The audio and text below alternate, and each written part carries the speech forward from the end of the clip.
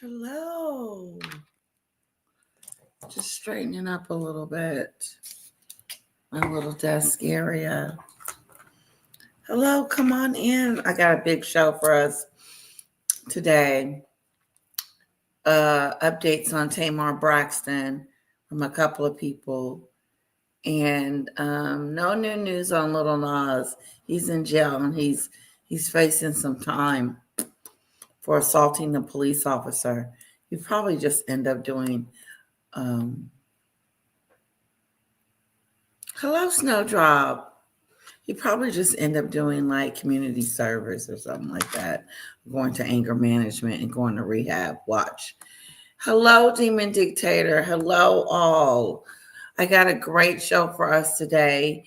Like I've been doing lately, is starting off with entertainment news, and then we roll over into Meghan's. I would like to look at the interview again.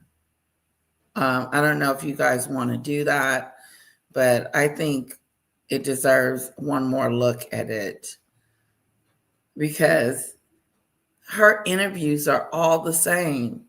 They're boring. She's never talking about anything, and she thinks she sounds profound. So we'll be talking about that. What else? A little bit of J-Lo news. Yeah, a little bit of J-Lo news. And Taylor Swift is engaged to Travis. Yes, that's the newsy doozies. Hello, Margie. Hello, Kamari. Hello. Let's give a few more people to just kind of work their way in here. And as they're doing that, I will pull up the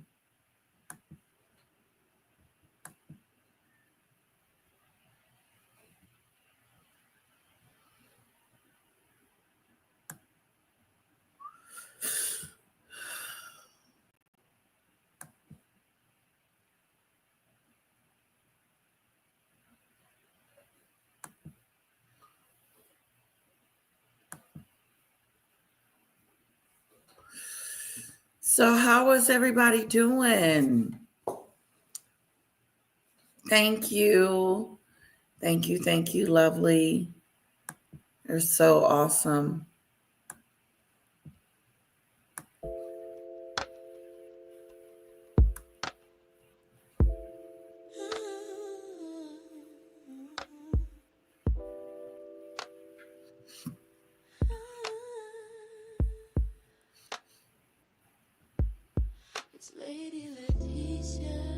The reason why we play the music, it is important that we play the music. So thank you so much, Snowdrop, for reminding me. You're such a sweetheart. As always, thinking ahead. Hello, we do, everyone. I hope this live is great. I know we've been having a great time. We have been out and doing other entertainment news and kind of just putting our spin on it to see if we like it or not, just going through different Hollywood stuff that's happening in entertainment news or just news in general. We have been talking about politics lately. I don't have any today, thank goodness. But I'm just letting you guys know that we're switching up. We're changing up the atmosphere a little bit. We're going to continue to talk about Meghan. That's our girl. She's never going to die out. She's always going to have some BS going on. But I would like to leave her to the end of the show. So I think J-Lo is having a hard time. There's something going on with J-Lo.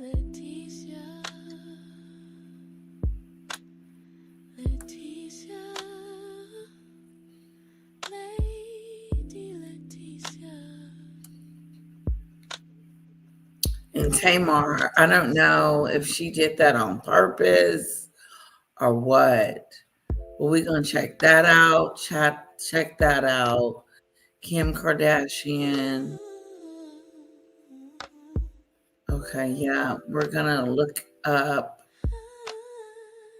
We're gonna chit chat with we got some good stuff in here. We're gonna go back to the yellow bird too.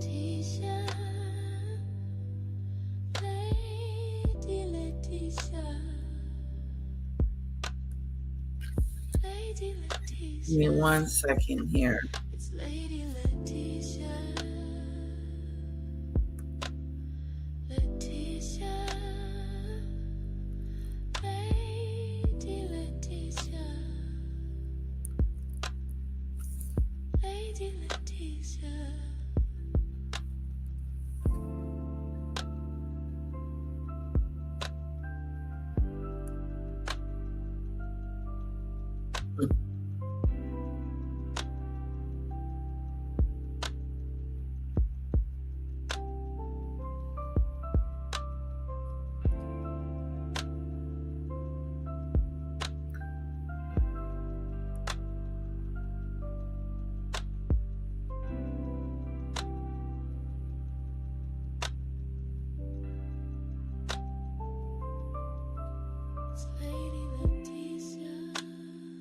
All right.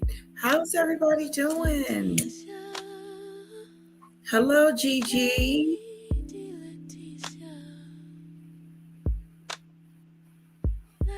Thank you, thank you, thank you. Hello, Michelle. Hello, lovelies. Hello. How is everybody doing? What time is it in your neck of the woods? It is 9 a.m. I'm starting to do my 9 a.m. It's really cool. I wonder, do you guys know if Ron is doing a daily show? Because I told him I would do the daily show with him if he brought the daily show back. So I don't know if he's still doing the daily show. Let me send him a note. Are we doing the daily show?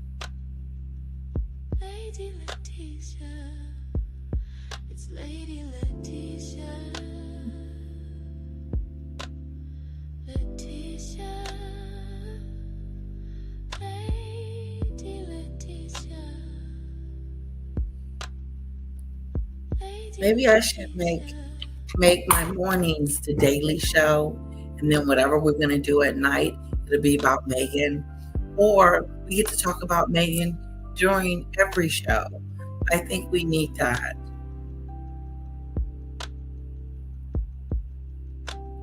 $10 a.m. in Michigan. All right. Okay, he hasn't. Okay. Thank you, Demon Dictator. All right, let's get started. Who are we going to start with first?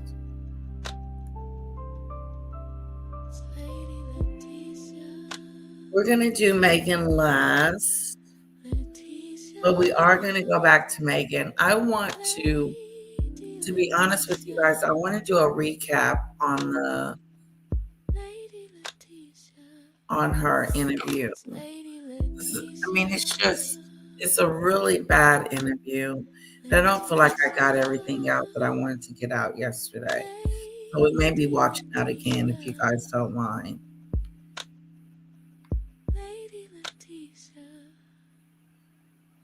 Okay, let's start with J-Lo. Jennifer Lopez's record company, BMG, dropped her like a hot potato, making her now an independent artist.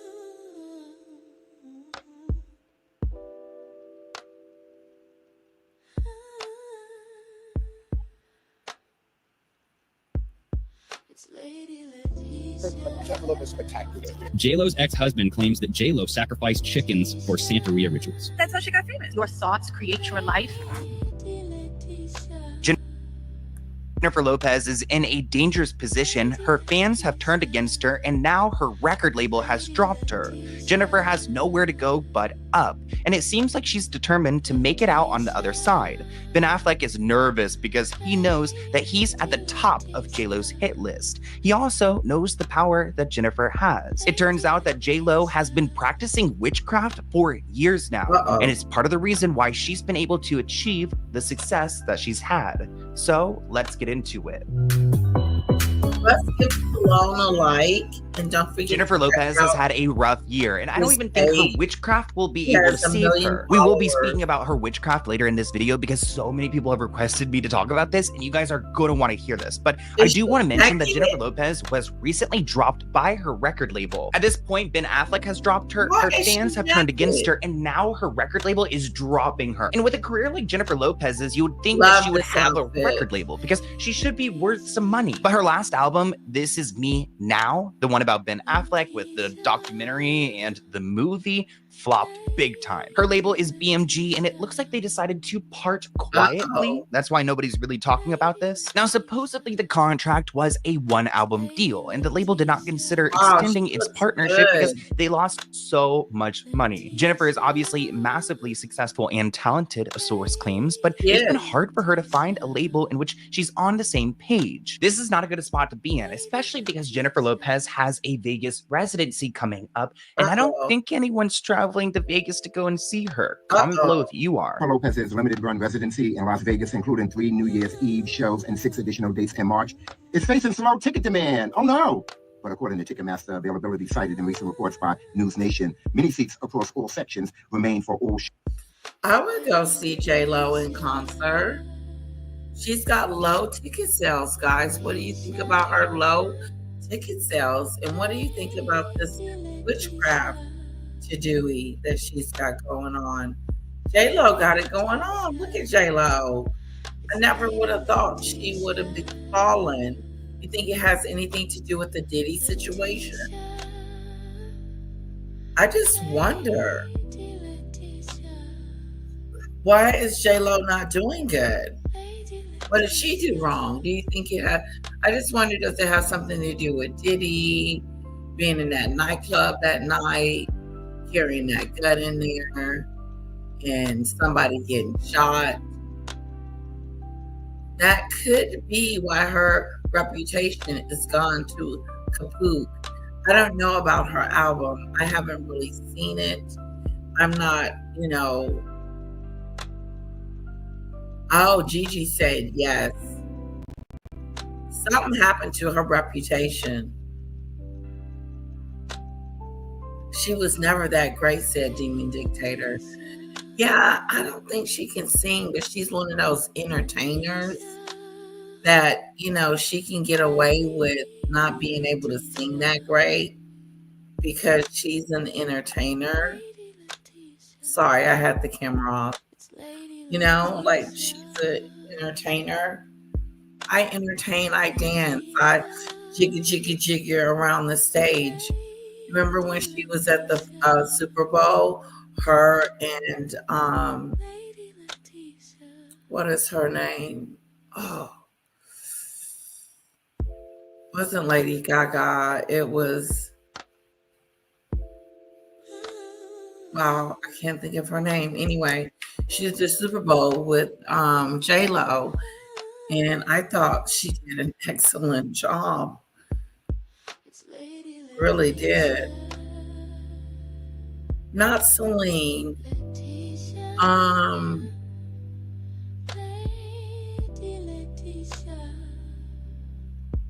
Is she Gigi? She's like Meghan Markle. I thought we only had 1 or 2 of hers. Meghan and Sardinia. Sardinia is just like Meghan. Narcissistic, blames everyone, never takes accountability, doxing people, being mean and evil. That's Sardinia, aka Maggot. But J-Lo, I don't know. J-Lo, she doesn't seem like a diva to me. It wasn't Celine. It was that lady that she jerks her body a lot. Who's that song?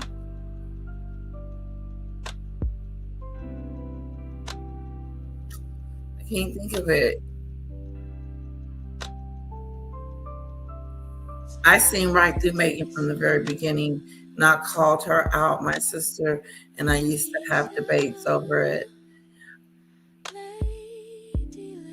Yeah, they double trouble. One's poor as hell, and one's got a little bit of money and cuckoo for Cocoa Puffs.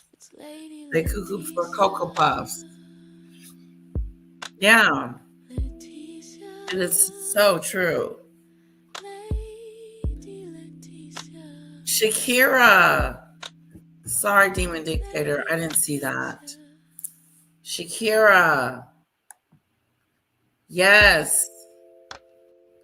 Demon Dictator guessed it, guys. It was Shakira. I thought Shakira could dance. I think she's really good. And she can sing okay. If I had to choose between the two, it would be Shakira. I kind of like her songs back in the day when she was with P. Diddy. She had some nice hits then. Right now, I don't know what she's singing about. Uh-oh. My earring has left the building. Get it in just a sec. Shakira. That's right, Demon Dictator. Demon Dictator, get a bell for the day.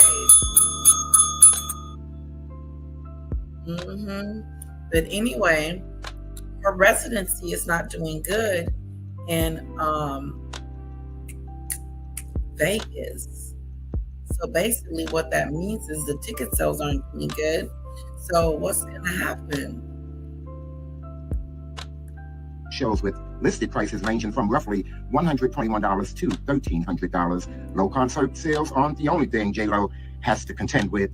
As first reported by the Daily Mail at the end of July 2025, Jennifer Lopez's record company, BMG, dropped her like a hot potato, making her now an independent artist, honey. Now, Jennifer has recently released a new single, Birthday, with a smaller company, and it looks like she's recording new music. It actually looks like her next album is going to be about trashing Ben Affleck. She's going to give us a Taylor Swift moment and let us know how Ben really was behind the scenes. Lately, Jennifer has been trying to keep her fan base in Europe by doing a tour there. While performing in Turkey, she said, quote, "Sometimes I get in different moods at night, and sometimes I like it hard." Oh, okay, Jennifer. Other days I'm feeling romantic. You put on candles and soft music. On those days, I like it real slow. Actually, while she's been on this tour, during one of her shows, there was a fan asking her to marry them, and she had a funny response saying, I don't think I'm going to do that, which is actually refreshing to hear because I think Jennifer Lopez has been married like, what?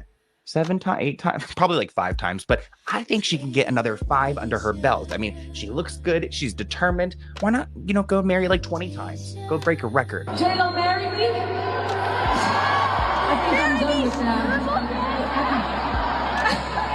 Yeah, I tried that a few times. Anyway. This blind item reads, there's... She said, I ain't getting married. I tried that a few times. It ain't working out for me. J-Lo has been famous for a long time, but she brought nothing for a few years. There is better singers out there. I think she can act. I think she's a great actress. What do you think about her acting skills? There's been a nasty accident in Hollywood and someone will have to pay up. The issue is nobody wants to take responsibility per usual. But that's not the case anymore because with Morgan & Morgan, regular people are finally winning too. They are the largest injury law firm in America with below or scan the QR code. Now, there have been some mixed reviews when it comes to Jennifer Lopez's performing. I mean, I don't know if the microphone is on, but she's trying to give it her all. I think that there's like this point too where people see her as a 55-year-old woman. She needs to just sing and be still. Look at this guy. She all up in his face. His face is all up in her punani. Look at this picture. It's a little bit too much going on right here, J-Lo. Get out of the air. Get your cootie cat out of the air. Get it out of his face. Get down on the ground and sing the song. You look really wrong right there. This is not a cute move. It's not a cute moment, is it? It looks like they need a bedroom. She's got to show her foo-foo. Yeah, like put that away. Hello, Natasha. Hello, Lizzie.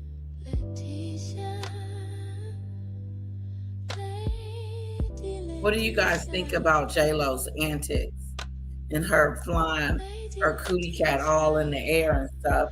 And this man is like, all up on it. Get back, Jack. She's 55. J-Lo is 55. Okay. 55-year-old J-Lo, Jennifer Lopez performing. See, this is what I'm talking about. Get your 55 tail out of the air, hanging on this dude's mouth, and get down. She needs to get down. Put a 1 in the chat if J-Lo needs to get down and stop twirling herself around and acting like, the nastier she looked, the better the song is going to be. Yeah. Pain. Look at this. Like, what the?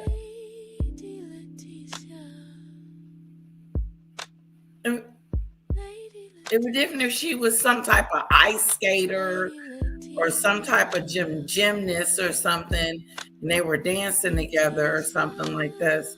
But this right here just looks vulgar. She is getting down, Gigi.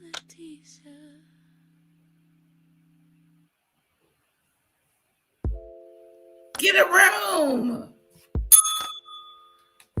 Get a room to do.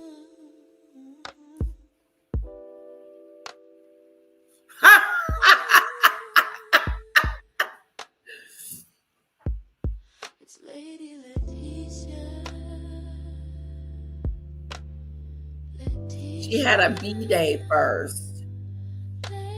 Yeah, she needs to get up out of the air. And they don't quite understand why she's still doing the most. I mean, I appreciate that she can still get down, but let's go ahead and take a look. He just said it too. He said, I don't know why she keeps trying to do the most. We know she can get down. But look at this. I haven't seen this. Me and Stallone is watching this at the same time. Let's see what he has to say about her doing the most. Look at this.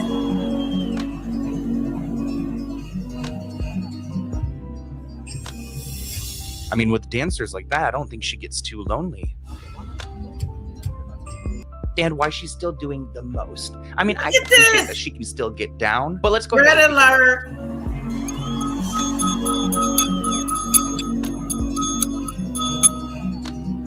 J-Lo, leave some for the big I mean, with bro. dancers like that, I don't think she gets too lonely.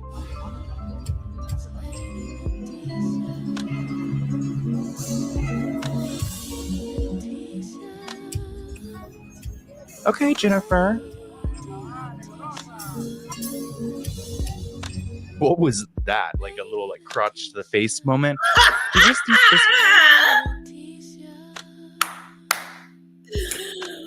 I know that's right, Stallone. Did y'all see the crotch moment? He got up really close to it and then he put it back down. I mean, J-Lo needs to be ashamed of herself. Get your ASSS off the ground and get somewhere and dance. Either dance correctly or go get a room or do something. Because you are doing the most, girlfriend. You have snap, crackled, and popped. And not only do you have one man throwing you up in the air and flipping you around all in your cootie cat, you got two of them. It doesn't look sexy. What the hell? I'm sorry, J-Lo. She lost me. Oh, she fine as hell. J-Lo got it going on. She's 55 and looking sexy as hell. Yeah, you can't take that away from her. Nope. J-Lo's bod got it going on. She's got it going on. With all this cootie cat in the air, flipping around, spinning and doing it, it's a bit much. It's what is it? Is it a whole new program? Is it a whole, look at this. We're gonna watch this one more time. Look at this. I mean, I appreciate that she can still get down, but let's go ahead and take a look. Look at this.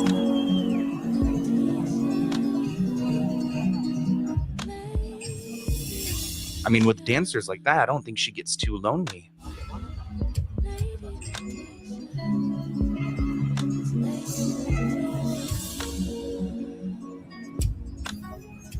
Okay, Jennifer. What was that? Like a little crotch to the face moment? Do you guys think this makes Ben Affleck jealous? Comment below. Do you think Ben is jealous? No, I don't think he gives a damn. Look at his hand, all on her ass. What is this? What? Those that put a 1 that thought it was too much, thank you. Those that think this is an okay performance, put a 2. Look at his hand. His hand is on her booty. This isn't a kids-friendly show, that's for sure. Kara wouldn't be able to go to this show. It's too vulgar. Oh, you want to go see J-Lo? Hell to the no.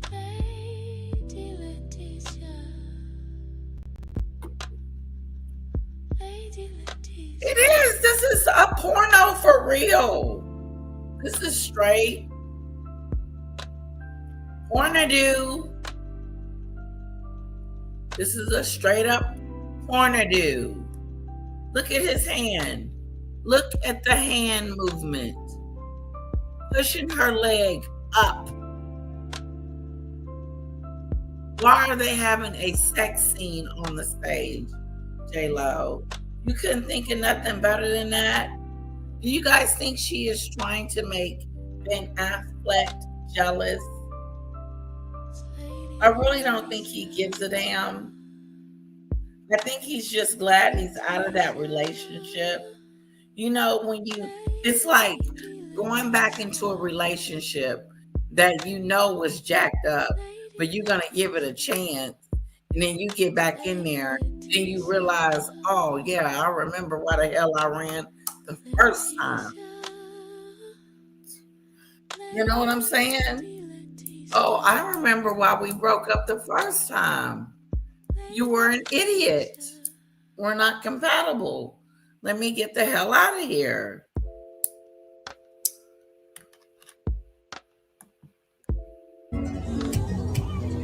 Oh!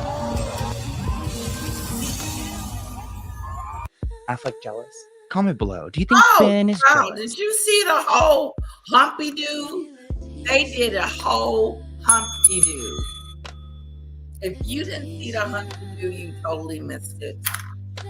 They did this is not for children. Please do not have your kids by your computer at this time. If you do, please get them out of there. Look at this. I ain't seen this before, so I'm tripping. They might as well be having sex.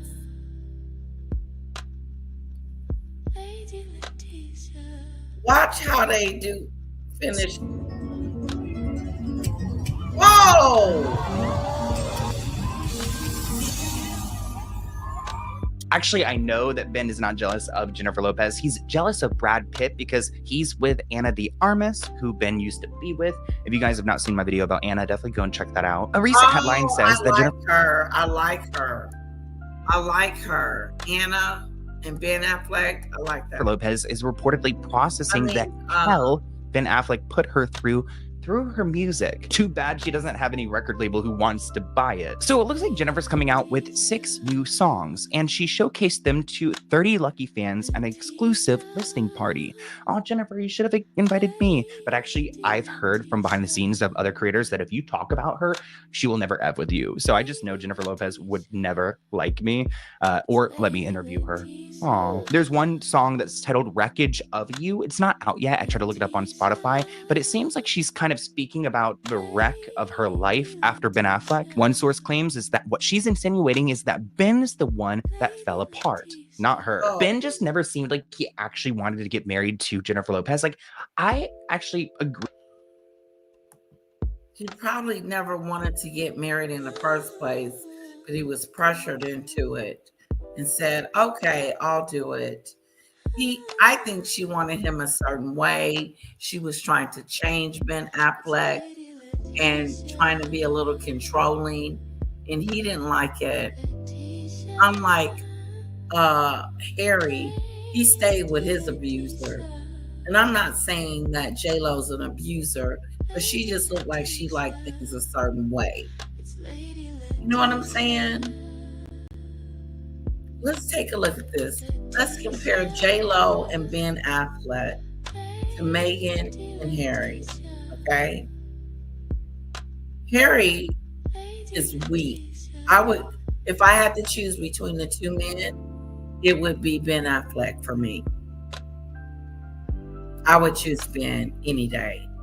Boop. Ben, I'm over here. Benny do. Oh, Ben. Yes. So, I would go with Ben. I would not go with Harry. Harry's too weak. He's too fragile. He's a traitor. He would betray the relationship. He probably would cheat on me and do stupid stuff like that. And no, he's just a weak man because Meghan controls Harry, and he does whatever she tells him to do. He does it. It's like a desolate relationship. And I don't want to be in a relationship where I'm telling my man what to do. It kind of like sucks. I like for the man to be in control, take charge, kind of a man. If not even that we are on equal. Hey, what do you want to do? No, okay. Not Meghan. No, we're going here, Harry. Get your shit on. Let's go. He says, okay, mommy. Okay. Like a pet. So Ben Affleck to me is, put a 1 in the chat if you'd rather be with Ben Affleck. Put a 2 in the chat if you're going for Harry. Okay? 1 for Ben, 2 for Harry.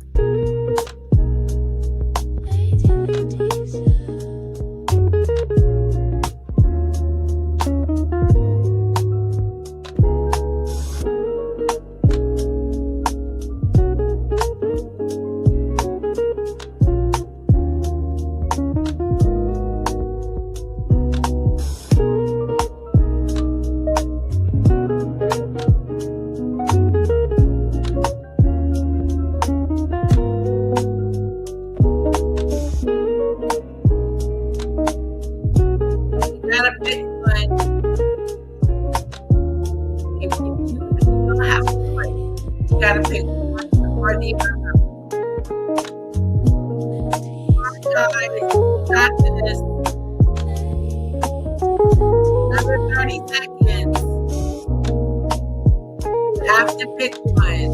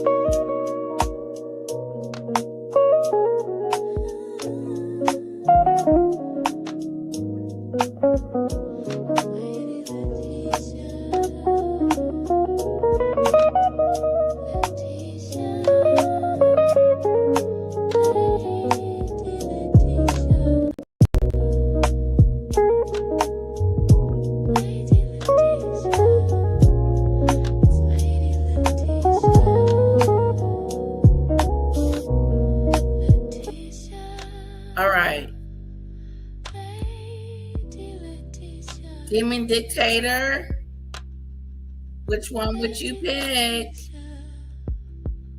You gotta pick one. Natasha says 1. Lady Letitia says 1. Payne's gotta pick 1. Well, J-Lo, if you're a guy, J-Lo or Jennifer Gardner? 1 for Jennifer Gardner and 2 for Jennifer Lopez.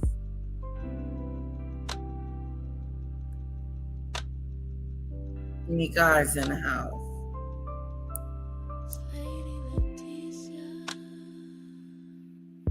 I know that's right, Kamari. She said, I'm sorry, y'all. Harry's the prince. I'm going with the prince. You know, I may change mine too. It would be hard to live with Harry, but I think I would go with the prince too, to be honest. Let's just be honest. I would go with Harry, but he would get on my freaking nerve. It would be difficult. Demon Dictator says Jennifer. Which one? You gotta pick which Jennifer. Either one, huh?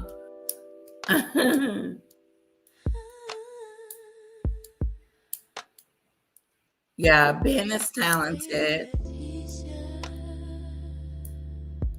Ooh, Harry's broke. See, he wouldn't be because I would have stayed in the kingdom. Me and Kamori would have stayed over there in the UK. I wouldn't have left. I wouldn't have been trying to get no $100 million deal. I would have been happy with the money that my grandma and them was leaving us.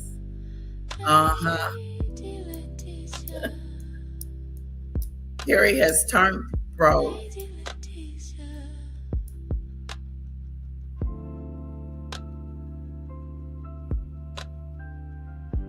Hello, Rafaela.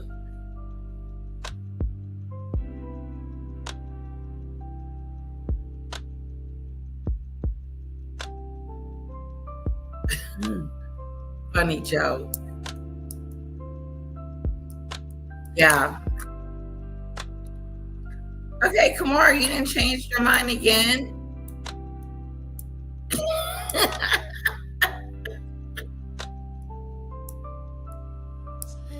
Ben Affleck. Jennifer Gardner. Okay. I think I would go with Jennifer Lopez. She has got it going on. But Jennifer Gardner would be nice and kind and a good mother and all that. Not all about the fame and all this other stuff. They're just so different. Everybody is so different. Let's keep going, guys.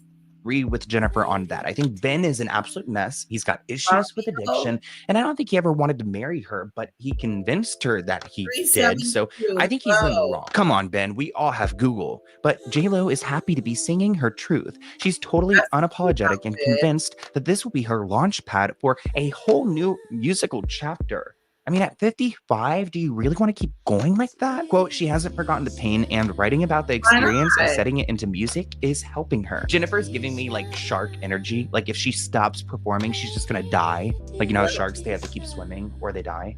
I think that's kind of like Jennifer Lopez. Like if she stops performing, she'll just crack. But when it comes to Ben, it looks like he's not liking this song, Wreckage of You. An insider says that Ben was disappointed by the song, describing it as a low blow when he was already overwhelmed by work. The insider stressed that the last thing Ben needs right now in his life is his friends asking him how he feels about the J-Lo revenge song lyrics. Quote, all he wants to do is forget that their marriage ever happened. Oh, that's a knife to the heart. But Jennifer is going out of her way to keep making things awkward and miserable. Ben's getting the impression that she wants to punish him until the end of time. Wow. They noted that Ben wasn't ready to deal with more drama from his ex-wife because he was losing a fortune trying to resolve the sale of their home. Wow. Remember that like $60 million mansion they purchased, which really, you don't need a mansion that big. I could have told you that they were unhappy just by that. They say now that Ben has to deal with the fallout of J-Lo's song, a poor Ben. Suck it up. Like, nobody's here analyzing Jennifer Lopez's lyrics to go and rag on you. I mean, you've been in the game for so long, you should get it. But their $68 million house in Beverly Hills is just sitting. They tried to sell it, they slashed the price, and it... If they could have made it together, it would have been a cute couple. Don't you think that Jen and I think they would have had a great little relationship. Was not selling. So these two are paying a hefty mortgage for an empty mansion. Ben has moved into his own $20 million mansion. Jennifer Lopez is actually renovating a $21 million mansion. Do you think she had to go and get an... Wow, so they both got $20 million mansions that they live in, and then they had to go and get a new $20 mansion for the two of them. It was stupid. What's all this money? Move in with me. I move in with you. Pick a house. Just unnecessary money being spent in my book. Extra $1 million on her home just to like kind of be ahead. I don't think that Ben is gaslighting us. I do think that Jennifer Lopez is going to go after him and won't ever let him live this down, losing the one that got away. My kids and Jennifer Lopez kids are here. I'm very excited, proud of the movie. I don't read the stuff in like online much, and sometimes I get the sense that people perpetuate this idea of like, I don't know, they want to find something negative to talk about. Like I heard, like Jennifer Lopez is spectacular, great to my kids, great ongoing relationship with them. I love her kids. They're wonderful. She's enormously important. Tremendous person of a lot of integrity who I adore and grateful to. I'm thrilled that kids are here with me, and you know, that's the kind of thing, like those relationships that you can have with children like that. So joy in my life, and those kids are amazing, and I'm glad that this is a movie that I want to come to. You know, you got to make any of the kids. Try my best. I certainly am. Before we get into some of the witch talk, I do want to mention how Jennifer Lopez was an instable and she was denied entry into a Chanel store. Typically, when celebrities go out shopping, you want them to be in your store because they're going to get photographed there. But what happened at Chanel where they don't want J-Lo? It looks like Jennifer Lopez was about to enter the store when a security guard stopped their team and said, no, you have to hold up because the store is at capacity. Even if you are Jennifer Lopez, you're still a body, and if they're at capacity, you're not coming in. It does look like Jennifer Lopez kept her cool. She said, okay, no problem, and she walked away without any reaction. We actually have a clip of this moment, and here it is. Oh.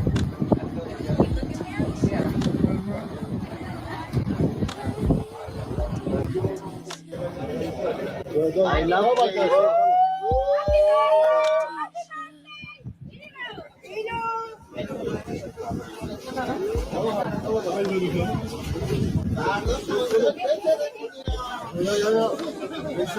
Oh, wow.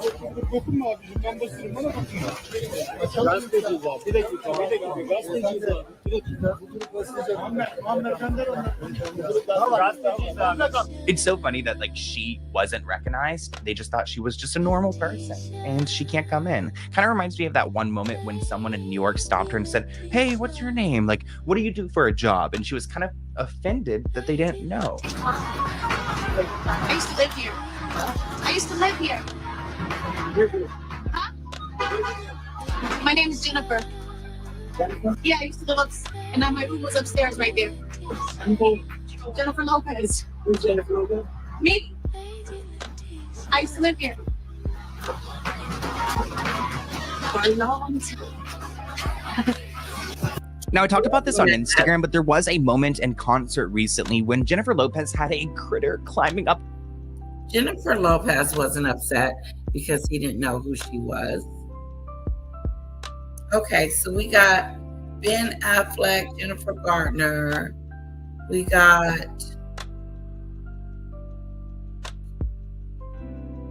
I think Kimora may have changed her mind. Human dictator since Gardner. Ben is rich, Harry is broke.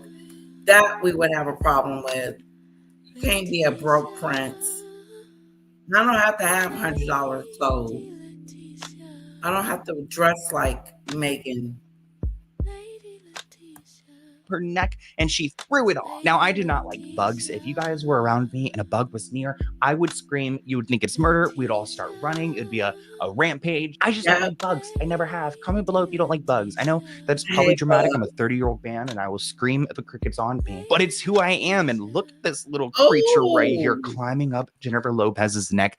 I would have been screaming and running. I would have jumped off the stage and just started doing like a crowd surf. Part of me is curious whether she was lip syncing here, because if you see, she doesn't stop singing, even though the bug is right there. And I wonder if her mind, she's like debating, do I like freak out and move the mic away and expose that I'm not singing, or do I throw this away? And actually in this video, I do think that she is singing, but I don't want to say for sure. Comment below, what do you guys think? Wow. Oh, and that thing moves fast. It's like a grasshopper.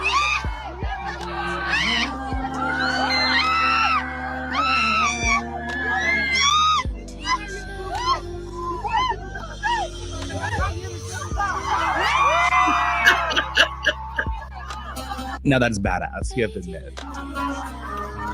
He was tickling me. He was tickling me. Thank you. Now let's switch gears and talk a little bit about the witchery of it all, because I found some interesting articles, and you guys have left me hundreds of comments to talk about Jennifer Lopez being a witch. So we can skip the witchcraft. Put a 1 in the chat if you want to skip the witchcraft. Put a 2 if you want me to play it. Okay? A 1, we watch the witchcraft. 2, we move on.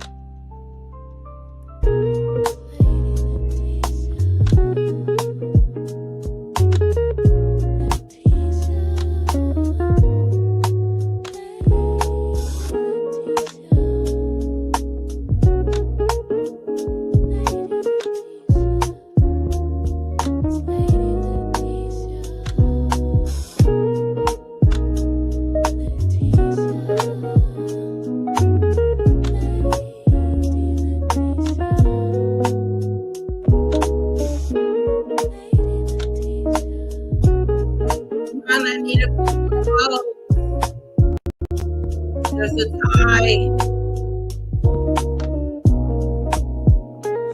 The question is, put a 1 in the chat if you want to hear about J.Lo. Put it in the chat if you want to keep going. On to the next subject.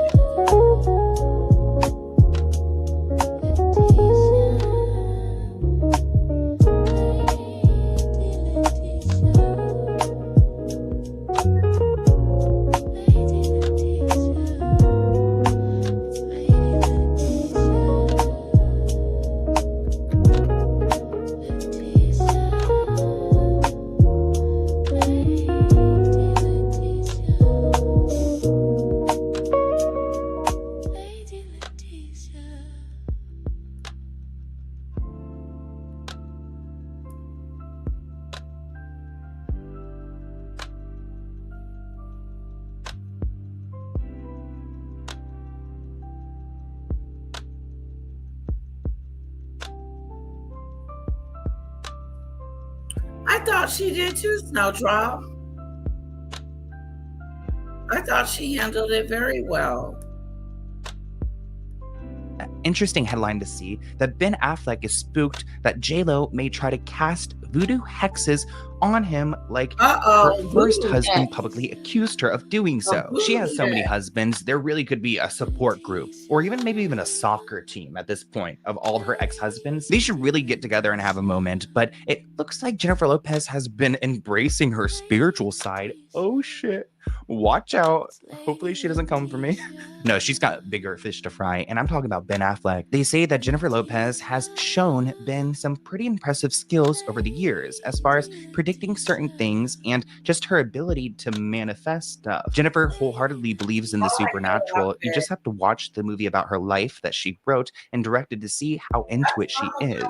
So it's pretty understandable that Ben is nervous. I actually did go to the premiere for her movie, and there was a lot of astrology mentions within there. I am a Sagittarius, Moon Aries ascendant, Libra. What are you guys? Comment below. I have so many affirmations that I do, and I've done affirmations for a long time. I feel like they really do. That the more I believe that how you think, and I teach my kids this: your thoughts create your life. And so you have to think positive thoughts all the time. You have to force yourself to think positive thoughts at times. And so I do a lot of different affirmations. I'm open and receptive to all the goodness and abundance the universe has to offer. I am in perfect health. My children are in perfect health. We are safe. Oh, everybody's healthy. We are whole. I am whole. I am good on my own. I love myself. I love you, Jennifer. I love the universe. The universe loves me. God loves me.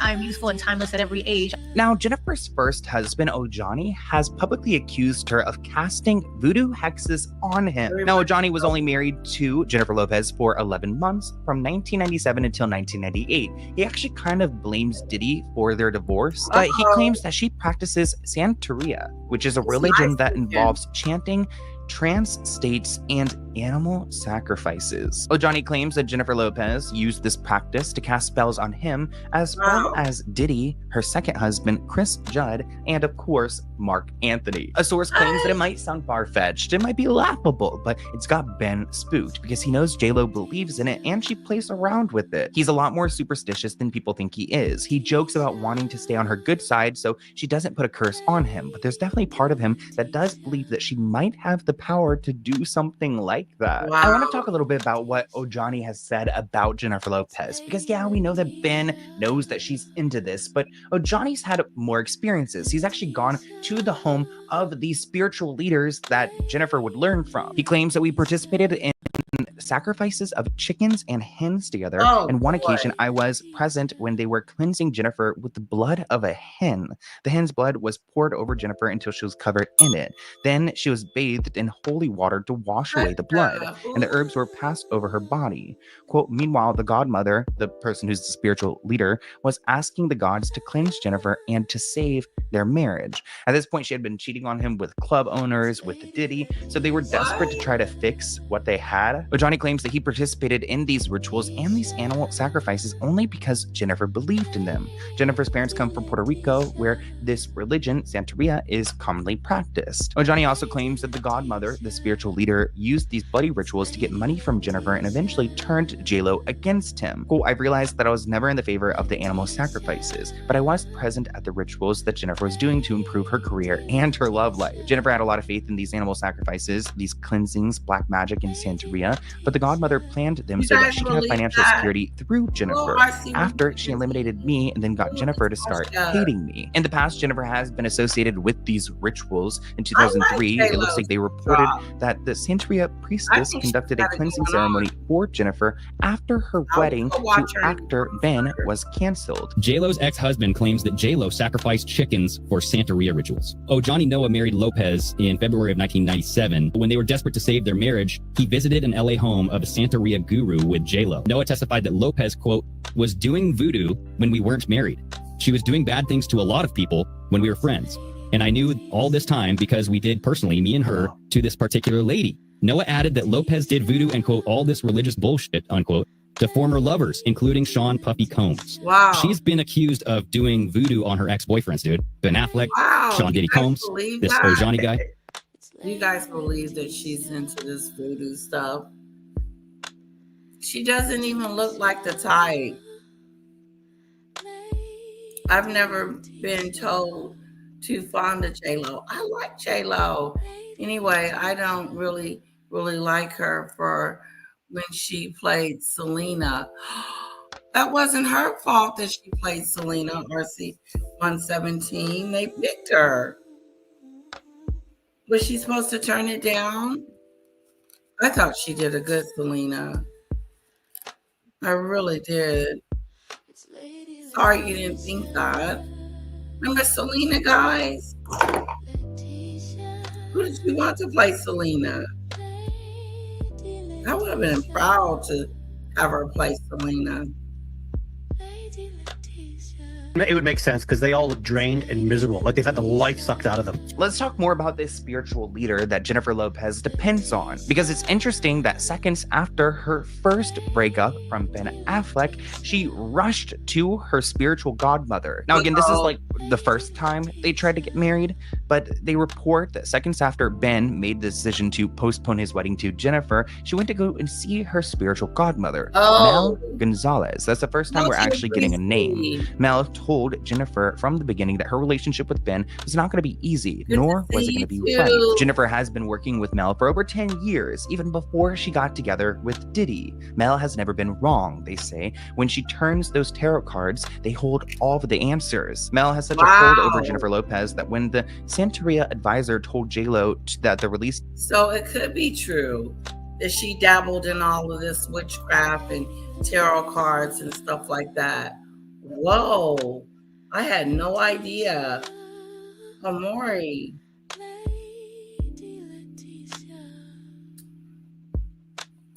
No, I meant I liked her and Selena, and that was about it. Oh, she played in Monster-in-Law.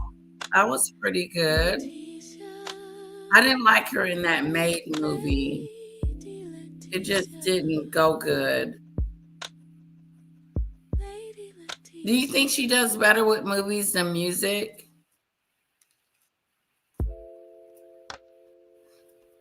She can sing. It's just, yeah. Yes, it's a mess. It is. I liked her when she had a little bit more hip hop to her. She just did it so good. Like when she sang that song with LL Cool J.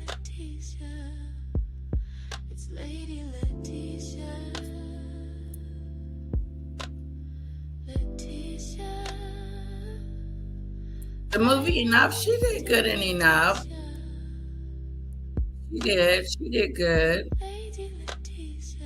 She's more of a performer to me than a singer.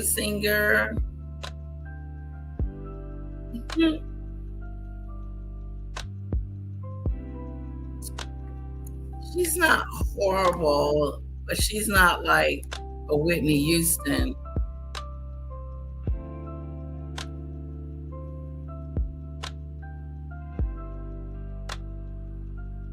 Yeah, she does good. She does good in the movie. Dates for Gilligan, her first big screen outing with Ben, were bad choices. Jennifer lobbied to have the studios and Columbia Records change the days, but it was too late. J-Lo practices Santeria, and that's how she got famous. I knew J-Lo's godmother back in Florida. In Florida, Santeria and Catholicism are like interconnected. Now, there are rumors from J-Lo's makeup artist that she hexed some people. Yeah, she has partaken in animal sacrifice. J-Lo also believes she was plagued by demons, so she burned her wedding dress. Wait, so do you guys think that Jennifer Lopez is as successful as she is because of witchcraft? This blog post from 2005 says, I always knew she was a witch. Jennifer Lopez's sacked makeup artist is reportedly set to reveal all of the star's bizarre voodoo rituals. Scott Barnes, who was fired by Jennifer Lopez after he was caught leaking her secrets, has told friends that he... against these rumors, because they are out there. I do not do J-Lo as well. She is not my style. She has a couple of good movies, but I believe what they say about the Santeria. Oh, wow. She stole other people's vocals. I heard about that, Kamari. Yep. I did, like she stole their song or something. Plans to spill all her secrets in a book or to a magazine. If I was Scott, I would be scared. A source claims that Scott knows everything. They say that Scott knows everything about Jennifer and her faith healer. Quote, after Ben left Jen, it looks like the spiritual healer went to expel bad auras and clean her home. She also went ahead and blessed Jennifer, and it also looks like the spiritual healer will go and collect names from Jen. Anyone who have done her wrong, her spiritual healer will go and put hexes on her. Wow. So it seems like Jennifer like kind of supports this woman's life and gives her money to go and use the spirits to her favor. I feel like we should do a little prayer. God, please protect me and all my viewers from Jennifer Lopez's secret witchery powers, because we don't have time for it. We don't have time. No, we don't. We've got Jesus in our heart. At least I do. I don't know about you guys. No, I'm not pushing anything onto you. I'm just saying we don't want this. We don't want no voodoos, nothing like that. So I hope that woman never hears my name. I have a good feeling that I'm not on her radar, you know? So I want to hear what you guys think in the comments below, though. Did you enjoy this video? Here's my email. We really appreciate you allowing us to watch your video and get your perspective on the J-Lo itself. Do you think J-Lo should ever get married again? I don't think so. I think she's too much into her career and into herself. It'll be hard to let someone else in. Because even with Ben, like, she compromised, but she was into her stuff, into her career, into the red carpet. And Ben was not into the red carpet and all that other stuff. So, I don't know. I think the only reason I would pick Harry out of which I had to choose between Ben and Affleck to marry is because he's a prince. Yep. And I wouldn't be stupid like Meghan. I would be making money. And my family would too. Yeah, everybody would be making money. Because I'm the Duchess of Sussex. And I wouldn't have left. I would have stayed right there in the kingdom. Harry been like, let's go. I've been like, I ain't going nowhere. You can go. But Harry never wanted to go. She pushed him out the door. Hello, Ziggy Lee Chick with the crown. Good morning.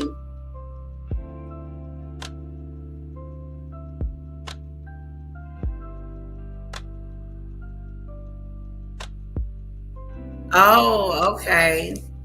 Thank you for that lesson, Ziggy Lee Chick with the crown. Santeria is not necessarily witchcraft. See, there we go. So maybe she isn't doing witchcraft. I mean, he believed that she is doing witchcraft.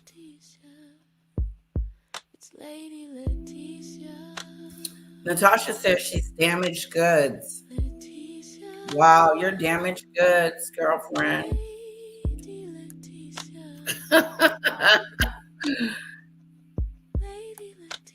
All right, we're moving on. She's not relevant anymore, in my opinion. Wow, she's losing her sparkadoo. It's who's more popular, Meghan or J-Lo? Who's more popular, J-Lo or Megadoo?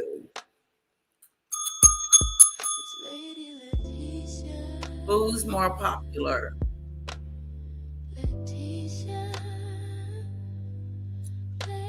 And I asked who's popular, but I know who most is disliked. Meghan is one of the most disliked people in the world. I do not like Meghan. Meghan has made a bad reputation for herself. And no matter what interview she does, she's going to be that person. A nobody.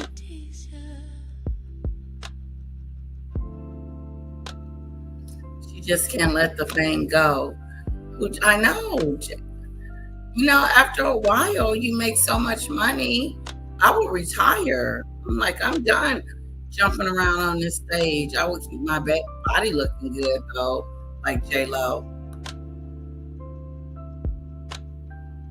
But I think I would just do movies. If I was J-Lo, I'd be like, look, agent, give me some movies, and not just movies, but I want to sell some beauty products. I want to sell some perfume. I want to be an entrepreneur. Yep. She can't let the fame go. She like it. She like the limelight. Mega Delulu. J-Lo, most popular, more talented, and seems to be kinder person. She is. We can't even compare her to Meghan. I've never heard of J-Lo being a bully. I've never heard of it. I've never heard anyone say that she's a bully.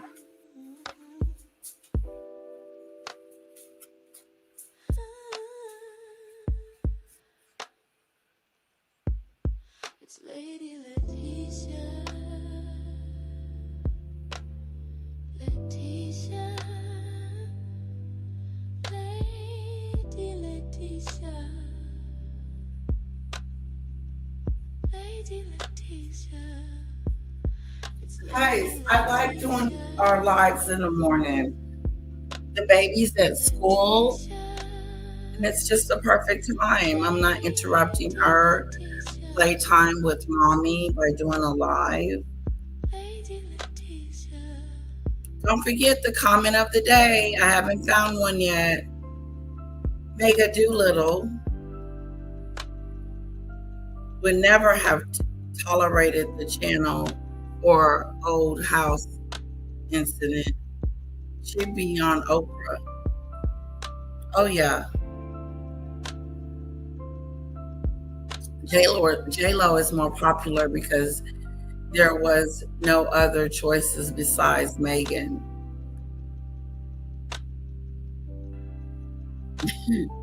Yeah, she's more popular than Meghan is.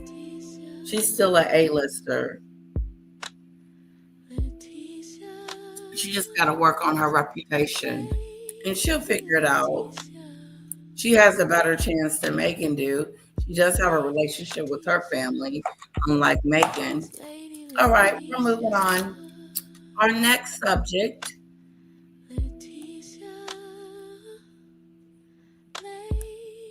Northwest, listen up. This is Northwest. This is Kanye's child and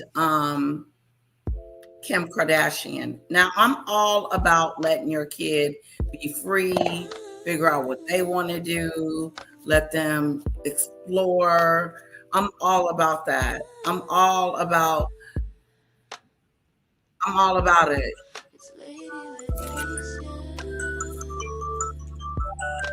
That's little sis. I'm gonna have to call her back. J-Lo is more popular. That she is. Okay, Snowdrop. We're gonna miss you.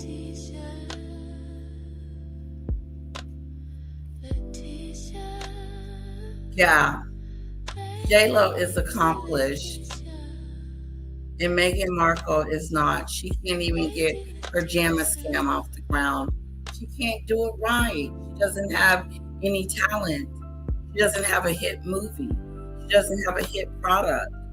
You know, she doesn't have this, although she wants to be called this entrepreneur, she doesn't have all those skills set.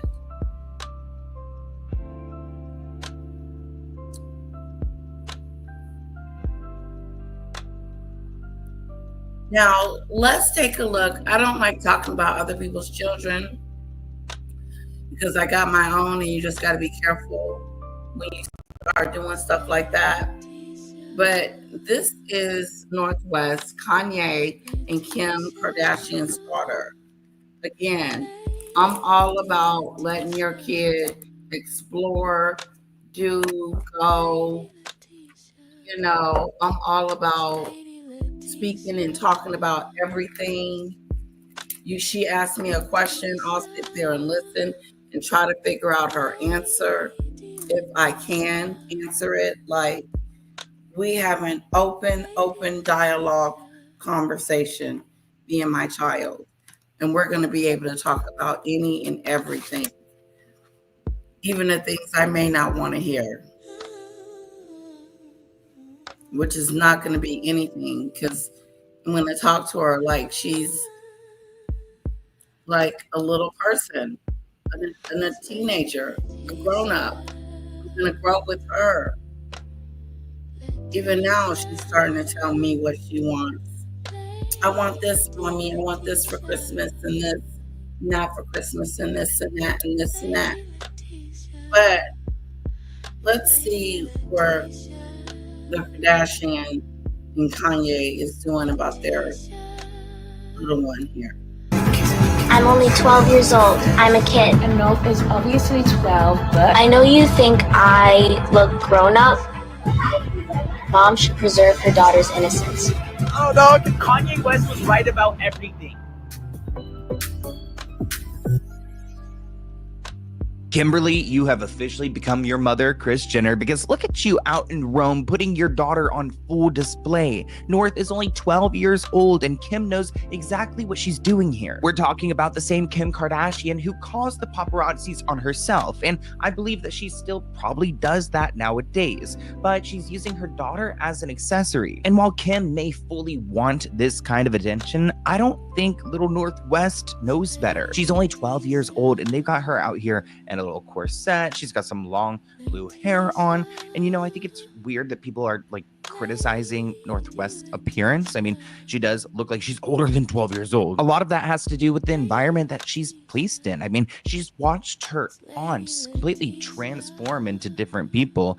I mean, she's seen almost every one of her family members completely change up on her. So it's not really obscure for her to think that she could, you know, morph into this person. But it's sad to think that she's 12 years old and already doing that. And I feel like Kim has had really slow press lately, so she kind of needs to use her daughter in this situation to go and get attention, which is pretty sick. Not Kim Kardashian getting a little bit boring, so now she's bringing out North West and letting the world go and criticize her and talk about her so that she can get more views. Like, these two could go and have a private dinner, but that's not what she wanted here. This is all by design. It's just really sad that it's at a 12-year-old's expense, and the fact that she seems like she's already been exposed to so much. It does look like Kim was joined by 2 other friends and they all made a TikTok together. Let's go ahead and take a look at that.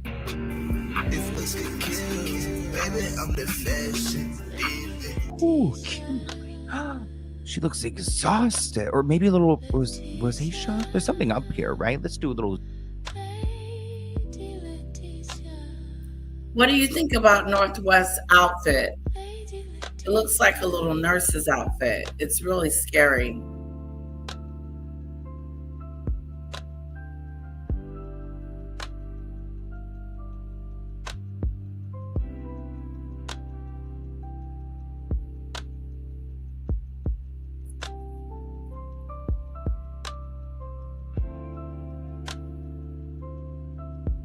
Exactly, Lizzie. That's why we're going to look at it again. That's why we're going to look at it again. And we probably need to speed up because yesterday I did a 4-hour live. I'm a little slow. Just bear with me. But let's just be honest. I just don't think that outfit is appropriate because I don't want anything boosting my daughter's breast up. I just don't want that happening.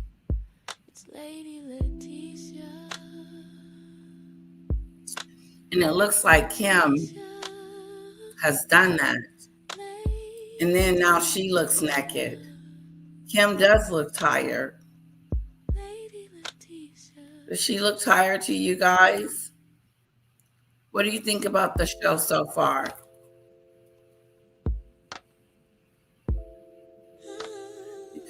She's growing up too fast. See, I don't want my daughter to grow up too fast either. See, she doesn't like nail polish. I'm like, fine. Because, you know, mommy likes to get her nails done. But Kara doesn't like her nails done. And there's nothing wrong with that.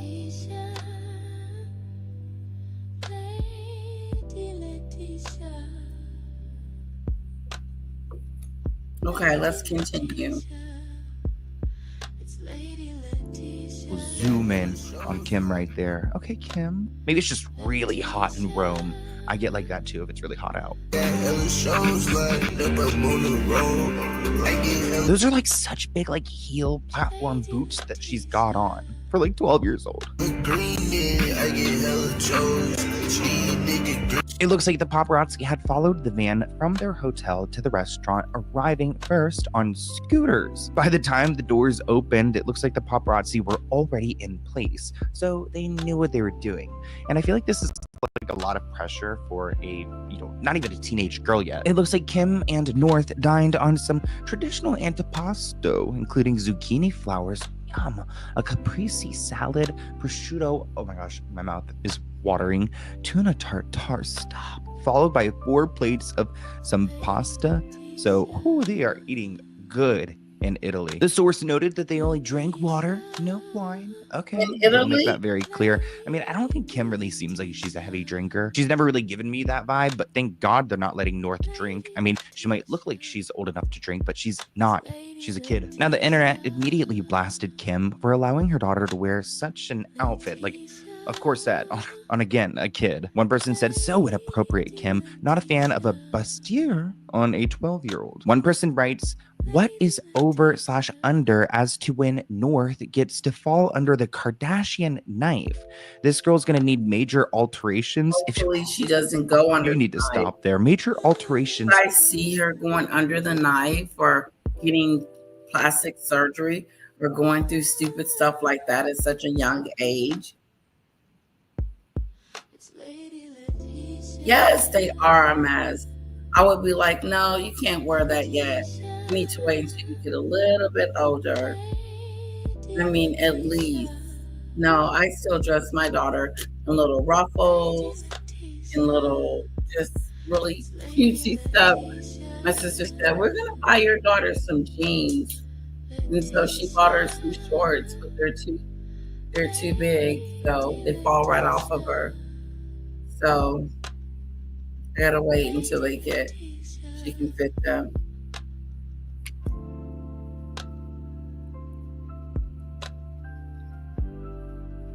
Well, this is what Kim wanted. If she wants to be on the Christmas card, oh no, Chris won't be having that.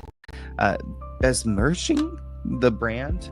Could you imagine if Kris Jenner's like, you know what, sweetie, granddaughter, you need to do something. One person added, yeah, before Khloe got a whole new face and body, she already had so much work done to look like she did in 2012. Another person says that the apple didn't fall far from the family tree. Are we talking about Kim or are we talking about Kanye? Why does her 12-year-old have amped up a cleavage?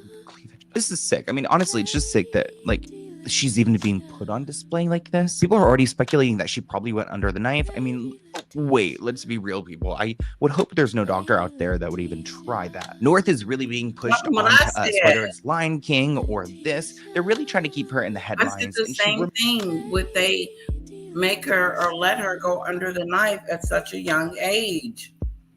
She's what, 12 years old, they said? So I'm just wondering.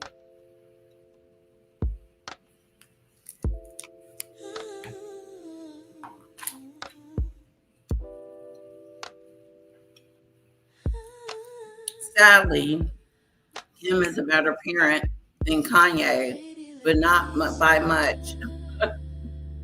Kim dresses her daughter too provocative.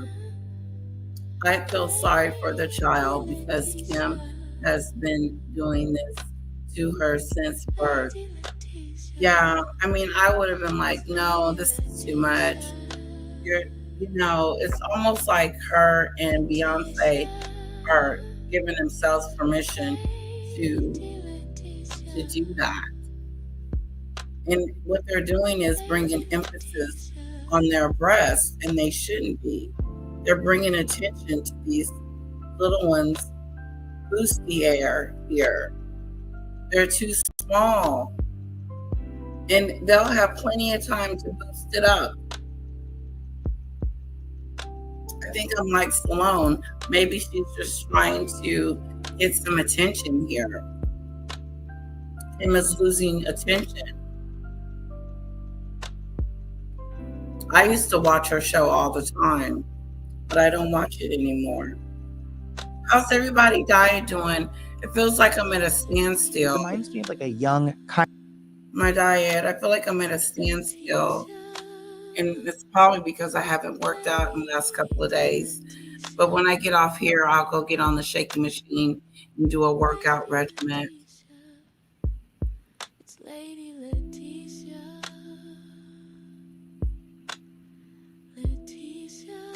Kim is doing what Chris did.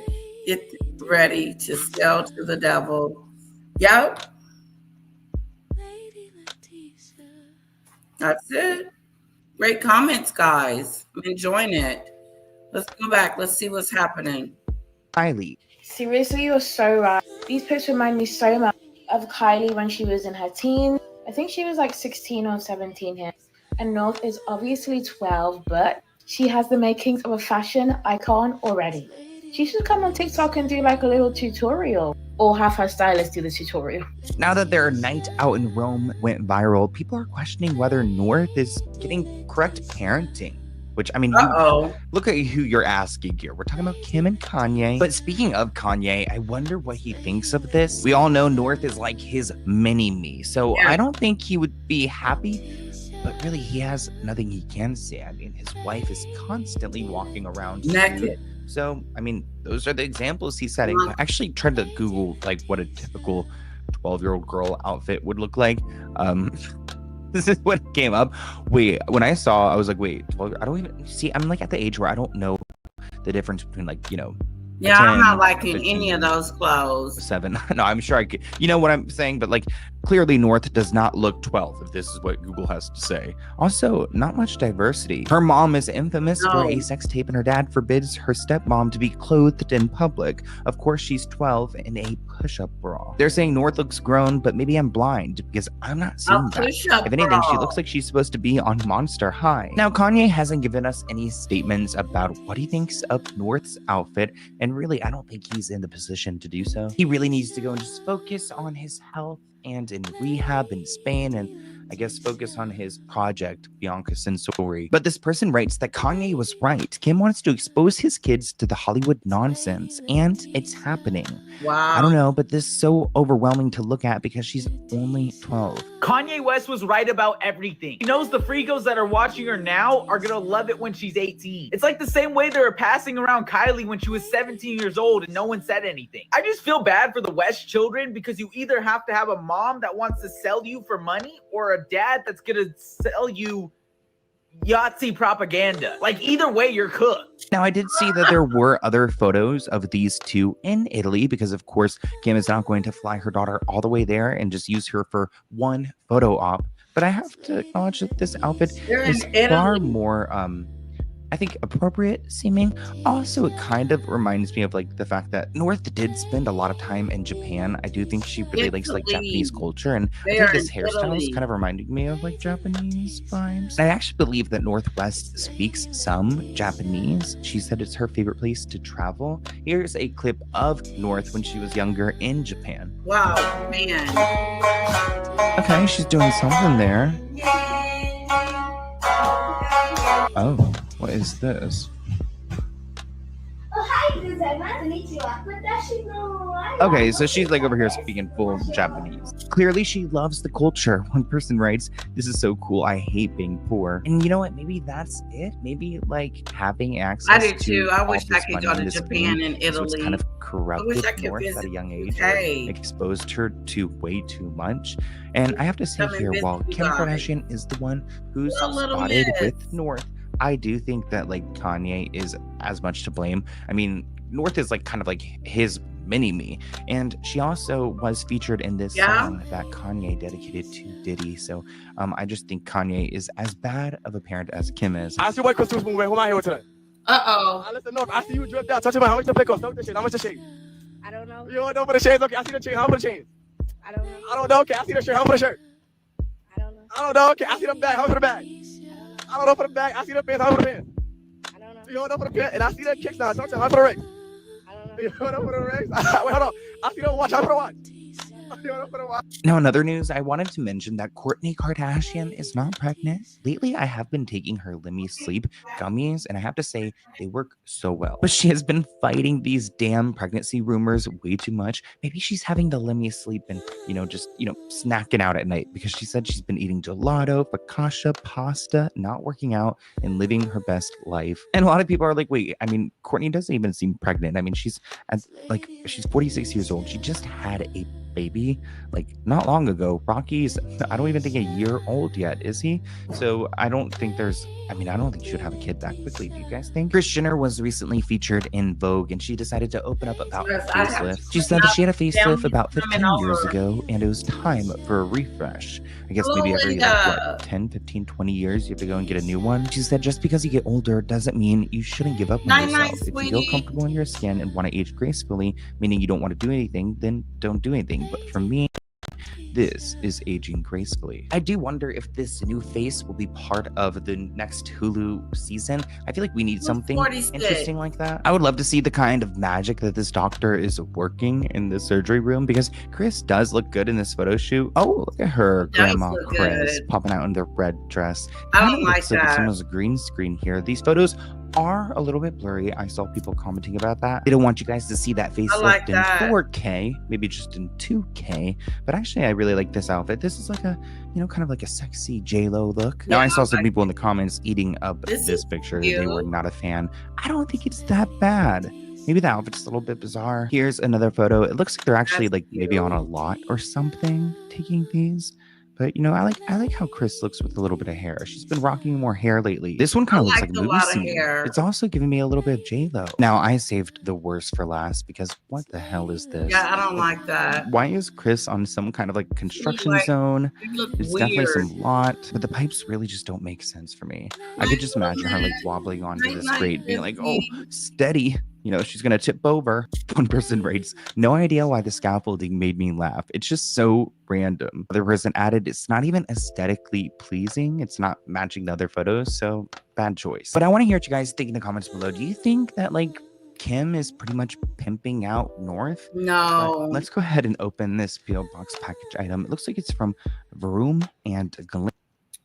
I don't think that she's doing that. I do think she's showing a little bit too much of her body. I do. You guys think so?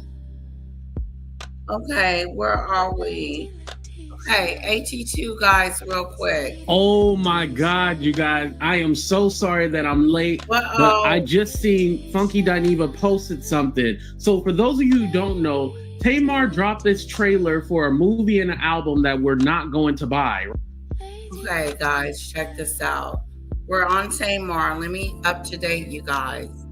So Tamar fell and hit her mouth, right? Fell. I don't know if she, let me take that back. Rewind it. Bring it back. She did not hit her mouth. Tamar went out with Funky Dineva one night. Went home. Everybody went home. And she woke up the next day missing 4 teeth and a pool of blood. She calls Funky Dineva and says, "Funky Dineva, can I have the number to Dr. Heavenly?" So he was like, "Yeah, sure." And then something about, he also texted her and said, "Hey, what's going on?" You know, he says, "I woke up missing 4 teeth." He said, "You woke up missing 4 teeth." And that was pretty much it. So ever since then, they just been going back and forth. But Funky Dineva have trying to clear his name and say that, I didn't do anything to Tamar or this lady. That's what he called her. He says, "I didn't do anything to this lady."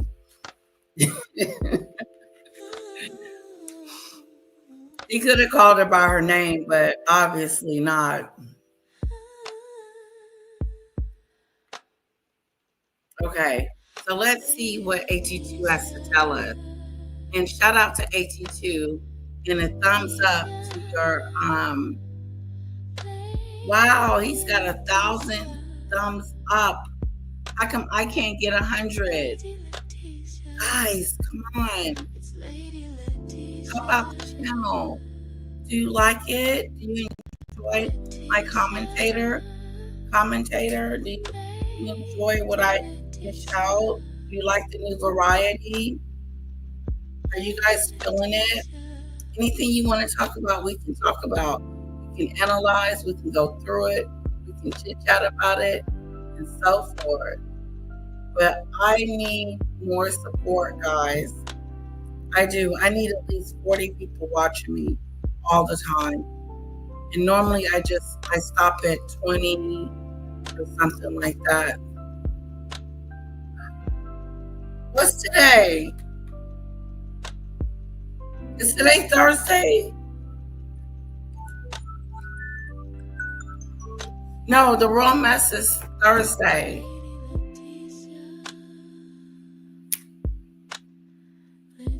Royal Mess is tomorrow. So I probably won't do a video tomorrow. I'll just be ready for the Royal Mess. But since I'm in here, let me just double check.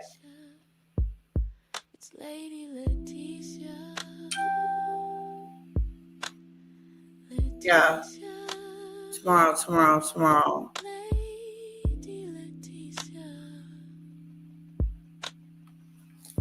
Okay. So hit that like button, guys. And don't forget to hit the hype button. There's a hype button on the 3 dots. Click on that. Hit the hype button. That's going to kick me over into the algorithm. That would help me as well. Oh, sorry about Demon Dictator. Let's see what they got to say about Tamar. We've been wanting to find out. She didn't want to put out the statement that she was missing some teeth and she was in a pool of blood, you know, with no explanation. What are we supposed to think? So Funky Dineva has been like, I didn't do anything to her. I didn't touch her. Don't be blaming me. And so that's where we're at. If you haven't seen it, go catch up on my other videos or check out AT2's.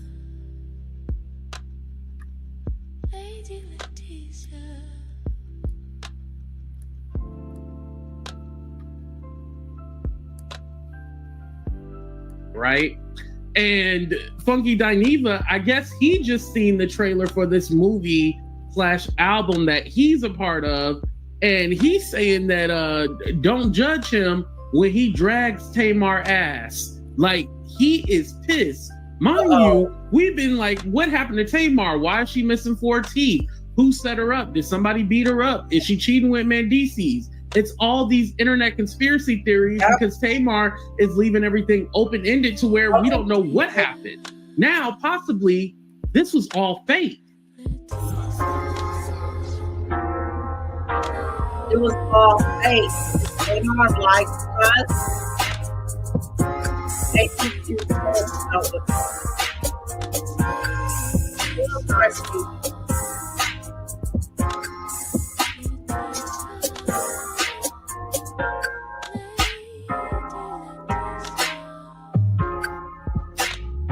Oh, that's okay.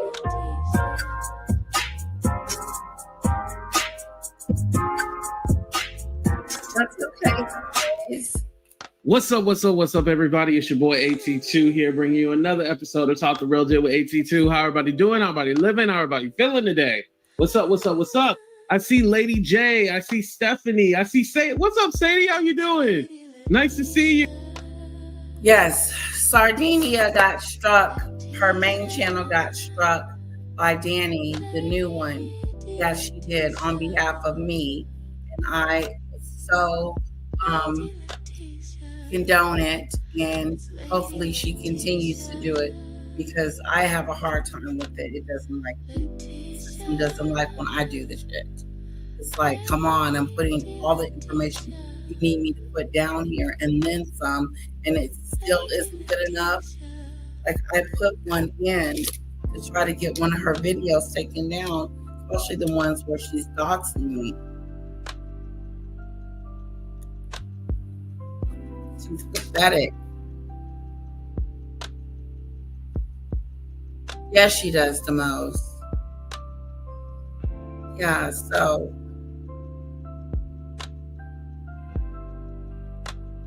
yeah, let me see how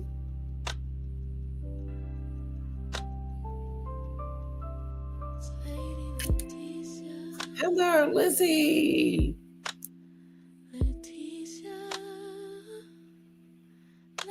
Oh, guys, guess what? Last month,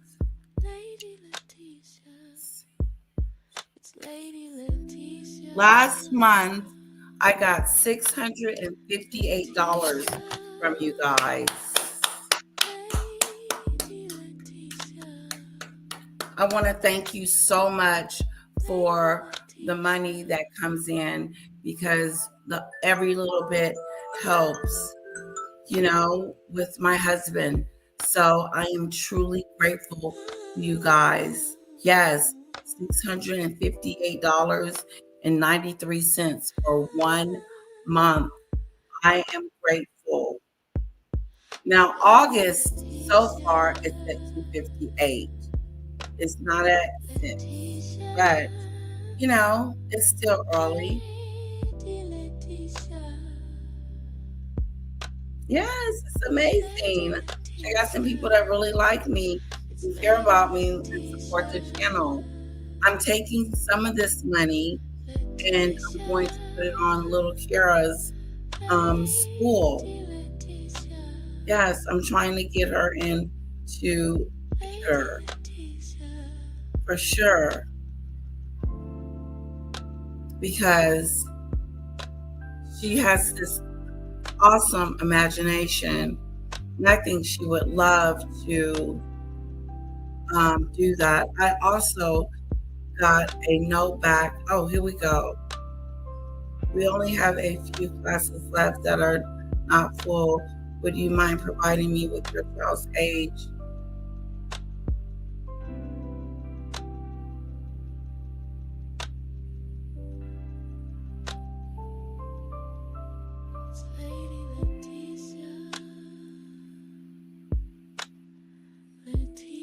She is 5.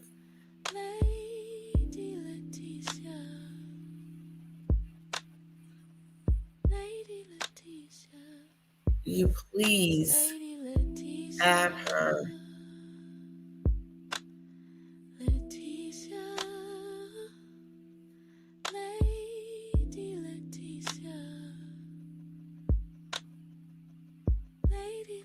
So thank you guys so much. So they're asking for my daughter's age because I want her to go and get into theater and dance. Well, she's already in dance, but theater and music, singing. So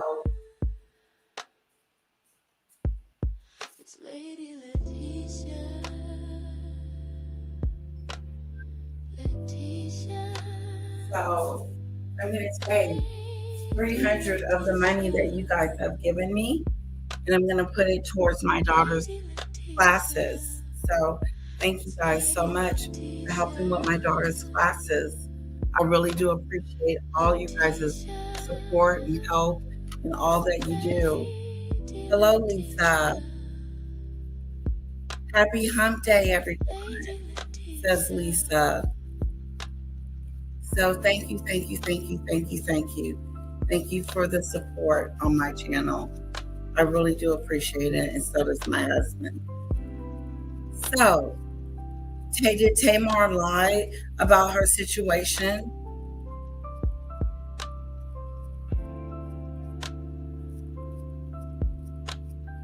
Oh, thank you, little miss. Thank you, thank you, thank you. Was Tamar lying about her 4 teeth? Was she just trying to get attention for her new movie or new album or new something? Why would she stoop that low and have us people, her fans, or the people that, you know, so-called like her, looking in from the outside and saying to ourselves, why would you lie about something like that? So you can't just leave it with a lie. You're going to have to explain yourself. But according to AT2, she is lying. She has been lying the whole time.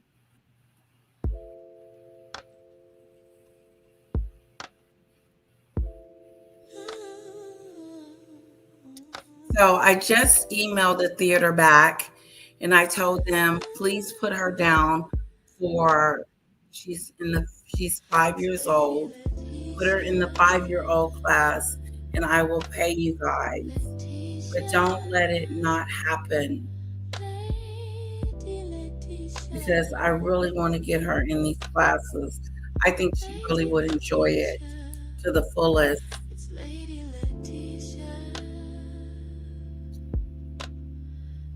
Oh, thank you, Cece. I appreciate it. I appreciate all the love, guys. Thanks for hanging out with me. I hope you like the new format of my commentary. I'm dabbling into some entertainment. I am all up in some of people's lives that I've already done their lives, but I do give them props for allowing me to use their content. Like AG2, thank you so much. Check him out. He's the godfather of entertainment. But he just told us that Tamar was lying. Okay?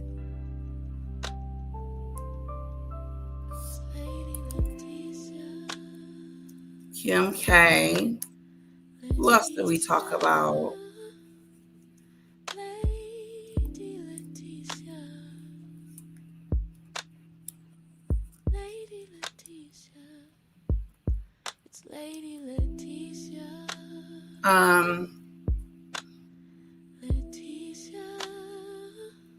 J-Lo.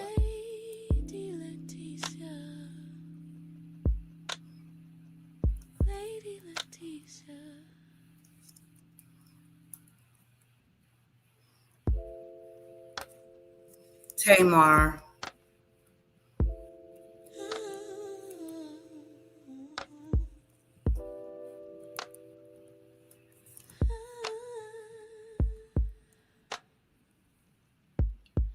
All right.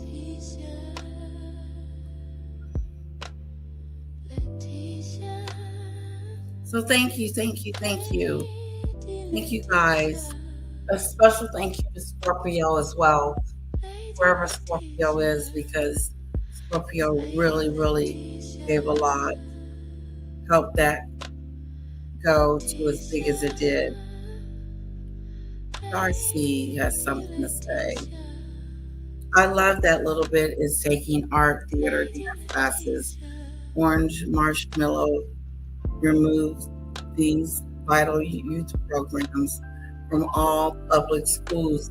Shame on Cheese Puff. I know. You're so right, Darcy. Taking away programs. Now I have to pay for them. It's like $300 for 12 weeks. It's a lot. But no, none of those programs exist anymore because, yep, our new president said our kids don't need these things. Oh, CC, no. Let me see.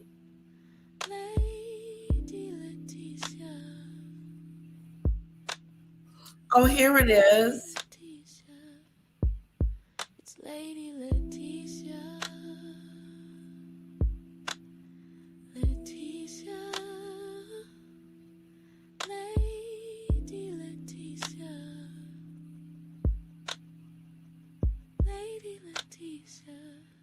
I said, I would love to have you on my show. And thank you so much. Thank you. Who else has sent me an email that I haven't responded to?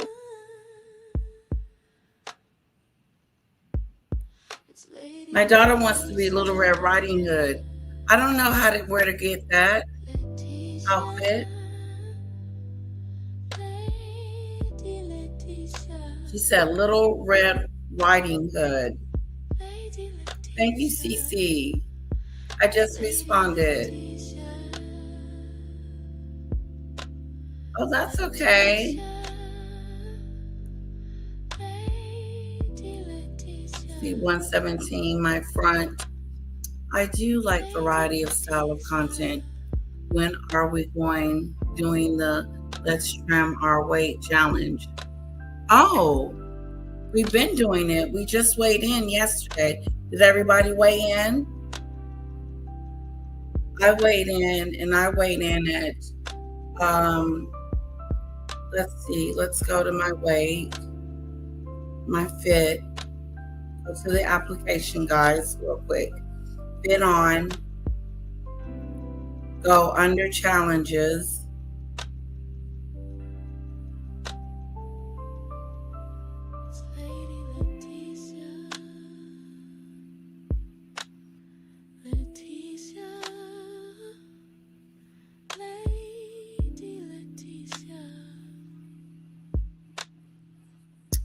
Where is it?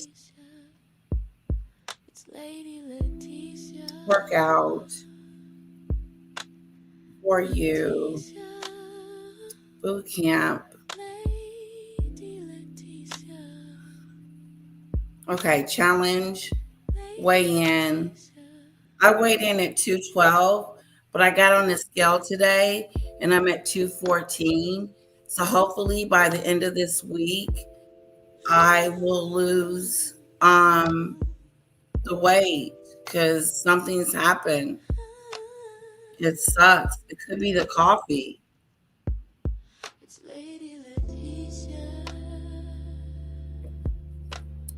But we will see.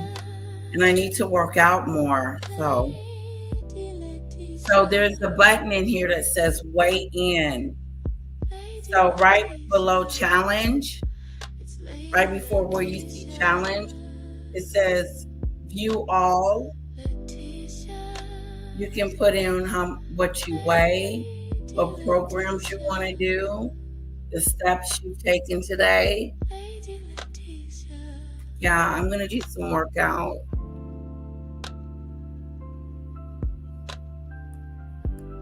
You. What's up, Queen Zenobia? I see Ryan up in the building. What's up, Ryan? What's up, Meghan? River was the first. Oh, no, River was not the first one, but nice to see River. Shout out to all my members. Shout out to Citizen Morgan. Hello, hello, hello. Yeah, so for those of you just tuning in, Tamar dropped the visual for her album and movie that nobody is going to buy. And it does feature Mendices as her leading man. But I wanted to go ahead and go over this post that Funky Dineva just released because I bet you he's going to take it down. So let's go ahead and read it together, you guys. Hold on. Let me make it bigger. Let me make this big. So the post says, when I get through reading Tamar ass down to the ground, I don't want to hear shit. Oh, man. Oh, man. He said, here it is. I got ate up all. Wait, hold on. Alive over my birthday weekend, and the whole while there was nothing wrong with Tamar's ass. Now she done released this tired ass music video for this raggedy EP that don't nobody want. Don't nobody want. And because I'm in the video, people are going to think I was part of the PR stunt. I was collateral damage in a 2-bit PR stunt. Tamar Braxton, you ain't even gonna try to clear any of this up and tell the I think you mean these people, I didn't do anything to you or know what happened. I was accused of not being a friend to you when at the end of the day, it was you not being a friend to me. I didn't deserve any of this and I'm deeply hurt. Woo! Man, oh man, oh man. Funky Dineva wore his feelings on his shirt. Now he feels like he's the victim. Isn't that interesting how he's turned it? And now he's gotten upset with Tamar because of her saying that about her teeth and being in blood. How did this become about him? He made this about himself. Didn't he, guys? Am I wrong? Let me know. What do you think? Why is Funky Dineva this upset with Tamar? I get if she was lying, but she never accused him of anything.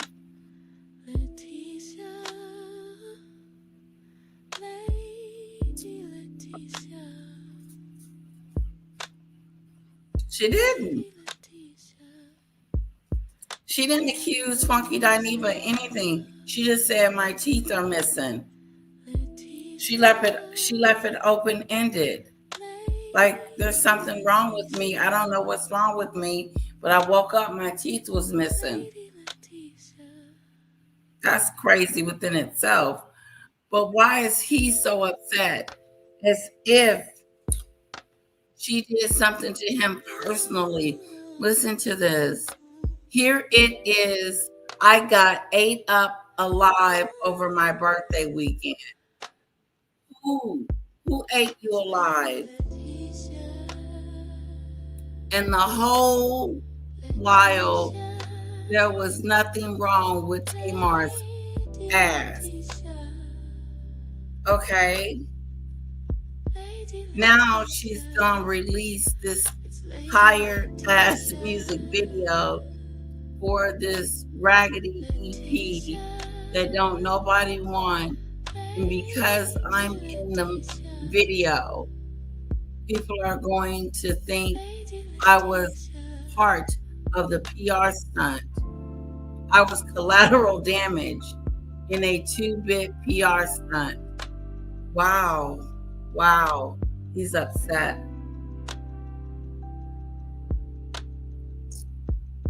Tamar Braxton, you ain't even you're not even gonna try to clear any of this up and tell these people I didn't do anything to you or know what happened.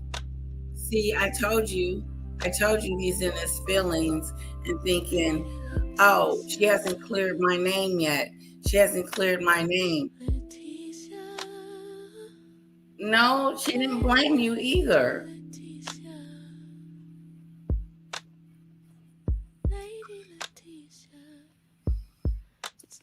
I was accused of not being a friend to you when at the end of the day, it was you not being a friend to me. I didn't deserve any of this, and I am deeply hurt. He is hurt. His feelings hurt. He didn't make this about himself. He is very sensitive.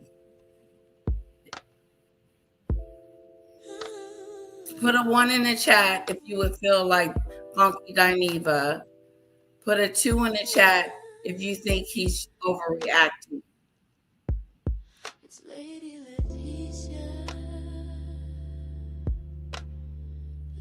One in the chat if you think he's justified of his anger, or put a 2 in the chat if you think he's overdoing it.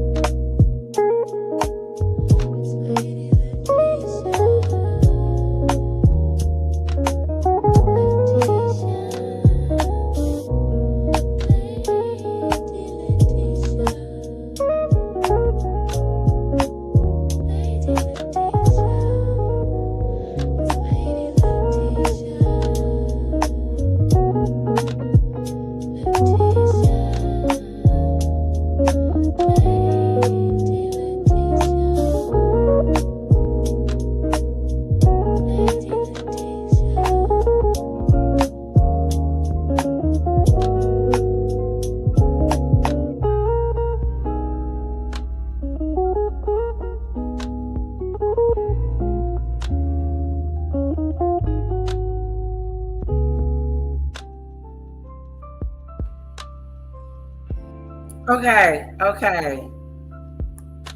I've been reading some of you guys' comments. Somebody has the comment of the day.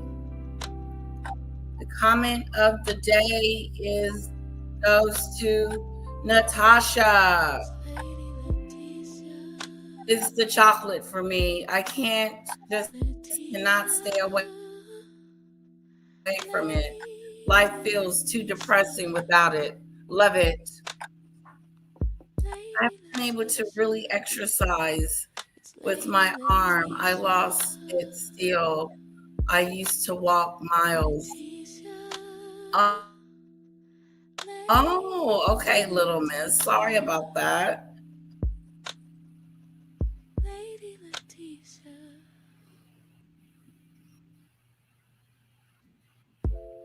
Really? Try doing more with other content creators. Julie Unleashed did one with Royal Daily Tea, and she was fangirling over you. Really? Come on, Julie, guys. Come over here. Hang out with me. Let's do it to it. Okay. Oh.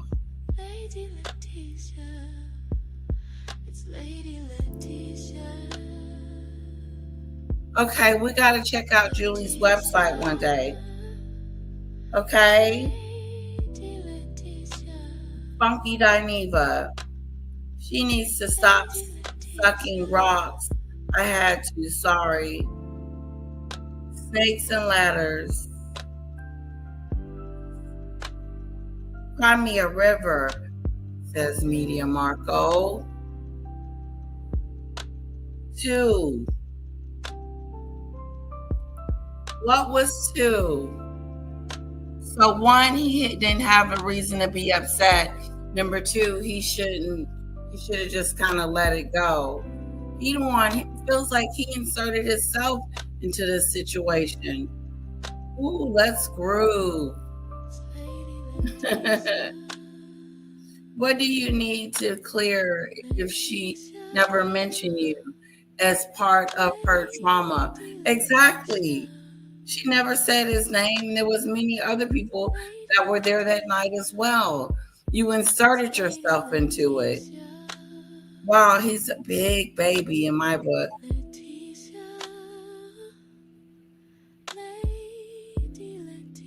Oh my God, there's been a mass shooting in Massachusetts? Really? Oh, that's sad.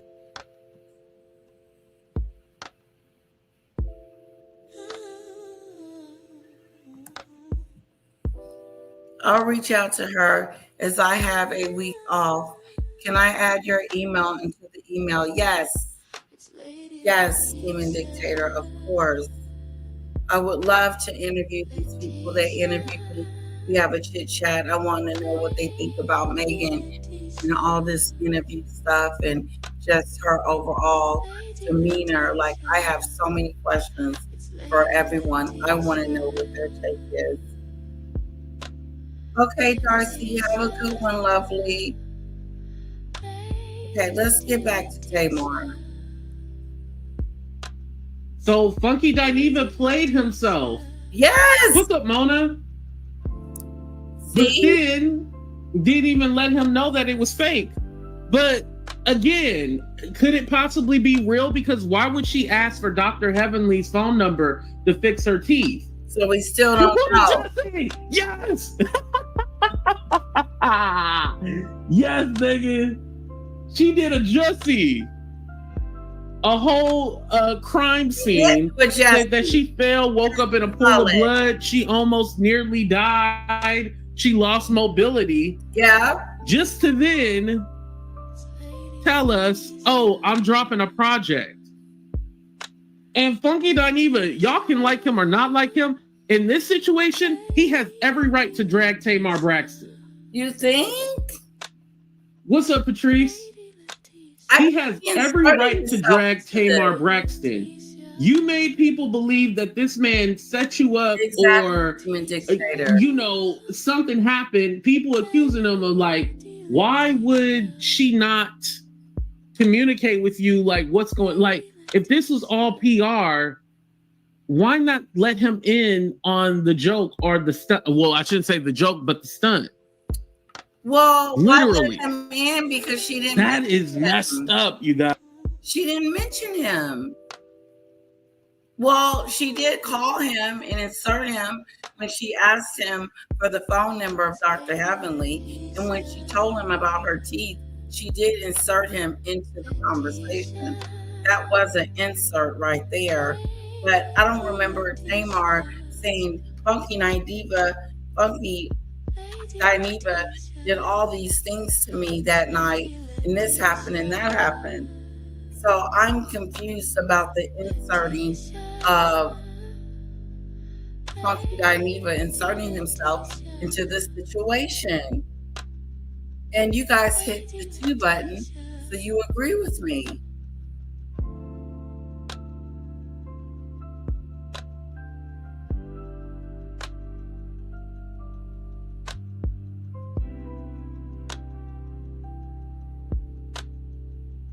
Oh, wow.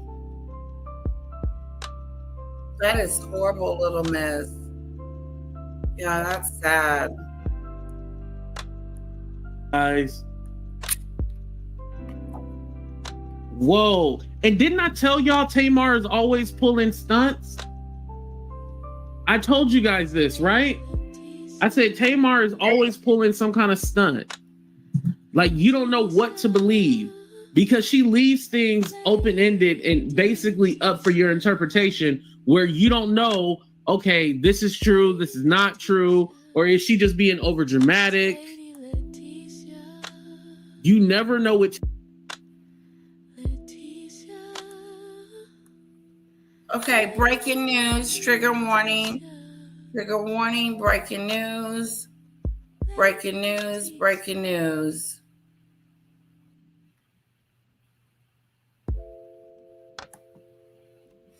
We are finna watch what happened at the shooting reported in Minneapolis Catholic school. Okay, trigger warning.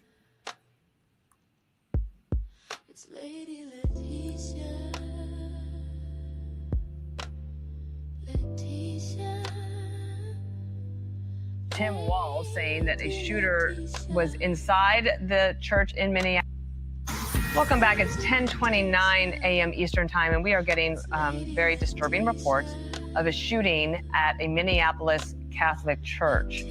Governor Tim Wall saying that a shooter was inside the church in Minneapolis, and we are working to get some more information. Thankfully, Bill Malusian is here, and he's got some great sources, as you all know, and let's just get a little description of what we know. This is very, very early stages, and as we bring you this news. Yeah, so this all happened apparently at Annunciation Church in the city of Minneapolis. I'm hearing from multiple law enforcement sources, including Minneapolis law enforcement sources and federal, that this does sound to be significant and serious. And they're being told that there are, quote, multiple casualties here. We don't want to talk about any numbers yet or any possible fatalities, but we are told this does sound to be very significant, very serious, with multiple casualties reported. Tim Walz, the governor of Minnesota, tweeting out that this was a, quote, horrific act. Trigger warning. Put that in the trigger warning. Thank you. This is horrible, guys. This is horrible. Stay with me. There's several fatalities, they said. This is horrible. Our kids. When I dropped my little one off today, I just watched her go in and was just like, Mommy, I'll see you later. You know, this could happen at any school.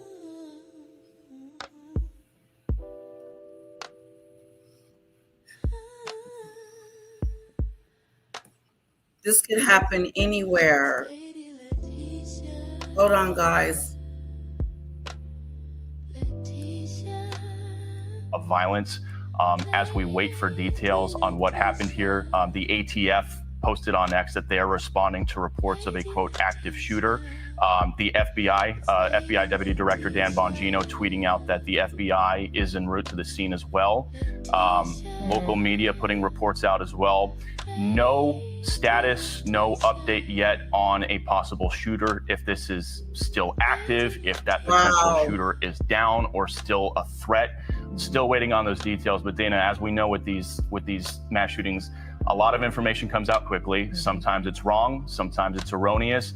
But based off this law enforcement response and some of the tweets we're seeing from public officials, including the Minneapolis mayor and Governor Tim Walz, it does sound like something unfortunately very horrible and significant has happened at this church in Minneapolis. And the city of Minneapolis is reporting there's no active threat to the community at this time. And it makes me wonder about the shot that we had just beforehand of the police that were standing outside of a door. Maybe that is the fact that maybe the shooter is contained. I shouldn't say a fact, that is what the city of Minneapolis is reporting. We have not confirmed that, but we can say that that is what they have actually posted on X. So they are communicating that to us. They're asking that people stay away from the area. It's on 54th Street between Lyndale and Nicollet Avenue there in Minneapolis. And just reading some of our internal emails as we take a look at some of these different live shots as media crews get on scene here. Reports of people on the phone crying. You can see some folks on the phone right here, obviously looking fairly solemn.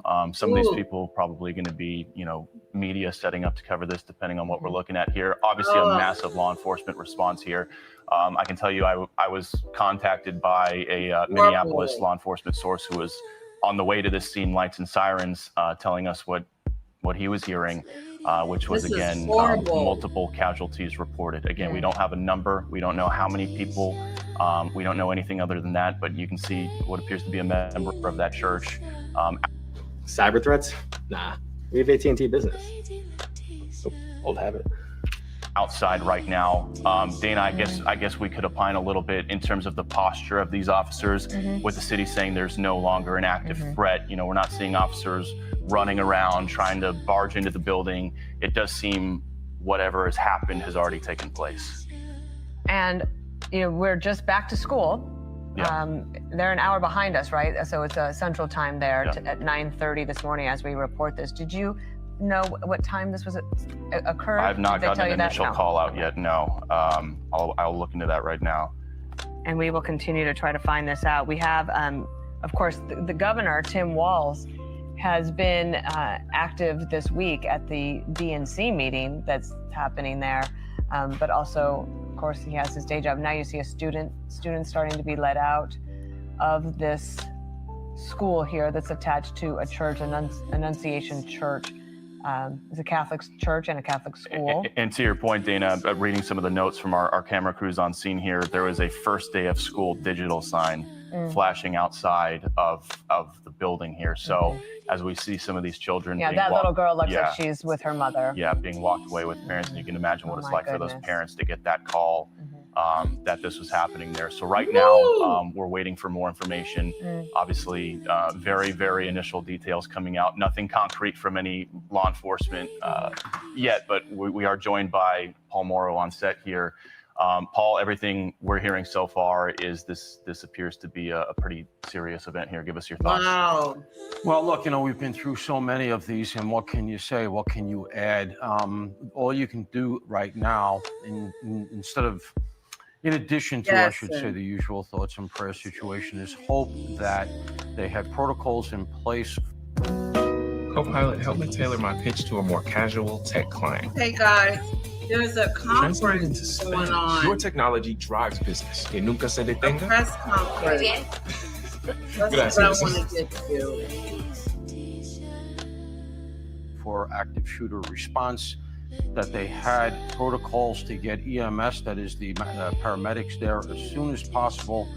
Make sure the situation is contained. One thing I always say in these incidents is that we just have to remember that of the first 100 reports, 99 are going to be erroneous. So let's see what develops. Let's see if the situation is contained. Let's see how many shooters we have, etc. We've had a number of hoaxes recently of this type, and the hope was that we had another one here, but it doesn't look that way. I just want to read to you here. So the governor of Minnesota, Tim Walz, said, "I'm praying for our kids and teachers whose first week of school was marred by this horrific act of violence." This is a school that goes back to 1923. It is pre-kindergarten through 8th grade, and they have had an all-school mass scheduled at 8:15 a.m. Wednesday morning. So that would have been about an hour and 20 minutes ago. Monday was the first day of school. There were social media photos that showed the students greeting each other at bicycle racks. They were smiling, of course. That's been, after a summer, we all remember that feeling, right? A little excitement, a little nerves. Sure. But also this now completely marring the situation, as the governor said, Paul. Okay. Yeah, so I mean, if that's accurate, and in fact it is a school that only goes up to 8th grade. Chair Ken Martin has said that EMS there has requested a mass casualty response and has put out a word if anybody is a doctor or a first responder that could help, that it seems to be a, quote, fairly significant shooting. So a mass casualty response for EMS there, which we can already see several ambulances pulling up to the scene. Paul, what are we, from an outside perspective here, what are we able to read into from the posture of the officers on scene now? We saw the city tweet out that there's no longer an active threat and that the shooter is, quote, contained. Mm-hmm. Does that give you the sense, based off we're not seeing cops running around everywhere with their long guns down?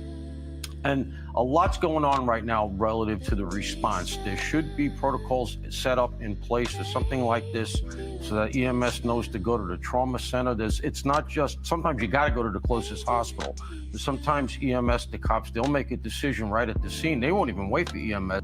Looks like to be parents waiting for their children. As a police officer and trying to keep that situation calm, what's that like? Yeah, that's, make sure you're putting out accurate information.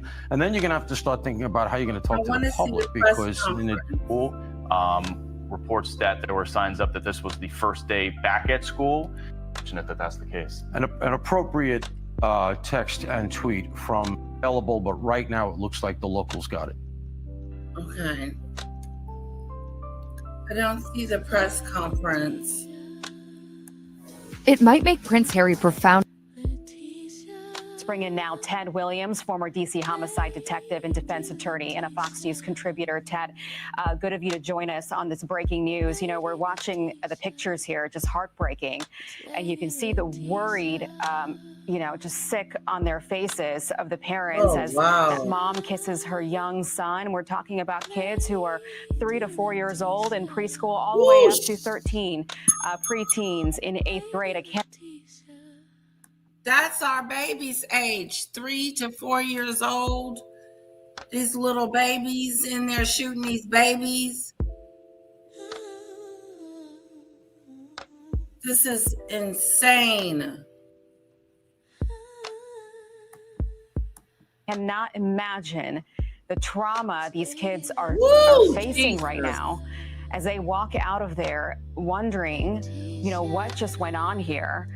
And I'm thinking about what the police are doing right now, because we are seeing so many folks come out, and I'm thinking perhaps they're going classroom by classroom and making sure that there's no other shooter involved here. As we know, one of those shooters is now contained. Can you just bring us up to speed as to what law enforcement are probably doing right now as these kids and these parents come out of that school? Well, let me just say my heart goes out to all of the parents that have to face this kind of uncertain trauma there in Minneapolis. What normally happens under these sad circumstances, Aisha, is that a crime scene has already been set up by law enforcement. As we know, there's also a reunification center. Normally, there's protocol. We've got 3 hours to write a new tagline. What do you got? Hold on. Any ideas? Yesterday, you were on mute. I can get CBS. Anybody? Today, yes. Everybody is listening. In place. In America now, schools all around the country prepare, unfortunately, for these kinds of incidents to take place. So at the Reunification Center, the parents are meeting with many of the students here who have been, as you said, very traumatized. We see students walking around that school, and we can see that they are traumatized. These students, unfortunately, will be perhaps traumatized the rest of their life by what is taking place here. But the crime scene now is being processed. We know that the shooter has been neutralized, and we don't know if the shooter is alive or dead. That information hopefully will come out to us very shortly here. But this is unfortunately another day in America where we have a very tragic incident where perhaps there are casualties. As we've reported that there are casualties, but we're going to wait, I believe, to get some formal information from law enforcement as to what is taking place there in Minneapolis. Yeah, and we're watching here some more families come out of that building, Annunciation School, a Catholic school in Minneapolis, just tiny, tiny kids. I mean, that's the hardest part about this, just looking at these faces and some parents smiling now because these are the lucky souls. And like you said, we don't know yet what carnage is inside that building right now, because by the witnesses that are talking to reporters, it sounds like that place may. Adobe Acrobat Studio is all new. What can PDF spaces with AI do? Do your marketing needs in one spot. An AI assistant? Show me what you got. AI breakdowns on trend reports. Unlock key insights on the rise of shorts. Do quick summary, show me what to read. AI, give me just the numbers, please. Do a recap of all your learning. Add an AI graphic of potential earnings. Ideate, generate, do it all in one. Do that, doing that, did that, done. Now you can do that with Acrobat. Now you can do that with the all-new Acrobat. They have been riddled with bullets. I mean, there were some folks who thought that there was construction work happening because of how much gunfire there was. Tim, what does that tell you about a possible weapon? And what might have been going through the shooter's mind to just let it all out? Well, we know that on Wednesday morning at this Catholic school, there is a mass. And quite naturally, at a mass, there's quite a bit of individuals that have gathered. And it seems to me that while we don't know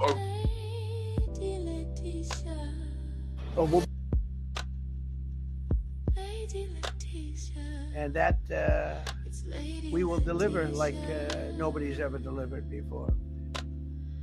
I actually think it's easy. You know, if you're competent, it's easy. If you're incompetent, it's impossible. But I'm very competent. Last week, my administration surged 500 federal agents into the district. Let's bring in now Ted Williams, former DC homicide detective and defense attorney, and a Fox News contributor. Ted, good.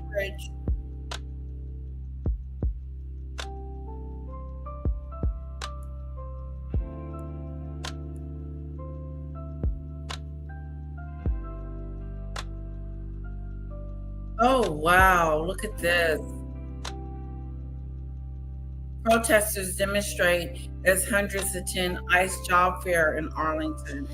I need to be right there attending the job fair, but ICE is in the way. It's a shame. I'm still looking for any more coverage.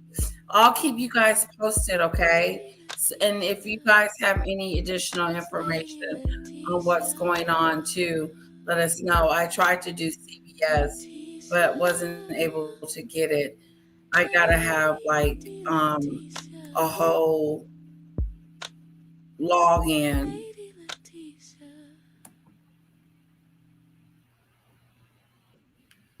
Yeah, see, I gotta connect.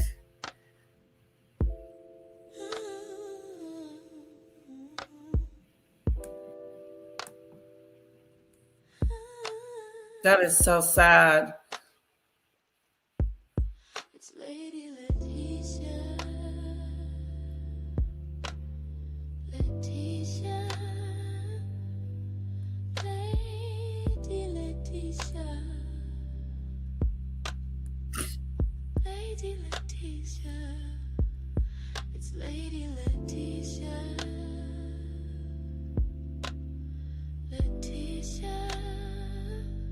Pantyhose. She told us already. Pantyhose. Here's a trivia question. Okay, guys, I'm going back to AT2, okay? Back to our regular scheduled program.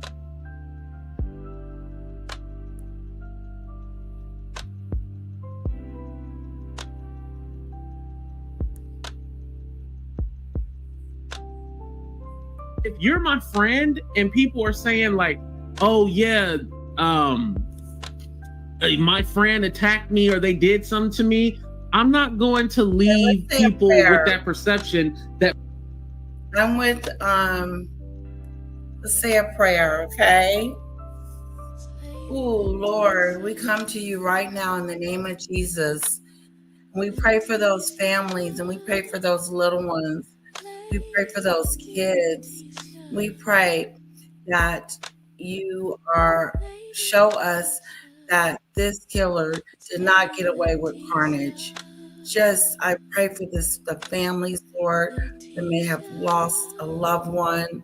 This is so horrible, these innocent little babies. I pray that they are all safe and sound, Lord Jesus. We just come to you vulnerable and hoping that you can do more than what we can even ask or pray for. Thank you for your healing and thank you for watching over us. And we just thank you for what you're going to do for the families that are literally looking for their kids, Lord. So we pray for those. We pray for those people that have a heavy heart today. And we pray for ourselves too, because we're feeling it. We're feeling the pain of a mass shooter coming in, doing God knows what to our lovely babies. Lord, you have this under control. You take control. And we thank you for what you're going to do, what you've already done, and soften our hearts during this time. In Jesus' name, amen.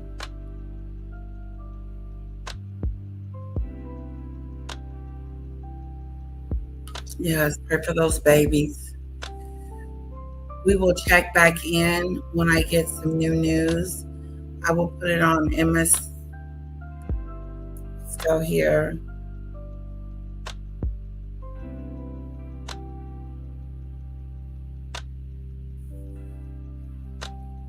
Okay.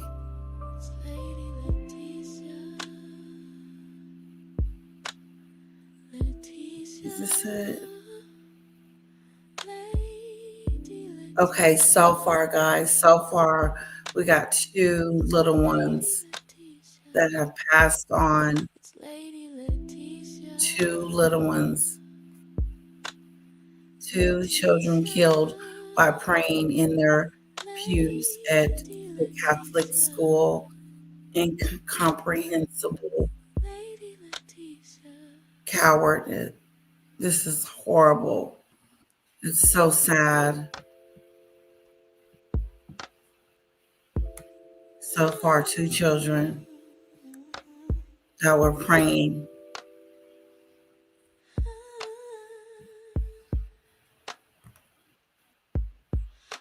The disgustingness of it all.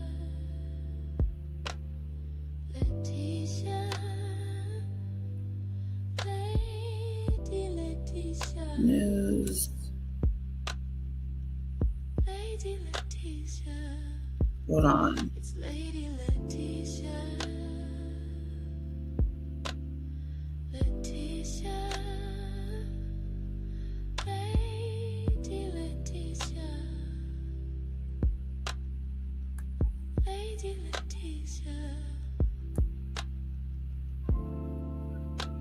Let's see. News.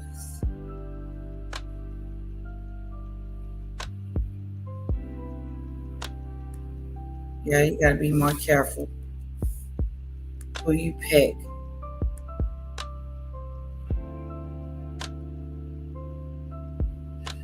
Yeah, guys, two little ones so far.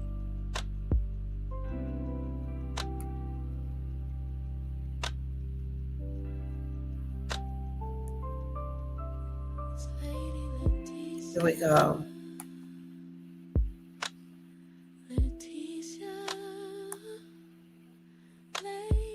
Two children were killed in the pews where they were worshiping on Wednesday by a shooter firing cowardly shooting at them during a back-to-school mass. Minneapolis Police Chief Brian O'Hara said at a press even outside the Annonciation Catholic School. The children that were killed were 8 years old and 10 years old. Just babies. Both were killed while sitting in the pews for a worshiping service marking the first week of school. A shooter, O'Hara said, was shooting from the outside of the church through the windows. 17 others were injured in the shooting, including 14 children. 14 children were injured. O'Hara said 2 of the children were in critical condition. Lord help them. The shooter shot himself and died. So he killed himself.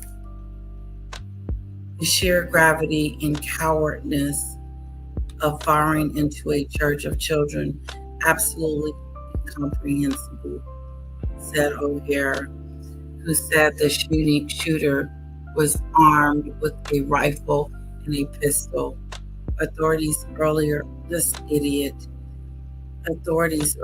had said a man dressed in all black and armed with a rifle was reported at the scene of the shooting. Emergency services was requested a mass casualty response. President Trump has been briefed on the shooting, and the FBI is also responding to the scene. I'm praying for our kids and teachers whose first week of school was mirrored by this horrific act of violence. Minnesota Senator also decried the shooting while offering thanks for their the first responders.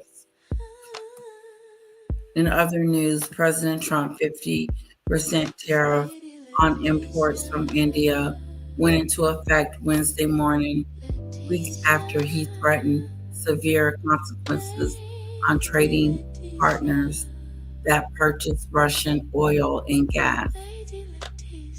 The steep import tax comes as Trump countries to push Russia and Ukraine to come to a ceasefire agreement after meeting separately with the leaders of both nations earlier this month. The president in his second term has also sourced on former ally India Prime Minister.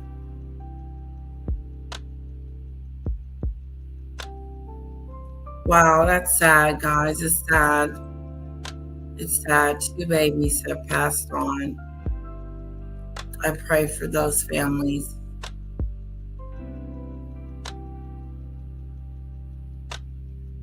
It's more than a coward.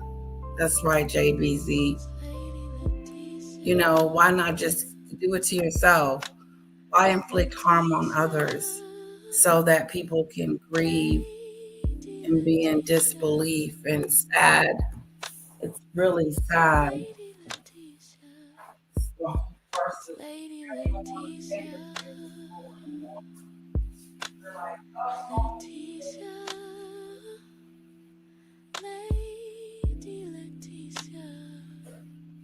You want to homeschool. It's horrible. It's horrible, horrible, horrible.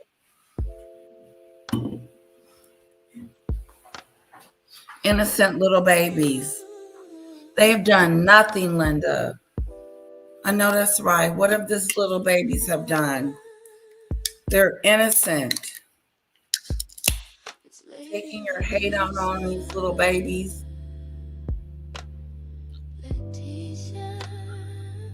It's pathetic.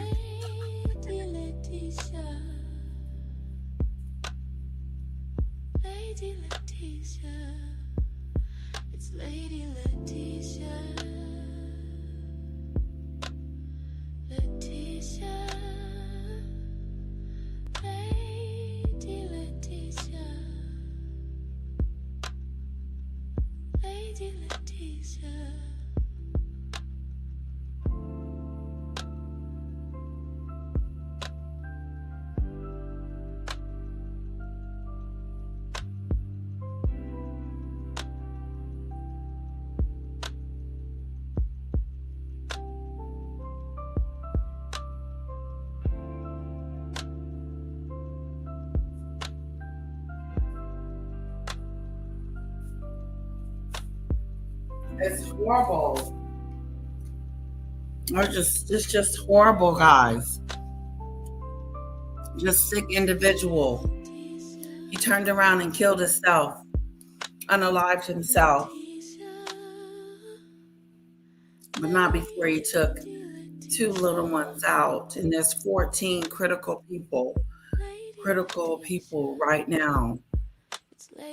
I'll keep you guys posted, okay?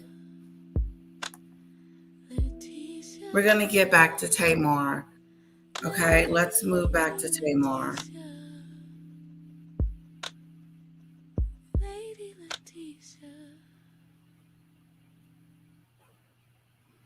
It's kind of hard to even think about anything else when something like that happens. It's horrible. So Funky friend did something. Has an attitude with Tamar because Tamar didn't tell him what was going on. So he feels like Tamar owes him an explanation. To me, and I don't even know that this was a whole PR stunt. That is crazy to me. Let me go ahead and take this down real quick and let me show you guys the trailer. I might get a strike because it got music to it, but I'll risk it because I feel like, yeah, y'all need to see this just in case you haven't. Let me bring it up here.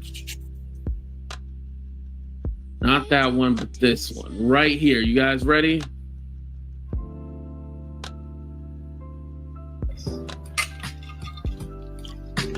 But we already know you shouldn't even be dealing with him. And you around here going through by that lady's husband? Funky. Girl, you a better woman than I ever been. Oh, wait a minute. They are not together. Okay, then tell me the advice. What do I... Let me show you guys the trailer.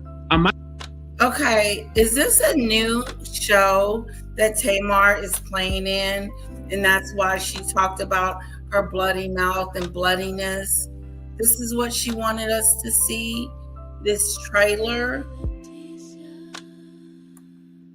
Is that what we're talking about here? Let's confirm. Said Tamar is always pulling some kind of stunt. Like you don't know what to believe. So we still don't know what happened to Tamar, but it looks like she has dropped a movie trailer. So it's almost like she wanted some attention so she could show us her movie trailer. But why do you need to tell us that you missing teeth and bloody as if somebody has done something to you and then got us thinking like, oh, poor Tamar. Just to put out this trailer that we're about to watch.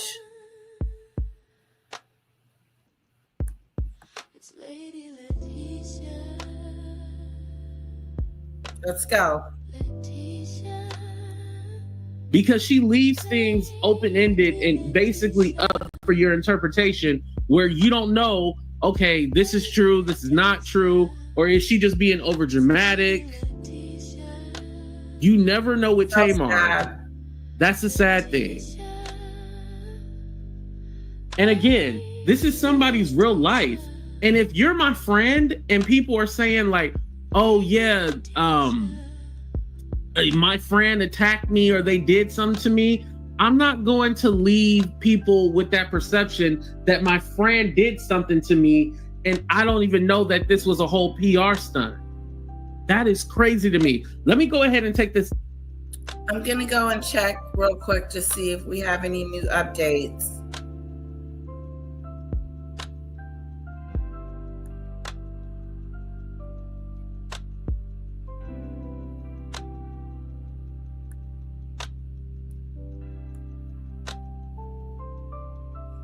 No new updates.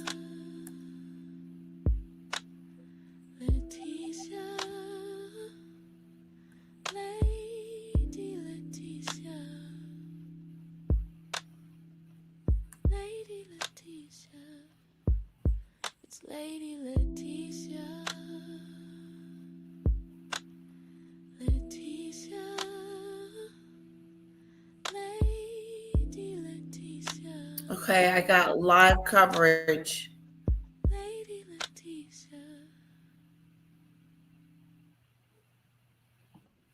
Okay, and I have an update too.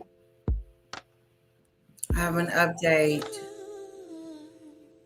We got 2 still confirmed deceased, 17 injured. So it went from 14 to 17.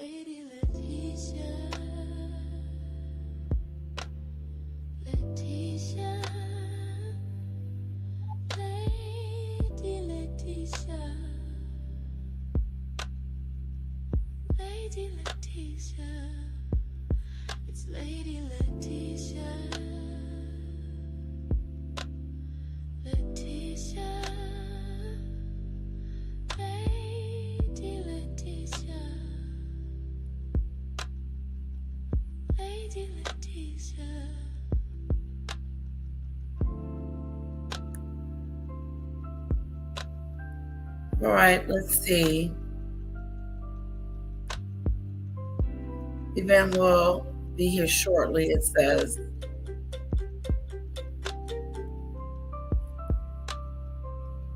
At least 2 dead, 17 injured in Minneapolis school shooting.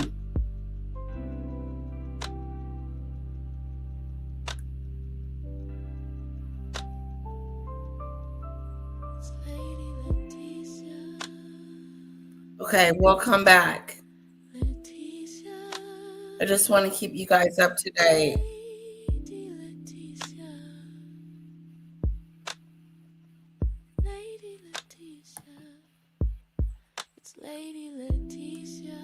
Down real quick and let me show you guys the trailer. I might get a strike because it got music to it, but I'll risk it because I feel like, yeah, y'all need to see this just in case you haven't. Let me bring it up here. This is her trailer. This is Tamar's new movie, I think. Not that one, but this video right here. You guys ready?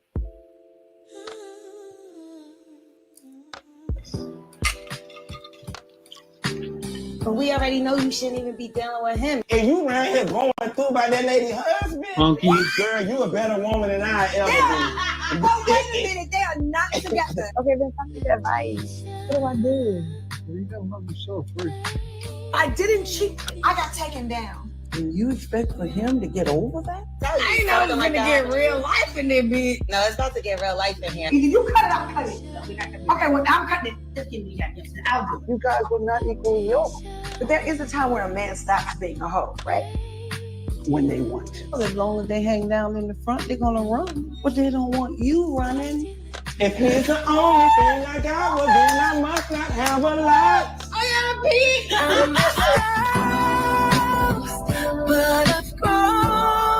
I'm not gonna get respect for that. But yeah, the Heartbreak Retrograde Tamar Braxton EP. So it's an album and movie. So it's the moment y'all, the moment you've all been waiting for. My real life heartbreak album story and movie starring my friend Mendice's new EP, Heartbreak Retrograde, available 9/19. So all of this was to promote an album and movie that nobody is going to buy. Oh, wow. This was it right here, you guys. Tamar stung Queen Braxton, right? It's like she was has personality disorder, probably. Yep. Y'all ran with that Mendici story. Now y'all saying it was all fake. Listen, that Funky Dineva. She didn't clear it up. What's up, Jackie? What's up, Miss Kitty? Yeah, that's Vince in the. Yep, that's Vince in there too. Vince, Nivea, Funky Dineva. Y'all see them? They all in here. Yeah, we'll never believe anything that she says now. And make sure you guys thumbs up. Yes, thank you, Tanya. Make sure y'all thumbs up the video. But yeah, we'll never believe anything now. The way you done lied about physically being assaulted, or, well, she didn't say she was assaulted. She woke up in a pool of blood. Right. And she had, her nose was fractured. Her teeth were missing. She was hurt. That's serious. It's serious. That's not like a joke that you play around with. You know what I mean? It's not a joke. You don't play around with that kind of joke. You don't play around with that. Playing these kind of games, she should just lost me as a fan. Exactly, Patrice. That's crazy. Okay, hell has grabbed him, took him, and is torturing him right now. This guy, I don't think it's a bad song. I just stopped playing it because I was like, I know they're gonna strike me for this, so let me stop playing it. But yeah. Yes, very special place for that killer, for that guy. Shame on him. Shame, shame, shame.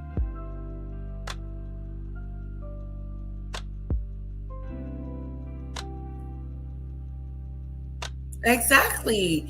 What does Funky Dineva have to do with anything? Why does he have this attitude? You know, if anything, I'll be like, I don't know. Tamar is weird. Because I'm like AT2. What happened? Like, why are you coming out with a video / album? And it's weird. It's weird, but you told us that you were bloody in a bed with no teeth. And then you come out with this. It's really confusing and odd. And if Tamar was lying about that, why should we ever believe anything she ever says again? I mean, there's other ways to getting attention. I mean, shoot. This is not the way. Go around advertising it. But to go around and lie and say, my tooth is missing, 4 of them, I'm in a pool of blood, and I don't know who did this to me, but also check out my video / album. What? What are you talking about?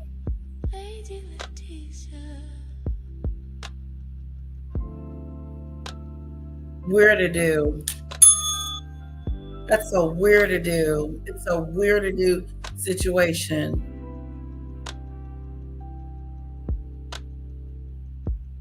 Yes. Funky Dineva was acting like that, Linda. Exactly. He was acting like, oh, there's something wrong with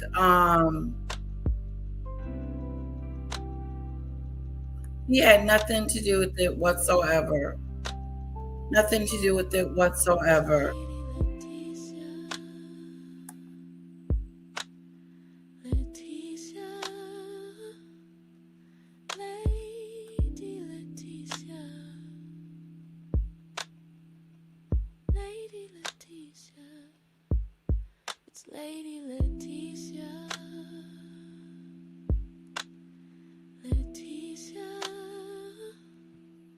Hold on, guys.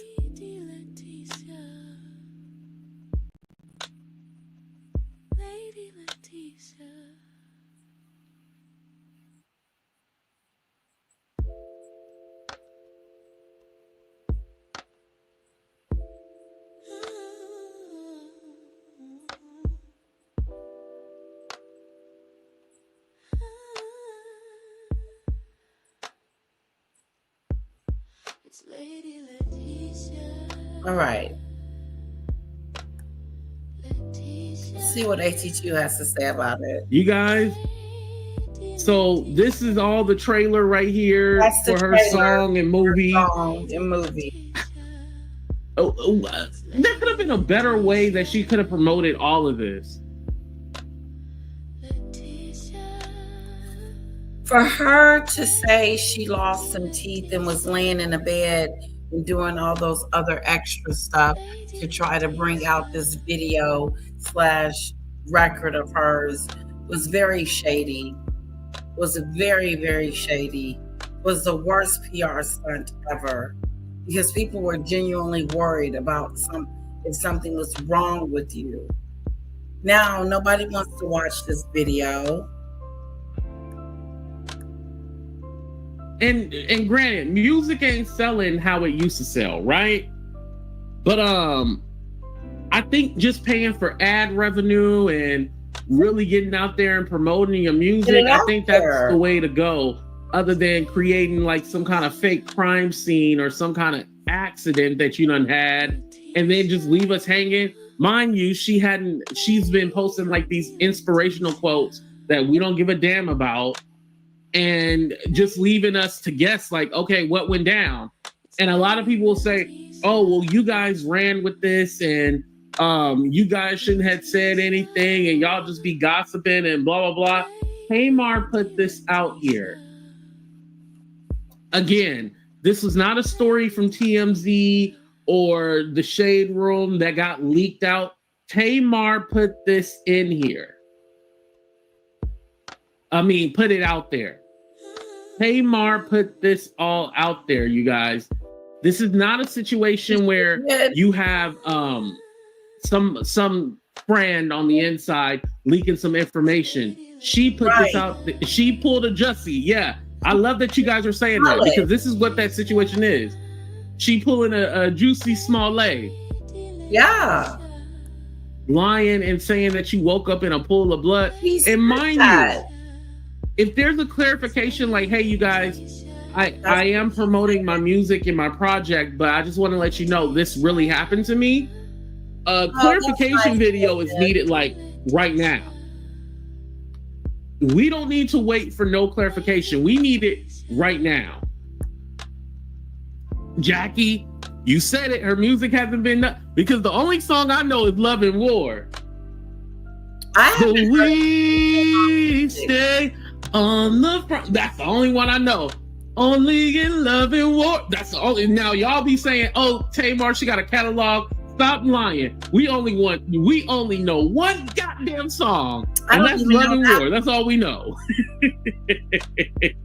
I'm sure she can sing. While a lot of people, most importantly, Tamar, owe Funky an apology. Yes, owe him an apology. And for those of you just tuning in, he said he is. Owe us all an apology for lying, for pretending that she was hurt and wasn't. So if she's going to apologize, she needs to apologize to everyone and her fans and say, you know, I'm fine, nothing's wrong. There was just a chipped tooth I had the night before. But no, you said you were missing 4 teeth and you needed Dr. Heavenly number and that you were in a pool of blood and that you almost died the night before. Now you're putting out a video for us to watch of you. Now you want our attention. That's shady.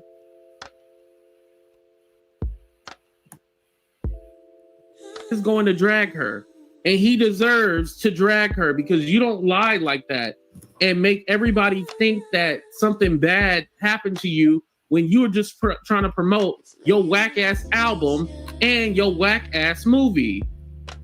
And why did you pick Mendices as your leading man? Like, that's weird. A married man at that. So he goes, let me blow it up so you guys can see it, of course. So right there, he said, let me read it in his voice. Hold on. Nessa girl, when I get through reading Tamar Braxton ass down to the ground, I don't want to hear Nessa girl. That's what he said right there.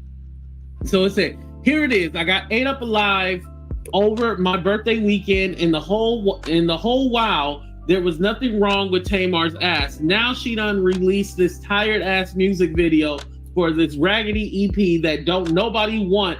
And because I'm in the video, people are going to think I was a part of the PR stunt.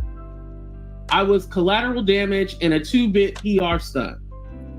Tamar Braxton, you ain't even gonna try to clear any of this up and tell these people I didn't do anything to you or know what happened. I was accused of not being a friend to you when at the end of the day, it was you not being a friend to me. I didn't deserve any of this and I'm deeply hurt. Man, I wonder where the comments at. Hold on. Did anybody leave any comments yet? Why can't I see? Did he turn off the comments? How come I don't see no comment? Yeah, I was like, maybe I'm too early. Is that why I don't see no comments?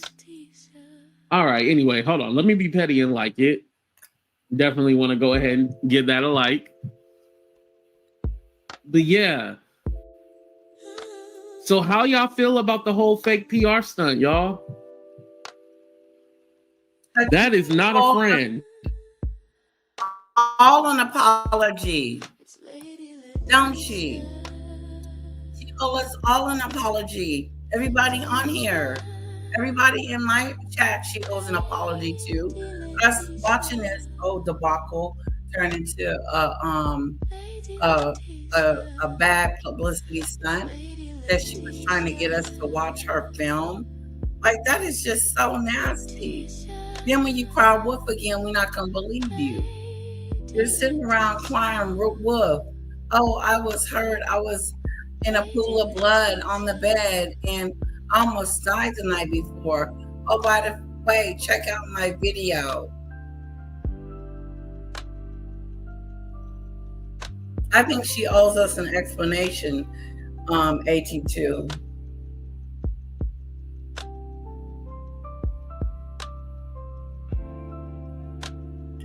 Yep, she owes us an explanation.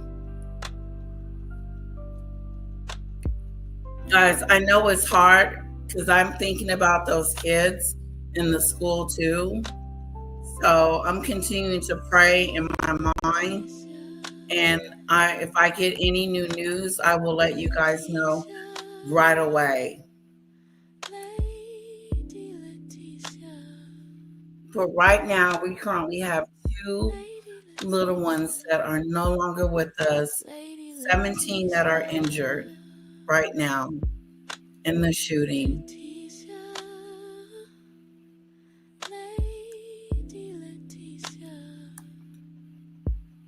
I would hate to call somebody like that my friend. Me too.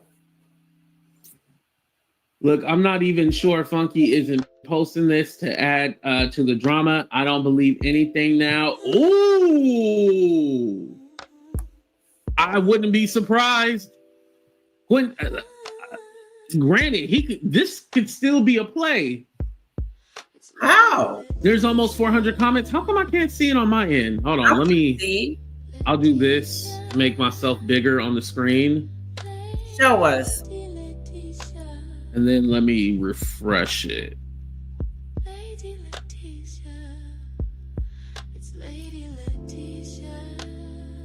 Here's the comment.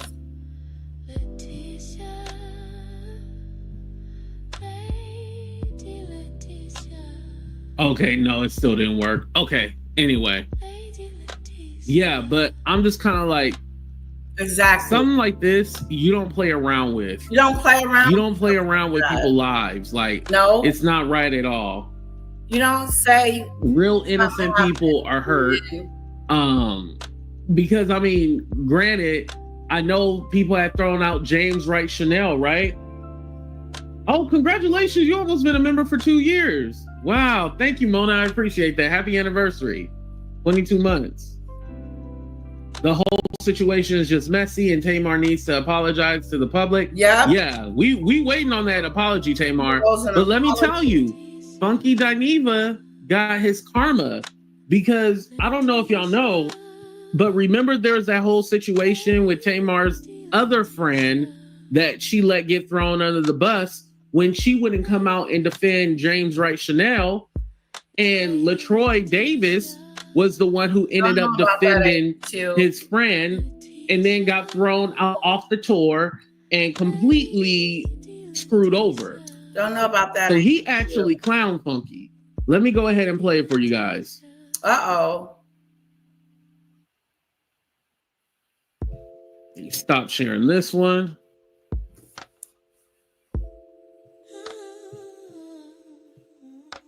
Here we go.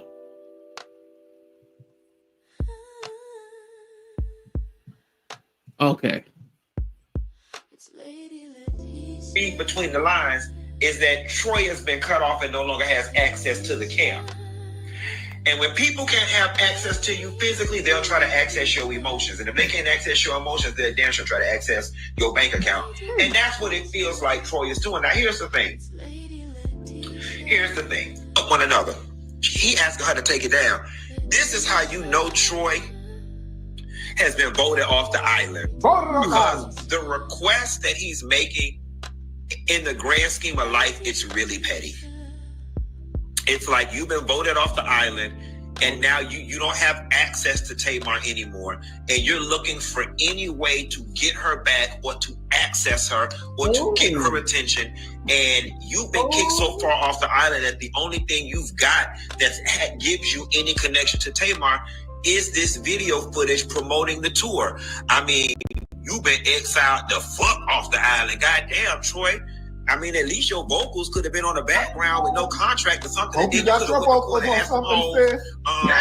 To do something or another, but I don't know, brother. And I guess Tamar, he want his money. Now, what it's giving, if you read between the lines, is that Troy. So I'm actually going to share the video with you guys. Hold on, let me put me on the screen. Why did it disappear like that? It's so weird.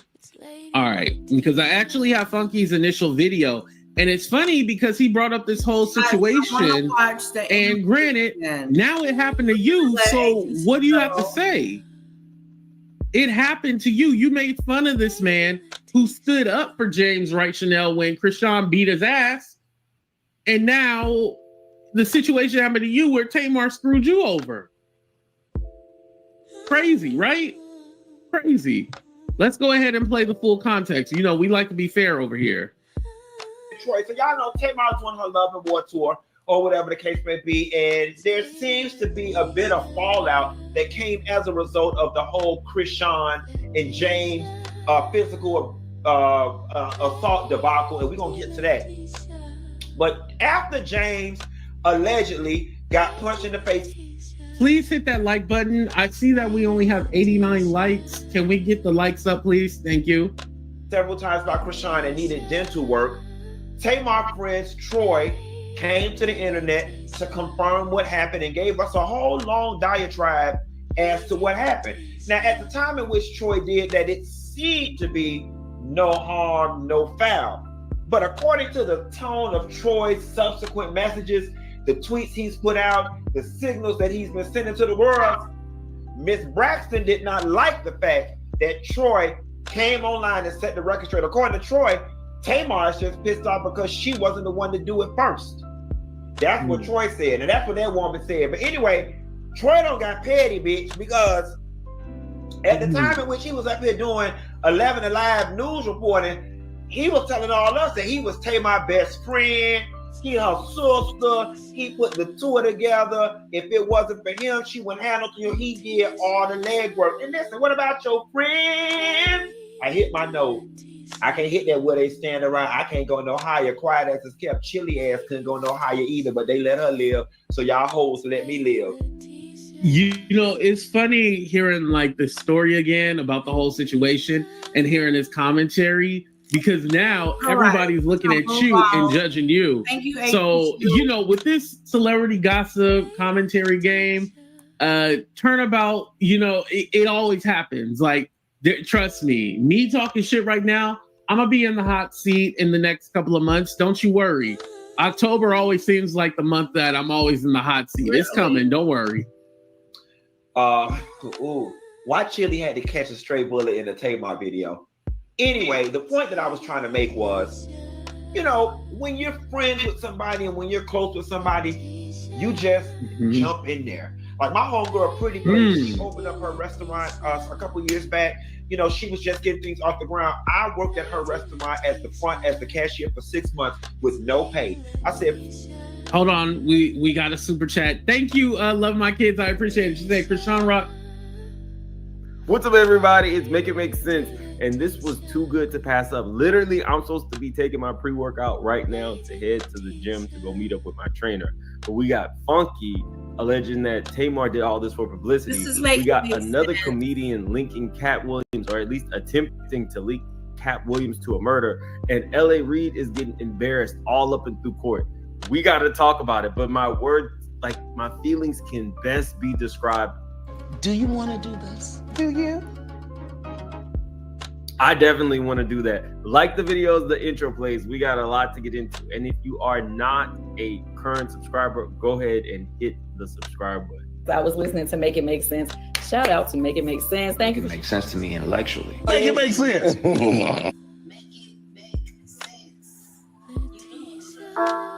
ain't got it. Big moves. Surfer. Make it make sense. It's Lady Leticia. Leticia.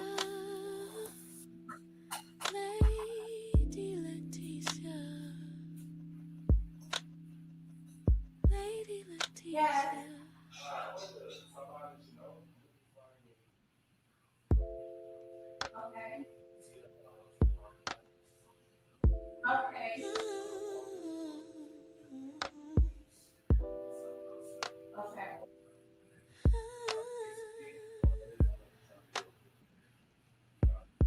It's Lady Leticia. Leticia. Lady Leticia.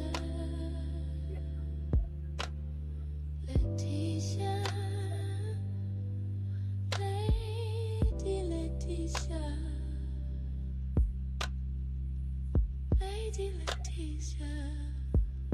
It's Lady Leticia. Leticia. Lady Leticia. Lady Leticia.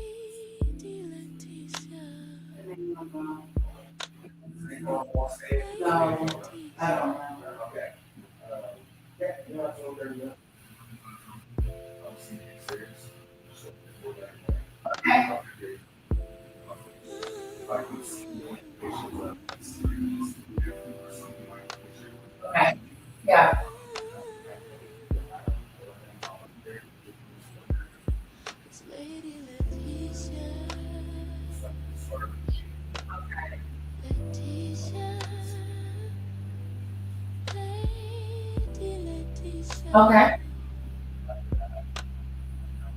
Lady Leticia. It's Lady Leticia. Okay.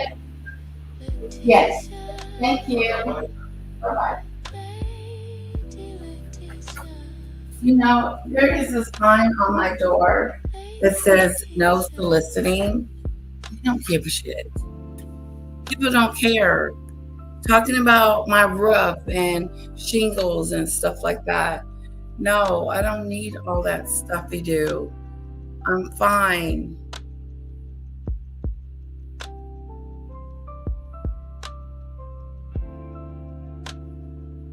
Okay, back to it. This is Make It Make Sense.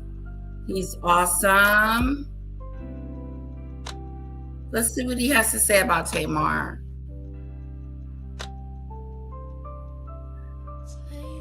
Ms. Howard, what are you thinking? She lied, and I should have known better when I seen her hair. Ms. Reese, I got to feel you were somewhat worried. Okay, guys, so this all started with Tamar. Let's go back to the scene of the initial Tamar has been lying to us. This was not on my bingo card. Okay. Make this a little bigger for you guys. Tamar did this about a week ago now. It says, I struggled to write this, but everyone keeps calling me. And honestly, I can't even really talk anymore. I'm so weak. I almost died Sunday. I was found in a pool of blood from my friend with a face injury. As the days go by, the worse it gets. I fractured my nose, lost some teeth, and mobility. The way I look at life right now is totally different. As my health is on the mend, my mental journey begins. Pray for me. So, look, if anybody says they almost died, I mean, anyone who has a heart would at least feel bad, send up a quick prayer for her. Yeah. But my issue with this We pray for Tamar. Remains the same, is it's incredibly vague. And you didn't technically really need to release a statement. I looked to go see if maybe she did have some facial injuries. She wouldn't be able to perform. There was a concert, but I think it's next month. We pray for Tamar. This was extremely vague and a little bit weird. But, Tamar, she runs stunts. I don't know how else to say it. Again, I was totally not expecting this. That night, it was Tamar, shame on you. A birthday weekend. We saw Tamar and Funky Dineva at V12, a popular restaurant in Atlanta. They were just hanging out. The problem is, check out his page. She calls Funky and asks for Dr. Heavenly's number. I guess I could call Dr. Heavenly and see if she ever called her. She calls Funky and wants to know Dr. Heavenly's number because she's alleging she lost some teeth. Yeah, and Funky says Dr. that Heavenly got a phone call to see if she was okay. There was no response. So what does that do? In Funky's situation, because she was with Funky, or one of the people that was with Funky, and there was video evidence, then the fingers pointed to Funky. They started pointing to Funky I didn't technically think it was fair at the moment, but if somebody's on the mend, Funky posted this. He says, when I get through reading Tamar Braxton's ass down to the ground, I don't want to hear shh. He said, here it is. I got ate up alive over my birthday weekend, and the whole while there was nothing wrong with Tamar's ass. Now she didn't release this tired ass music video for this raggedy EP that don't nobody want, and because I'm in the video, people are gonna think that I'm part of the PR stunt. I was collateral damage in a 2-bit PR stunt. Wow. Then he asks Tamar and says, you ain't even gonna try to clear any of this up and tell these people I didn't do anything to you or know what happened. I was accused of not being a friend to you, when at the end of the day, it was you not being a friend to me. Now, Nikki Gilbert was the one who came out and said that he was not being a good friend in the way that he delivered his message about what happened. I technically do not know what happened to Tamar Braxton. However, when you go to Tamar's Instagram, these are her current stories. No update on her health. And again, it was an extremely cryptic message. No health if you had update just on fallen, her health. then that would be easy enough to say, guys, I fell. I hurt myself really bad and I need prayers. Done. That's not what Tamar does, but that's not what Tamar is known to do. It's kind of like the boy who cried wolf. Tamar is an interesting character. I'll never forget on the Braxtons where they're asking, how did you get your start? And she said, Jesus. When everybody else said, well, Tony gave us our start in the business. It's those little things. But this is her actual Instagram. And it says, and we know that God causes everything to work together for the good of those who love God and are called according to his purpose. And it's like, okay, inspirational message, but what happened? We don't need to play it. We already know what it is. We, as in us, know now how the media works. It's not that hard to decipher. You left a cryptic message. Yep. You got a lot of press for something in a very short amount of time, only to find out that then he put, this one was hilarious. She reposted Lil Nas X. Wow. Okay. She's gonna be all right. She's gonna be all right. Shit. That was fucking terrible. What? He's reposting Lil Nas X. Good God, in the we can open up our kitchen can, open up a can of spam, get a few crackers, eat it, drink a little lemonade. They will fight against you, but they will not win the battle over you. I'm with you. Again, another inspirational message.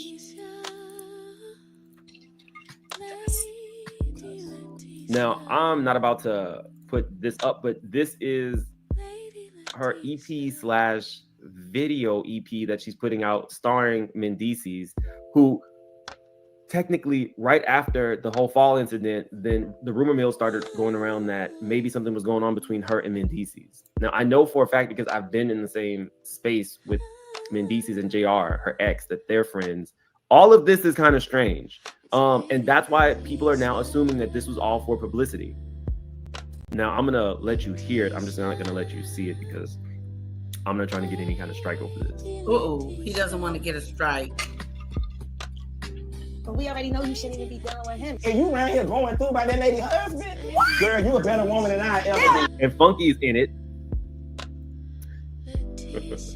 So naturally, that is why he's upset, because people are going to assume if this was a publicity stunt that play the Funky played a video, role. make it make sense. I want to say if the lady is really hurt, it's really hard with the boy that cried wolf. We have like the boy that cried wolf. These are stunts. I don't know how else to say it. And you just being just. Thank you, Lord God. We ask you to have. Oh Lord, don't stop. Lord God, we ask you to have so much fun tonight, Lord God, and bring us back safe home to our families. In Jesus' name, we pray.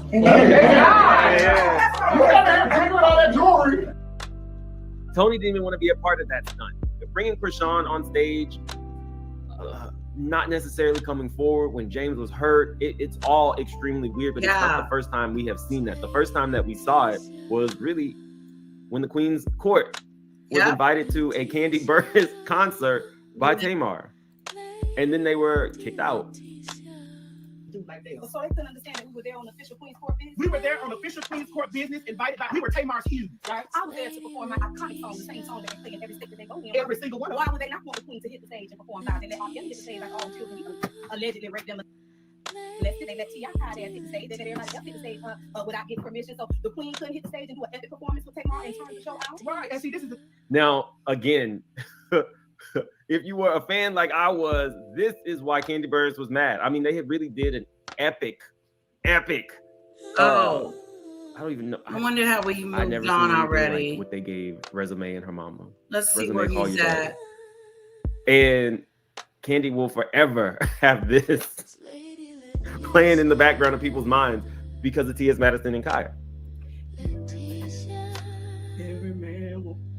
Publicity stunt. I mean, all I was gonna say when I got up there. I mean, you know, I was gonna do that. I was just gonna make sure. If they had been allowed to perform at an Escape concert where Candy is the star, that would have been another stunt that Tamar ran. I mean, at a certain point, you kind of have to realize that Tamar is part of Tamar's problem. Do you want to do Wow. this? Do you?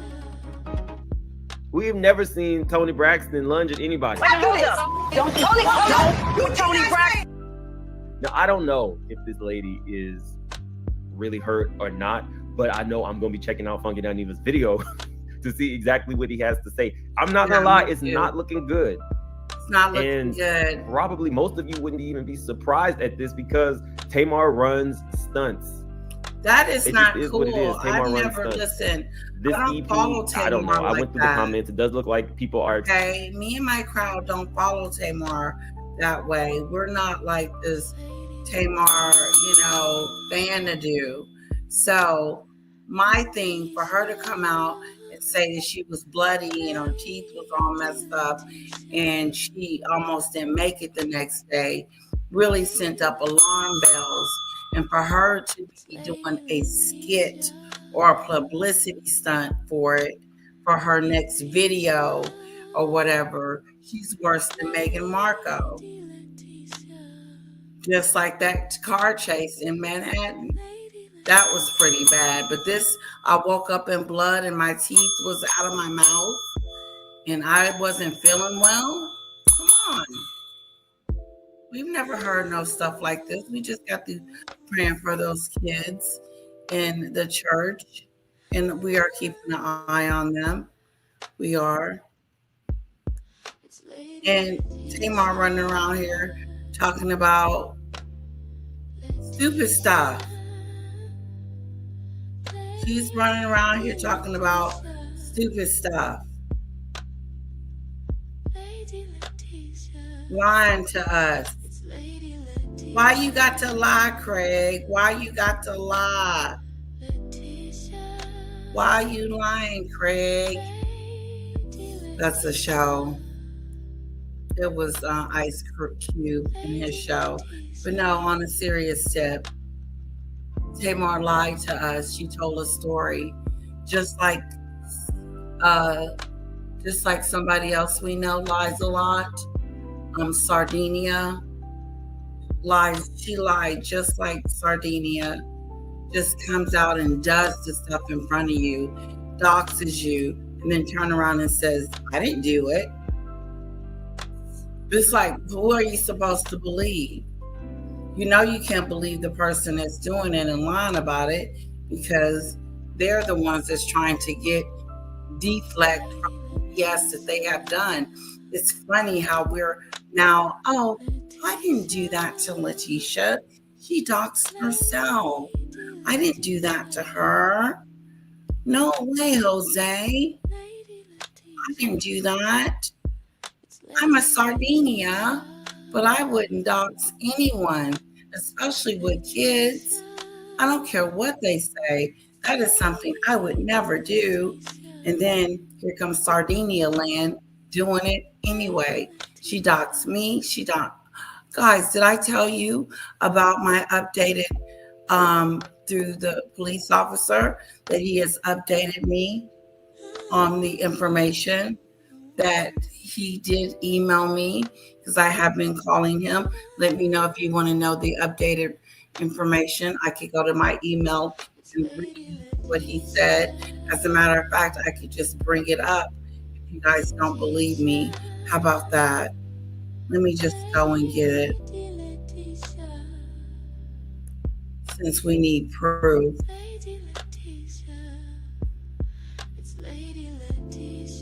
Okay. Brandon.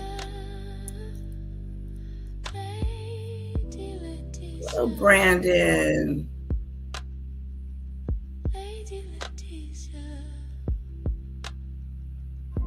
Here it is right here. Let's see how I'm going to do this.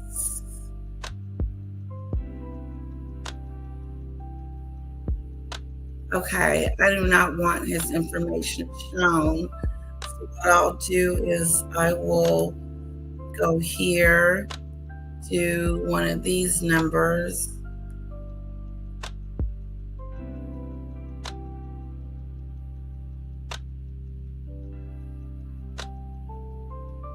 Here, let me do it again.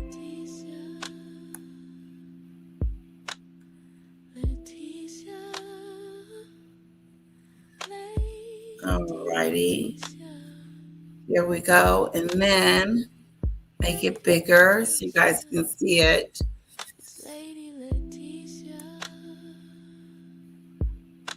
Let's take out his last name does not need to be shown, and neither does his phone number.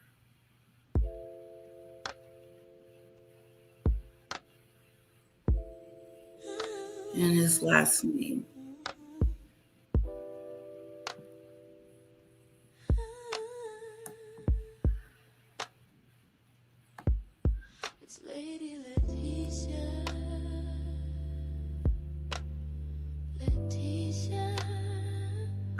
I hope you guys can see this.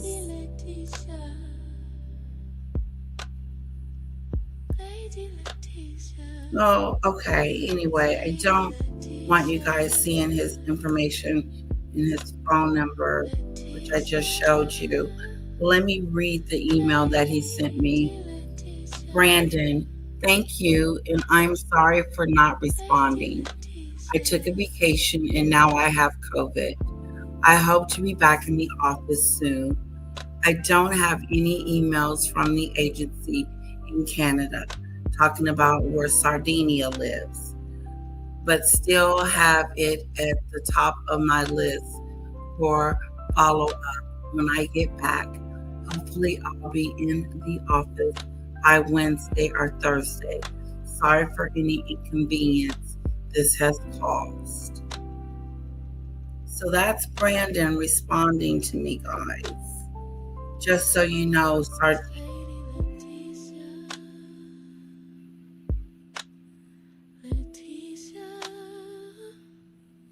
oh, no, we don't need to know until it's over. Why don't you just email it to the owl? I'm here listening, working outside. Peace and love to you all. Thank you. No, just that's it. So let's see what happens with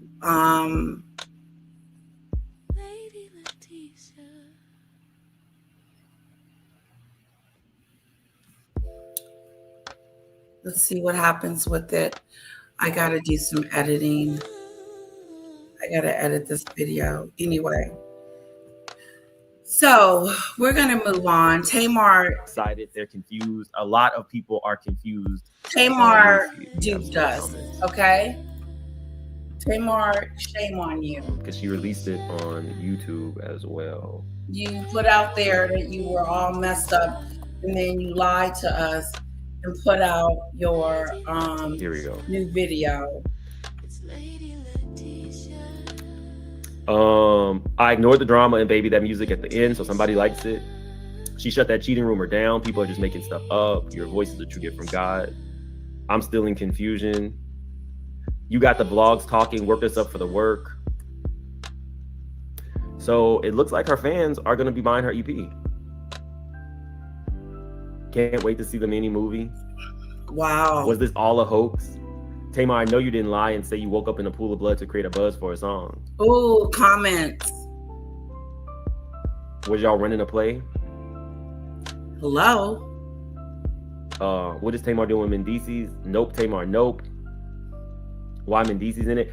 Okay, so people are just as confused. I don't even think if this was a publicity stunt, it wasn't even necessary or needed because Tamar, like I told you guys in the video a week ago, Tamar has her own show. Tamar is coming out with a new whatever the what is it? Family or Braxton Family Values, that's coming out. She's been on the uptick basically since she left Colonel Sanders, but I don't know what to do with this. This is messy on a whole nother level. You in the hood now, baby. If this was a publicity stunt, I don't know if she'll be able to bounce back. Oh, if it's not, and she provides proof, I don't even know what that conversation is going to be like between her and Funky, but I cannot wait to see what he has to say about this. Let's move on.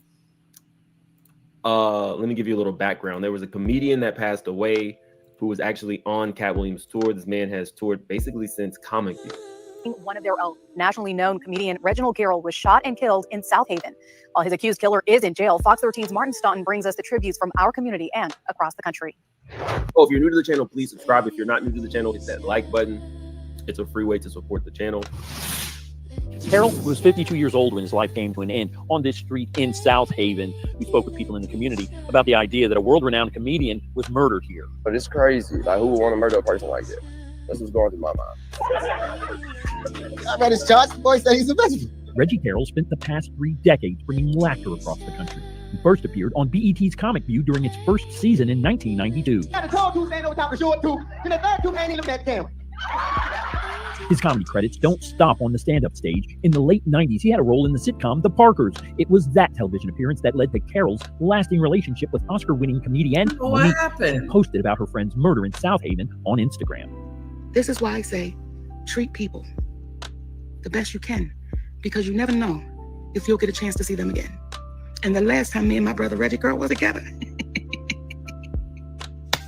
that's what it was. An amazing time being on tour together, being on that road together. What a time.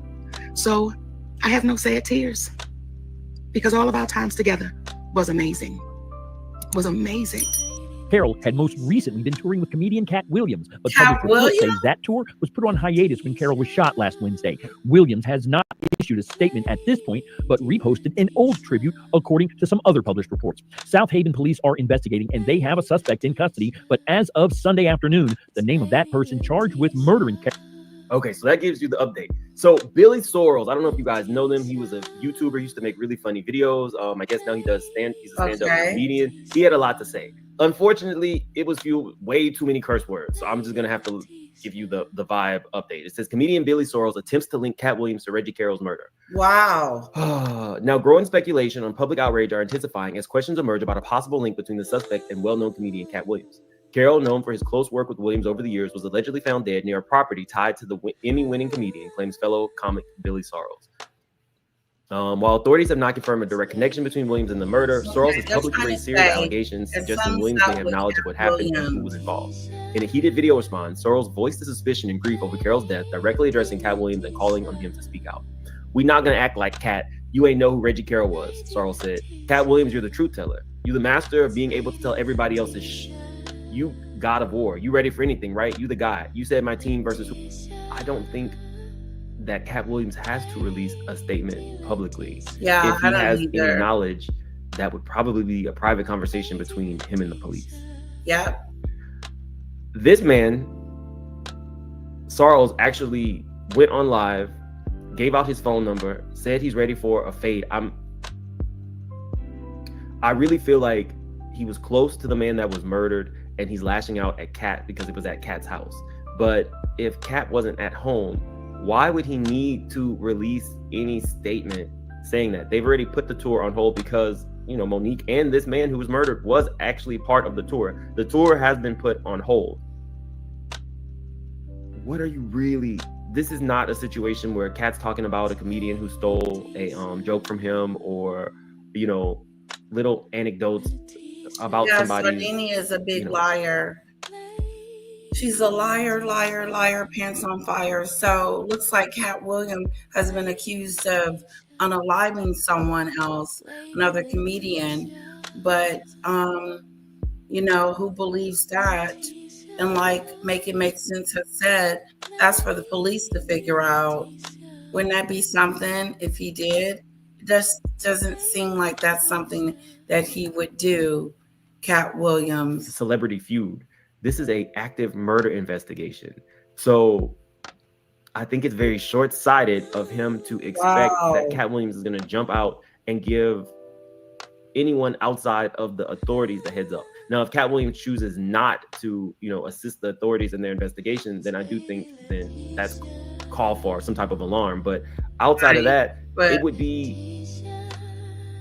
would not be smart. It would not be reasonable to expect this man to, if he does know something, tell the public before he actually talks. Know something. I wouldn't say anything unless the police wanted to question me, because unless, it just depends. I don't know what you guys are talking about. My statement is, I did not do anything that you guys are accusing me of, and that's it. And if I need to speak to a police officer, therefore I will do so. You're innocent. You're innocent. It's the police. I think that this particular dude might be getting some type of lawsuit. Uh-oh. Or at least when Cat does unload on him, I don't know how he's going to recover. Cat might do a whole nother Club Shay Shay appearance. Now, I don't put anything past anybody, but this man just saying that it was at his house is not enough information to truthfully link somebody to a murder. Okay, that is a very big accusation, and he's going to need a lot more proof. And I also think that we don't really know how Cat is going to respond to this. So I will be on the lookout. I went to his page. So far, nothing. Guys, I want to go. But let's move into L.A. Reid. Now, L.A. Reid, what do I say? But nobody really likes him. So I've been doing research on a current court case that he has involving Drew Dixon. She was the woman who did that documentary On the Record. That I think Russell Simmons, is currently suing. I feel like. Oh, I just got the heat from that. I want the with love take on why does this taste so good? What's so special about this? It's the squishy bun. It's the crunch in the onion. It's the texture of the meat. They're perfect. It's kind of a perfect meal, and I'm thrilled that you're having it with me. Yup, this is me, in Santa Barbara, devouring smash burgers with a Duchess. This is Meghan, the Duchess of Sussex, one of the most talked about women in the world. You know, or you may think you know, Meghan Markle the royal, the tabloid subject, the actress. Then there's what the media has told you about Meghan the Divider, who traded the trappings of life in a monarchy for the comfy coast of California. Meghan the Divider. But on this episode of The Circuit, we'll try to understand Meghan the businesswoman. Just this year, she's launched a Netflix show, a podcast, and a lifestyle brand that sells jam, rosé, and those much-talked-about flower sprinkles. She doesn't have It's a new chapter. any of those products. So, fittingly, our morning started with a walk through a bookstore, a location in the latest season of her Netflix series. We talked big decisions for her business. And suddenly the conversation goes from a few thousand jars and lids to we need to do a purchase order of 1 million. I got her response to feedback on her show, the good and the bad. Are they saying negative things and then secretly going home and making single skillet spaghetti? Possibly. And things got real, all before noon on a Tuesday. When do you feel the least Duchess of Sussex? Oh my God. Sitting here eating a smash burger with you being asked these questions. The big question is, can Meghan have a second act as an entrepreneur and a tastemaker? Can she succeed on her own terms, and will a highly skeptical world even let her? If you could choose one thing for people to know the truth about you, what would that one thing be? The one thing, oh gosh, what's the one thing?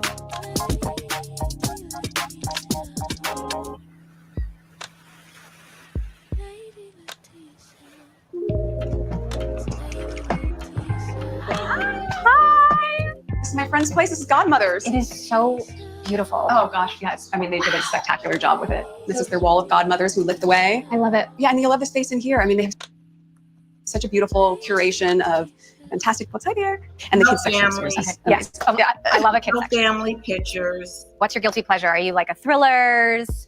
Oh my gosh. Trashy romance? Well, I spend so much time Library reading children's is books, and you have 4 kids. Yes, I do. So, you know, our kids are 4 and 6. And so at the end of the night, I do that. And then I haven't really gotten into a book in a long time. I know, it's hard. I also kids' read books, a lot of parenting books. children's books. Parenting, self-help. Yeah. And then my late night indulgence now is just a lot of Duolingo.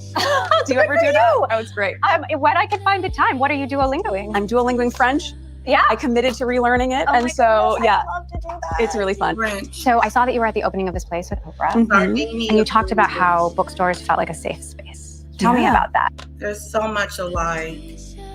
She's going to do your language, Sardinia. She's going to learn French. What do you think about that? I think it's a wonderful idea, Linda. She's a blatant liar.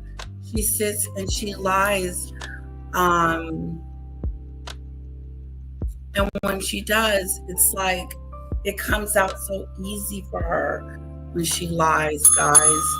I'm going to do another 15, maybe 10 minutes, and then I'm going to let you lovely people go.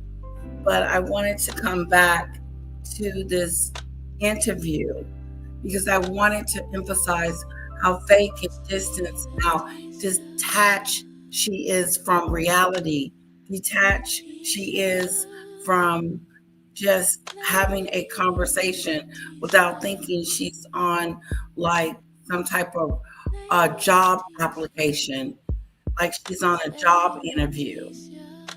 It's really weird to sit and listen to her because everything is perfect. Nothing is like, no, I wouldn't do that. No, that's not a good situation. Let's move on from that. No, oh yeah, I can do that. As a matter of fact, I made some jam last week. As a matter of fact, I did that in my high school. I have friends. You don't have any friends. You don't have a family. All you have is Harry and his shenanigans. That's it. You don't even have a real husband. We did a poll today to see which one will we choose, Ben Affleck or you. And I was in between because I would want to marry a prince. If you're going to do it right. He's still the son of a prince. But the weakness of it all. The weaky-do. She wouldn't get the job interview because she would make herself not overqualified, but she would make herself unlikable. Like I would be trying to get to know her as a person on a personal note. Like what type of, like scenario. What would you do if someone spilled some coffee on your desk? Would you snap, crackle, and pop? Hello, Lynn.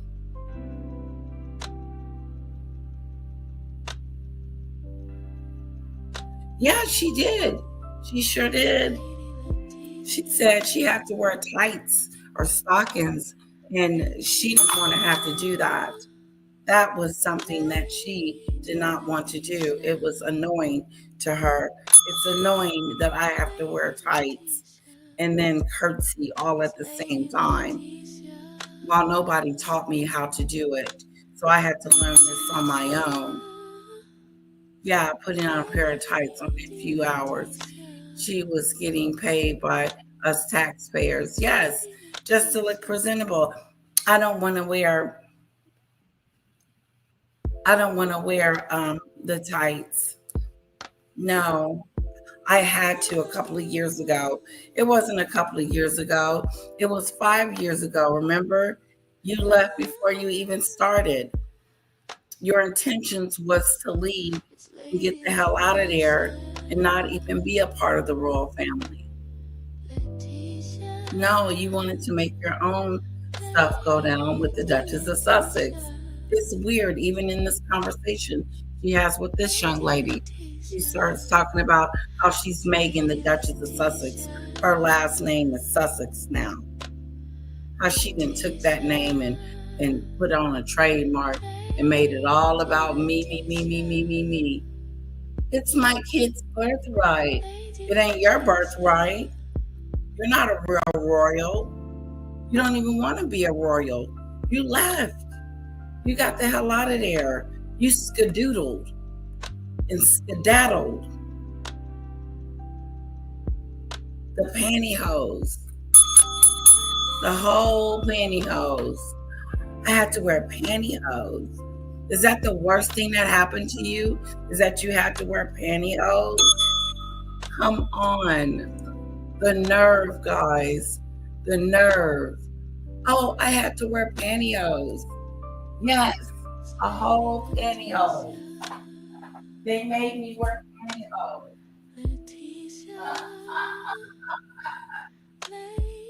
Oh, they made me wear pantyhose. That's why I have to leave the royal family. They made me wear pantyhose, so I had to get the hell out of there.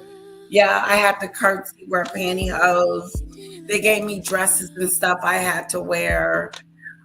They fixed up my house. They gave me a 20 million pound wedding. They did all this for me, and it got on my nerve, so I had to leave. And then to top it off, I had to wear pantyhose. Can you believe that? No, yes, she mocked them again and made herself look like an idiot. Talking about tights. Catherine was insisting. Wasn't she the same with the bridesmaid tights? And Catherine was insisting. I don't know, Lynn.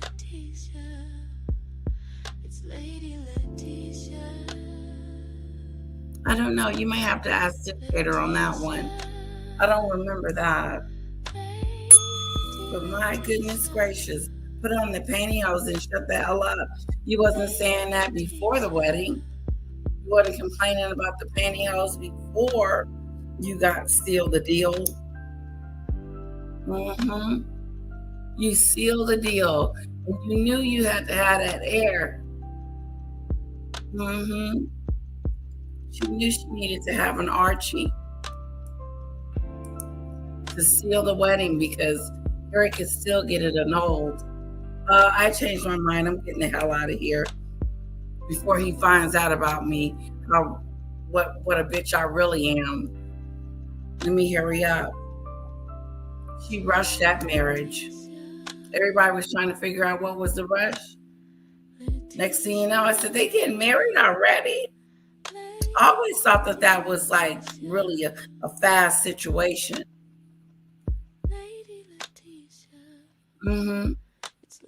Like a quick-a-do. I said, they are already getting married. Didn't we just find out that they were dating? Now they getting married? I said, whoa. What the queen say? She agreed to this whole spectacle? A whole gonna be on the balcony kind of a deal? Oh no, you can't get on the balcony. Only the heir can get on the balcony and do a kiss-a-do. She had the opportunity to bring the baby on the steps when she had Archie, but she didn't. So the question is, did she have Archie or didn't she? Did she have a surrogate? It's a question mark around the baby birth. It is a big question mark. It's going to stay a question mark. They tried to kick the Soho out of her.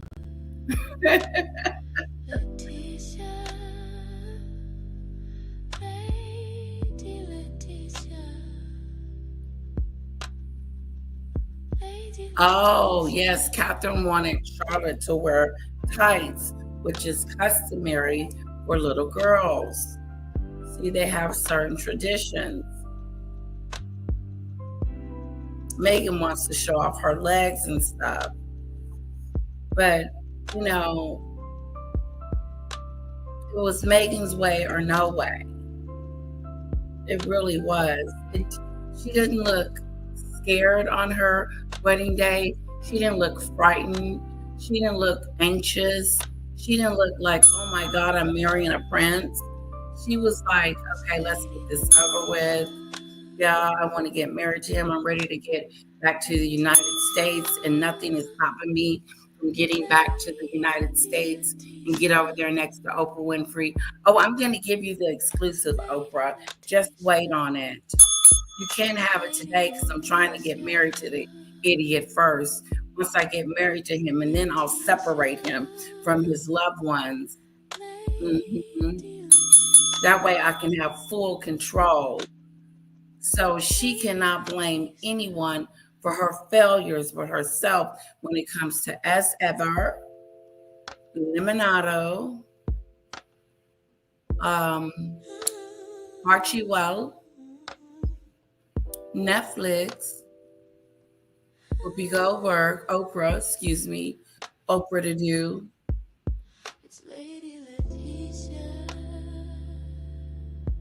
She is a spoiled brat, but she's losing out. She's missing out.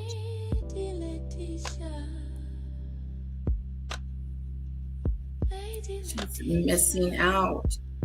It's coming to a halt. It's coming to fruition. She's not doing that well. Not at all. Listen to this. Listen to how she sounds the same in every interview that she has done. How many interviews has she done this year? She did one with Drew Barrymore. She did one with Jamie Lima, and then that other Jamie. And then she did 6 Limonado podcasts about being an entrepreneur. I mean, all she's been doing is talking. But this video is just reminds me of everything that she keeps repeating to us over and over again, as if we didn't hear it the first time, or if she's a one-trick pony. And that's what she sounds like to me, a one-trick pony. She's not going to change up her vocabulary. No, she comes across, like Demon Dictator said, as educated and using these big galooey words that's going to try to make her sound like she's smart. And then she falls flat and starts talking about the TIG again and the soap commercial. It's really embarrassing. It's like, how many times are you going to tell us about this soap commercial? And now you're in the kitchen stirring up a one-pot spaghetti with lemons. It didn't look good. And it was only you made enough for one. How we make enough for another? Double the ingredients? What are the kids going to eat?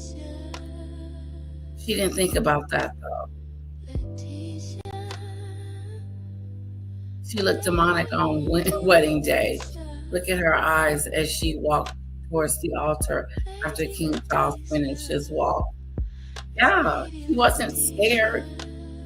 She wasn't like, oh my God, this is overwhelming. Like, I can't believe this. Everybody's watching me. I'm the queen for today. No, that is not what she was. I think bookstores, you can find your story there. You can find some version of your story. Now she's going to say something profound. We can find our story at the bookstore, and it's deep inside of us, and it's wonderful. And you can go on a journey for a ride. Tell us story or what feels true to you in it. And within all those pages, it's just such a great space for discovery. And I think that makes people feel safe.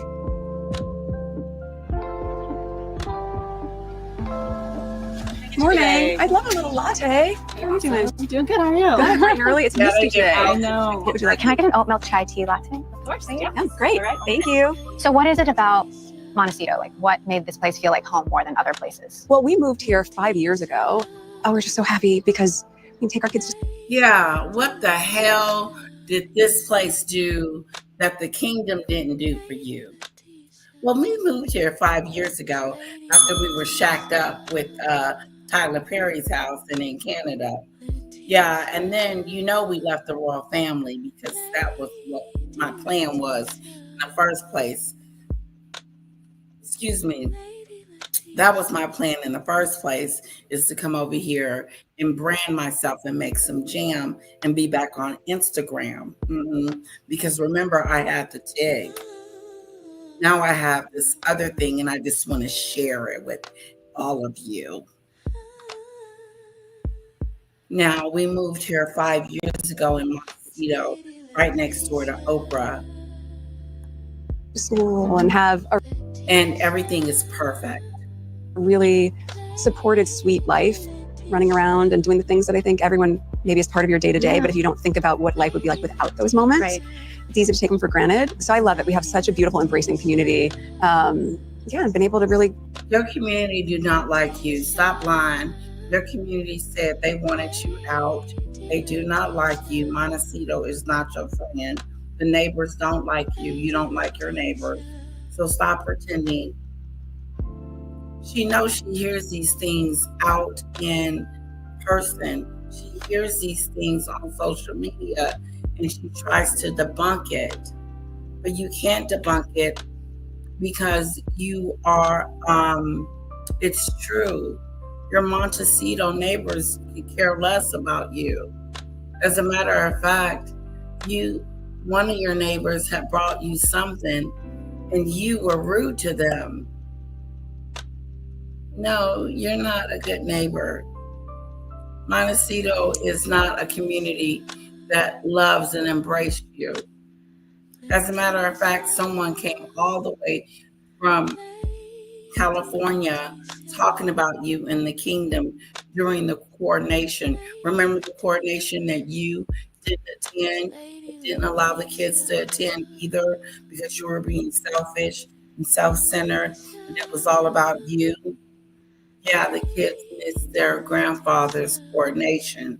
But there was this lady in your town that had went to the coronation, and they interviewed her. They asked her what type of person you are, and she said, we don't like her. We don't like the way she treated the queen. And not only did she say something about her, but also the locals. The locals also said, wait a minute, she took Harry from his grandmother in her last final hours. Then she called the family racist on the Oprah show. And Oprah thought it wasn't going to be a bombshell, but realized later that it was a bombshell, Oprah. Stop playing stupid. Hello, Shanoa.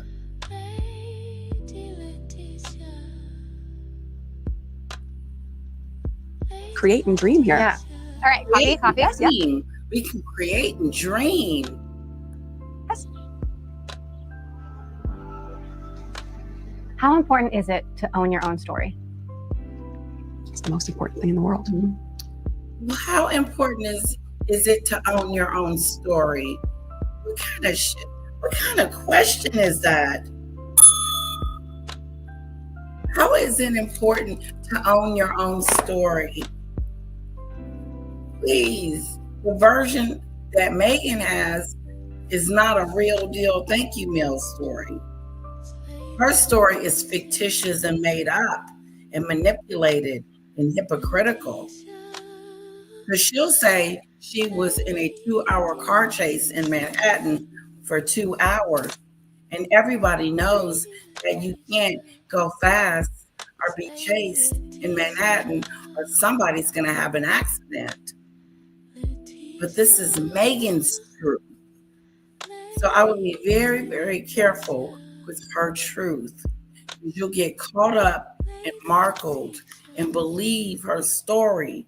And then it's all wrong. The story is all wrong. Just like she said, she didn't have any sisters or siblings. You might not have wanted to have any siblings, Missy, but you got some siblings. You got Thomas Markle Jr. and Samantha. They are your half sisters. And you did spend time with them once upon a time. But for some odd reason, the family is good at not speaking to the children. Like, I don't think Thomas Jr. talks to his kids, and I don't believe that Samantha talks to hers. It's interesting. So that would mean that the grandfather wouldn't be able to see those kids either. So shame there too. Is Meghan getting some of her traits from her half brother and sister, or from her other half? Not speaking to each other? Let's don't speak to each other, okay? Let's don't talk to each other. Let's don't speak to each other. We don't get along.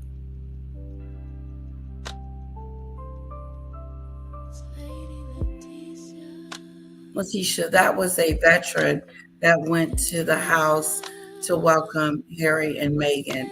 See what I'm saying? A whole veteran. But Meghan is too good for that. And the cameras wasn't rolling too at the time. Go away, peasant. Go away. Do you feel like you own your own story? I know I do. And if you know me. Do you think you own your own story? I know I do. Well, I don't know if you do know that you own your own story, because your story is fictitious. It's not real. It's made up. So you don't own your own story. You had us in your cut situation, and that wasn't making sense. You talked about having friends from your childhood. I haven't seen any friends from your childhood. And you don't talk to your mom and dad and them anymore. You don't have this big family. What story? That you're cooking in the kitchen, a bowl of spaghetti? That's your story? Making some jamma spam? Going to the LA fires and pretending that you care and you're all there to help or give financially? Ain't nobody giving up a dime. Meghan is cheap. She didn't even give her fathers $5 of the thousands and millions that she's made. How disgusting is that? He still is your father, regardless. You know what I'm saying, guys? Samantha and Ashley had a falling out because she felt the guy Ashley was with was too old. And see, Ashley's grown enough to make her decisions. Like Kara's going to be grown enough one day to make her decisions. I can only tell her my thoughts and actions. If she meets someone that is not treating her with respect and dignity and nice and kind and like a princess, he needs to be let go. He means no good to you. He's not worth your time or your day or your moments. You can do a lot better than that, honey. Trust your mama. Let the thug go and find you someone that opens your door, treats you kind, treats your mother like a princess. Somebody like your dad. Daddy's gonna be taking her out on little dates. This is how men are supposed to treat you. And when you get out there, you don't look at the prices. You just look and see what you want to eat. I think it's kind of rude to start. If you couldn't afford the restaurant, don't take me somewhere you can't afford for me to get whatever I want on the menu. No, but I'm going to teach a little bit, as much as I can. As much.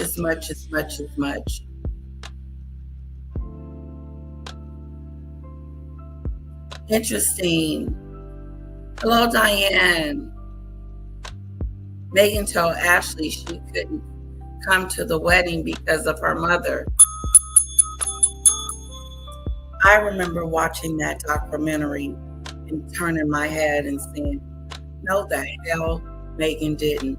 What sister would have her sister's child, on a show turning against their mom in real time?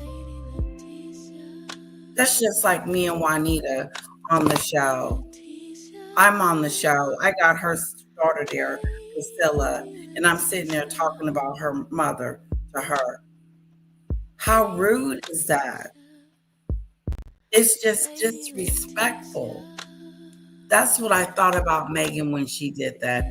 I said, why would you pin Ashley against her mother in your Netflix show and try to make your sister, half sister or not, make her out to be this nobody? I couldn't invite you, Ashley, because of your mother. No, she couldn't invite you because she didn't want you there and wasn't enough room to invite you and the celebrities. So she took your ticket because didn't nobody know that Meghan even had a family, because Doria was the only one there. So why would we know and why would we say anything? Because you invited Ashley. You didn't want to invite Ashley. She lied. Ashley ain't seen them kids since Netflix. Ashley hasn't seen the kids since Netflix. I bet you. No, Meghan's a user. I'm going to use Ashley to show that, oh, I do have a relationship with her. But you said that you didn't have a relationship with your sister, your half sister.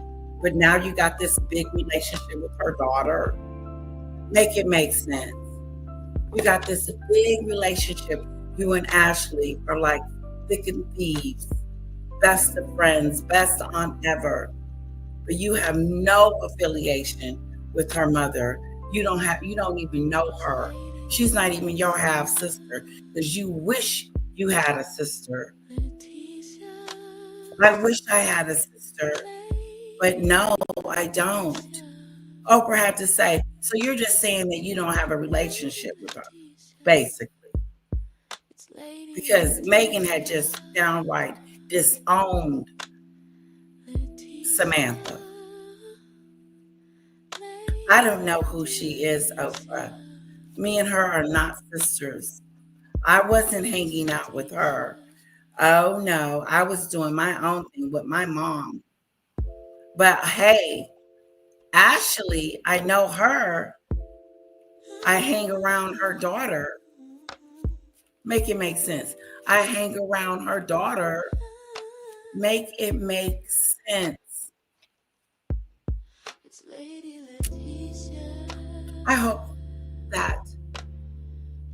I really hope that Samantha does a really good job showing off her defamation case against her sister.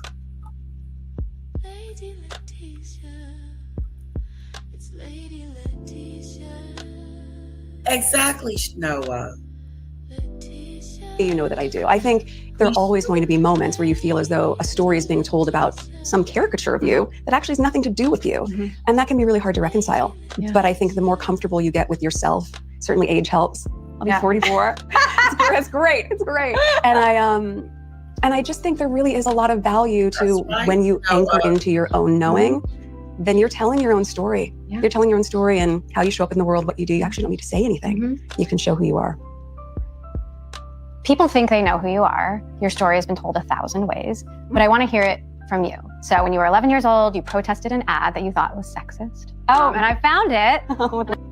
She just said, your story has been told 1,000 times, but I want to hear from you. How many times is she going to have to tell us this same story? She's already told us her story 1,000 times. The soap commercial, she's a hero. We don't belong in the kitchen. Speak for yourself. Like she made a resolution. Like she changed the world. Like she told us, oh, now you can sit in the front. You ain't got to sit in the back. Like she changed something. She sure did. She used Ashley to hurt Samantha. She sure did. And that's what I'm talking about right there. What sister would deliberately do something to hurt you on purpose? If you wasn't going to have anything to do with Samantha, then leave her alone, period. But you brought her daughter on the show and just decimated it. You brought Ashley on the show and you showed difference, and you showed, no, I don't have a relationship with her mom. I have a relationship with Ashley. That would have hurt me. That would have hurt my sister. But Meghan doesn't give a care about who it hurts or who she hurts or how she treats people. She just does it. And by the way, you can't come to the wedding either because of how it may look that I didn't invite your mom.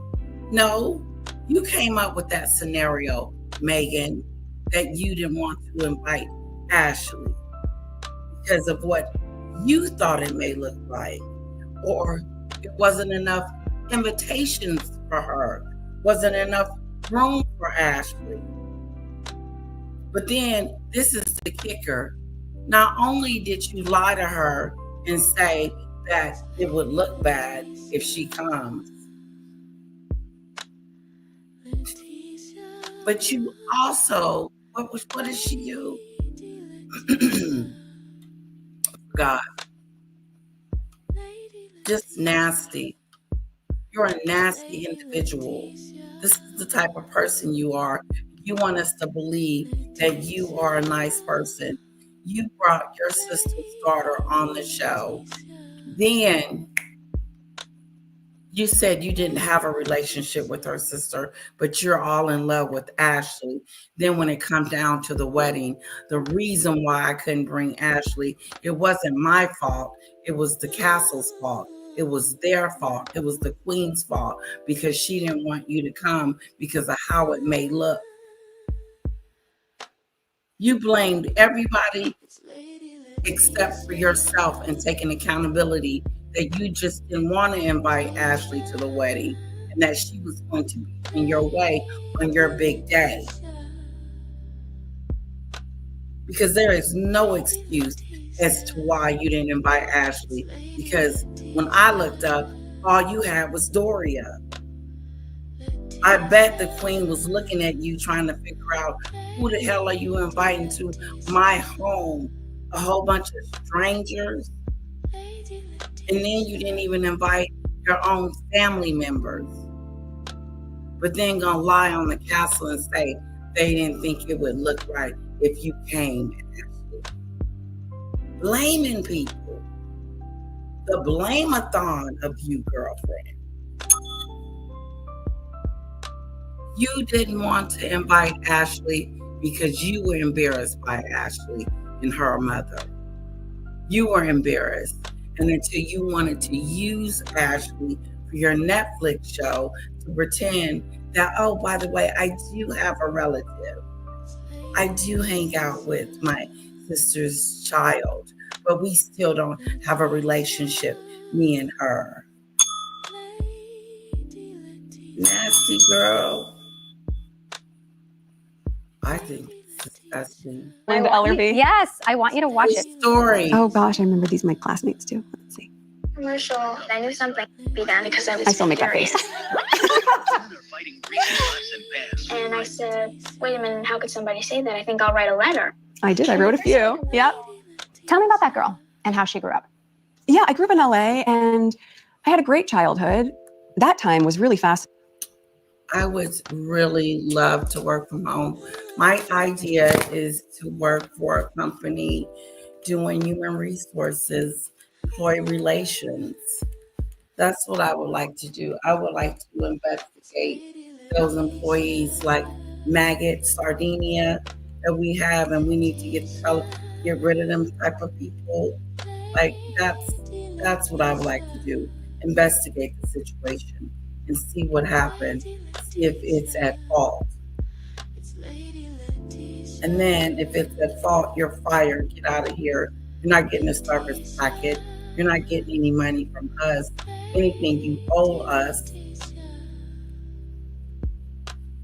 Yes, I'm talking about Sardinia. Remember she worked for the bank and they cut her off and they gave her some money to shut the hell up. They probably didn't give her much.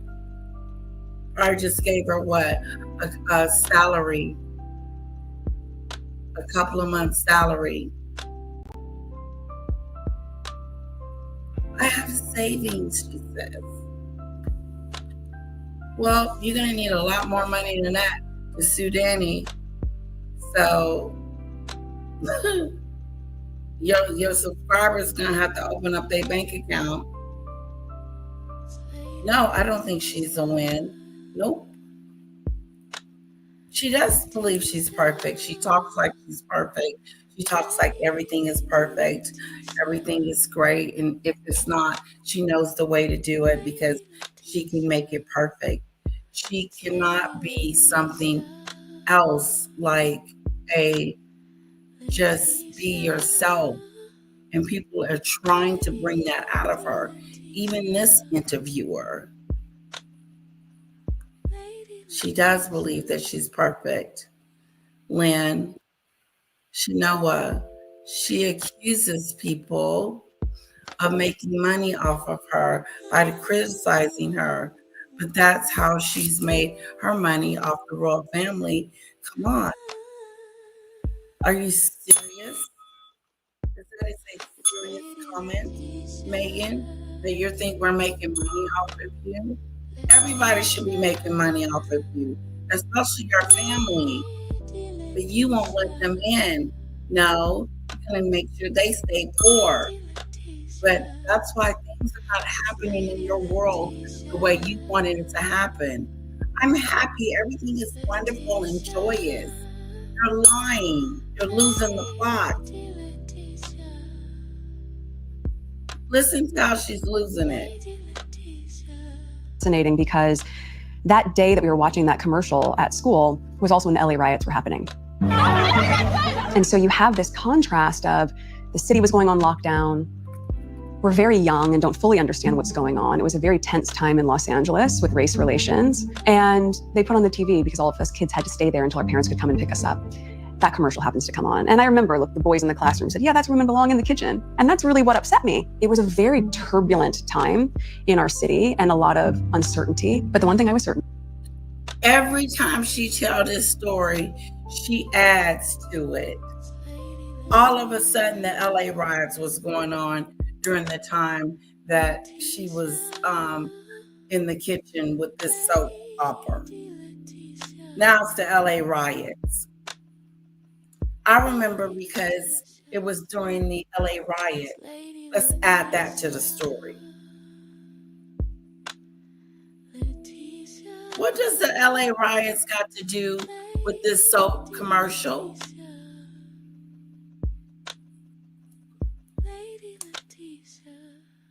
I remember because it was the LA riots, and this boy in my classroom was saying women belong in the kitchen. And I rose up and said, no way, Jose. And we're saying to ourselves, so what? Don't tell this story no more.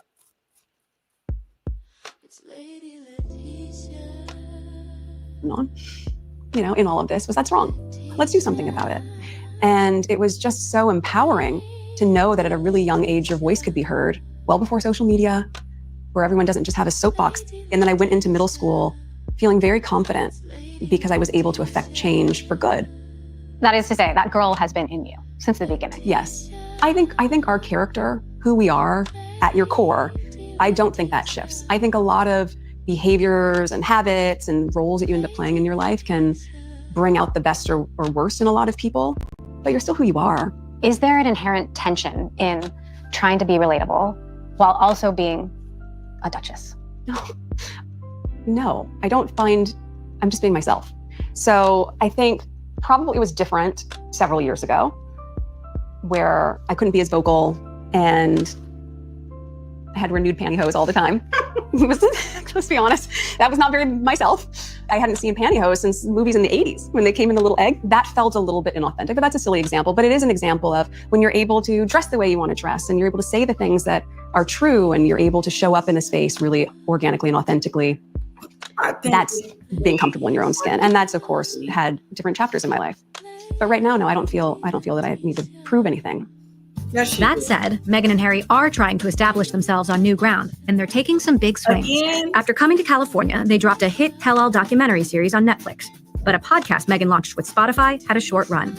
She returned to the screen in March with a show With Love Meghan, where she, alongside friends and celebrity guests, shares her tips for cooking, gardening, and hosting. It was greenlit for a just-released season 2. What's your vibe on launch day? Are you zen or are you like gritting your teeth? Oh, no. Very zen because it's done. Yeah, it's done. So I think I sort of approach that with anything that I pour my heart into and create is you've done everything you can. And then you have to let it go. How much preparation would go into a With Love shoot? Like, are you memorizing recipes? Are you sharpening your knife skills? Are there hours of taste tests? It's a great question. A lot of prep and a huge crew, which I think people often forget. That was a crew of 80 people. So most of it in the pre-production was inspired by recipes that I love to make, who I was entertaining, and then test it all out. Yeah, it's a lot. The show hit the top 10. Yeah. Globally. And yet there were mixed reviews. I watched every episode of the Meghan Markle Netflix show, so you don't have to. Today, my guest is a dear friend who I've known for about 20 years. So welcome in, Fabian. Meghan, right? Yeah, Meghan, right. I saw so many people recreate her recipe. So like, where's the hate coming from? How did that land for you? I think I knew who I was trying to meet. And so if you know your audience, you know your demographic, well, they love the show. And my partners love the show, and that's why we have a season 2. And who loved the show? Put a 1 in the chat if you love the show. Did you love the show? That's why she's got season 2. No way, Jose. The reason why you got season 2, because season 2 was already filmed. Why is she lying? Remember when she came out and told us?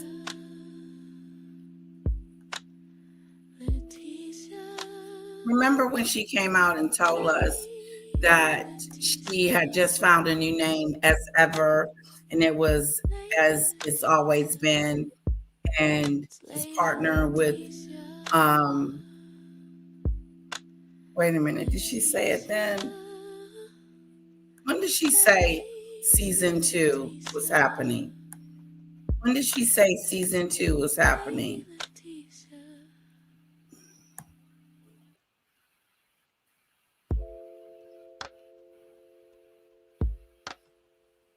I thought she said season 2 was happening with Maybe I'm wrong.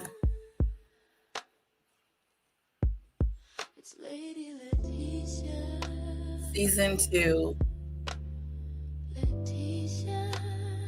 Right here.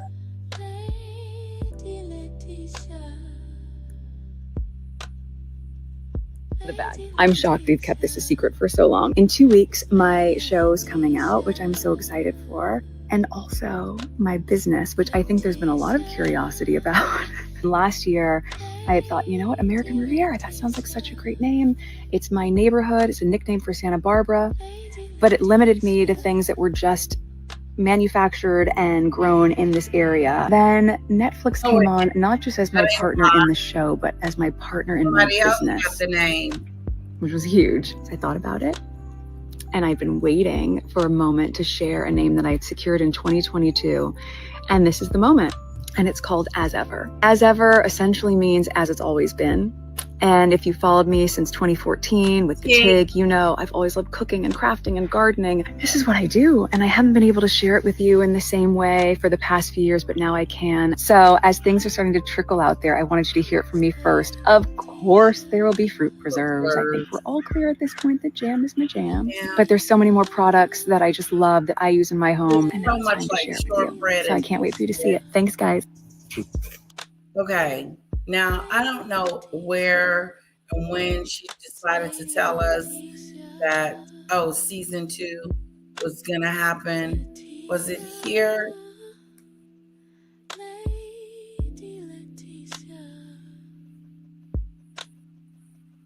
No, 6 more days into the show launches.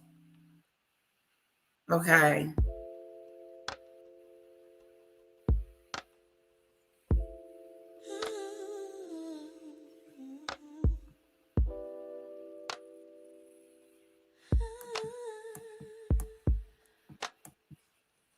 Her fruit tray and spaghetti. There's little Lily. I don't know who those people are. The crew of 80 people. And that nasty jelly.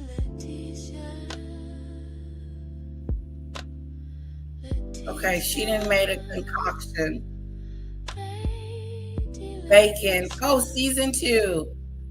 If you're loving season 1, just wait until you see the fun we've cooked up on season 2. This was, when was this? God, I don't know what day this was. 24 weeks ago. May 7th. So she knew that season 2 was coming way before season 1. So she act like, oh, we did so good in season 1 that they're allowing us to have season 2. That's a lie, Meghan. You're lying. Lie-a-do. March 7th. When was launch day?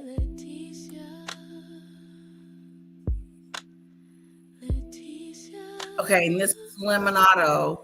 That was boring as hell.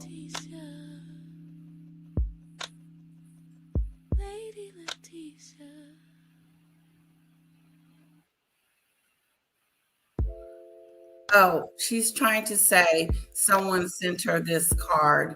No one sent this to you. When your dear friend from middle school, you don't have any friends from middle school, Meghan. We haven't seen any of your friends from middle school. Stop lying.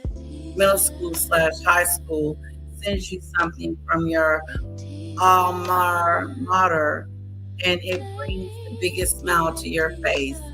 Go Pandas. You liathon. Thanks so much. Love, love. And thank you so much for the very sweet caption. Means so much. Congratulations to my alumni, Meghan Markle, 99, on the renewal of the Netflix series and launch of her new podcast. We're delighted to share a special throwback photo from her time at what? Emulated, heart honoring our cherished tradition of merry days and reflections of our legacy of sisterhood, support, and panda spirit as we began preparation for this year's Mary's Day celebration. We proudly carry forward the tradition that makes our school community so special. Okay, so whatever that is. First day of spring, every day is love story, something about the dog, daydreaming about the rose cupcakes.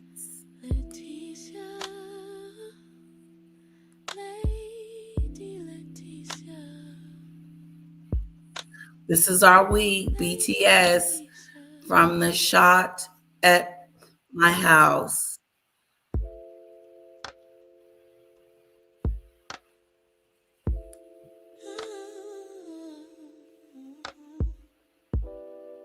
Tomorrow, I can't go to sleep. So launch day.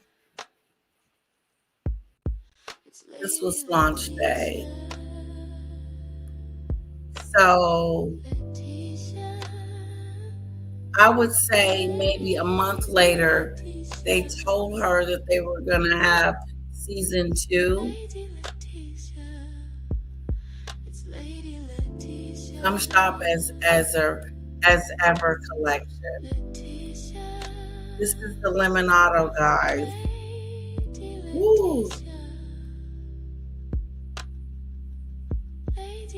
I can't hear. Neither, maybe she ain't talking.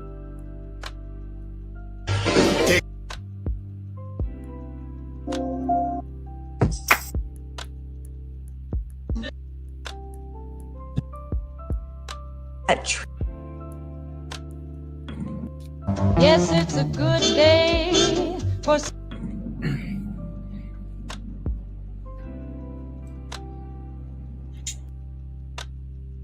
One more time, just one more time for the road.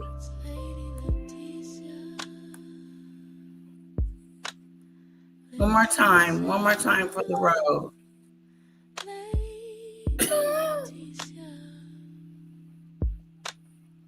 I know she wouldn't know the truth if it came up in bitter.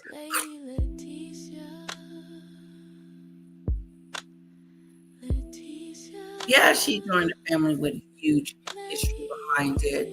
Why not just bite the bullet and get on with it for the couple of hours a week that she had to work? Exactly. No, she couldn't. She couldn't do it.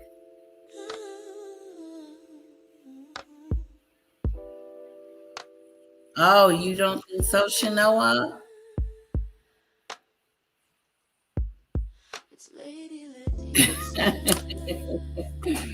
Good. I want to have you guys laugh.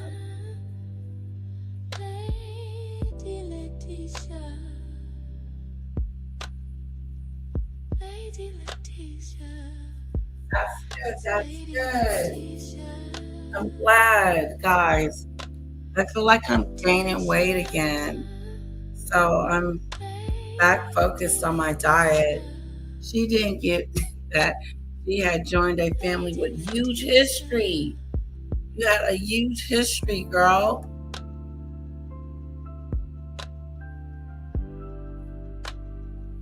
Meghan wouldn't know the truth if it jumped up and bit her.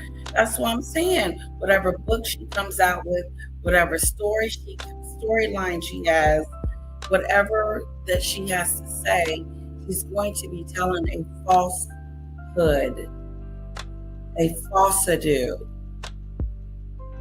Yeah, look at her trying to be hip, trying to be relative, trying to have it going on, doing the oochie coochie. Yeah, looking like don't do that. Don't do that. Don't do that, Harry. Oops. Ooh, ooh. Whoa. She went there.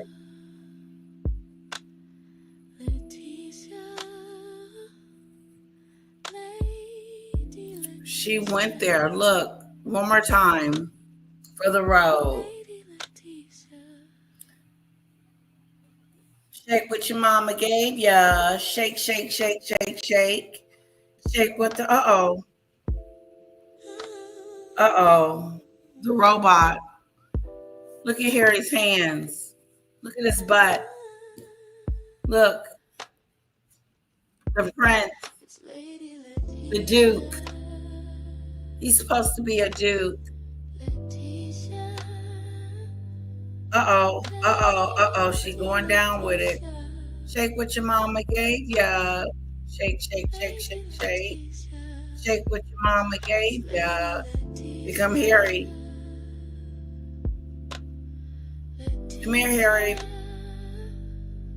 Oochie coochie, oochie coochie, oochie coochie. Come here, Harry. Come back in there. Oh. Uh-oh. Watch it. Watch. Watch. Scooby-Dooby-Doo. Down on the floor. Watch it. Watch it. That's made her authentic. Now she thinks she's authentic. But let's hear her talk about how wonderful she is.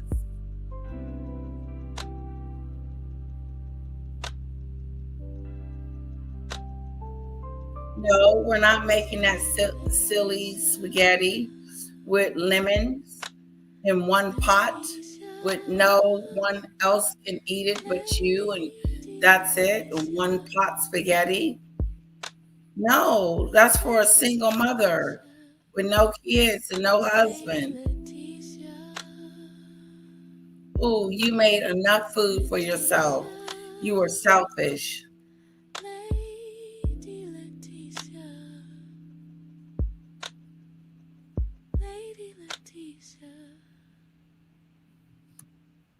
That you didn't show us more of you.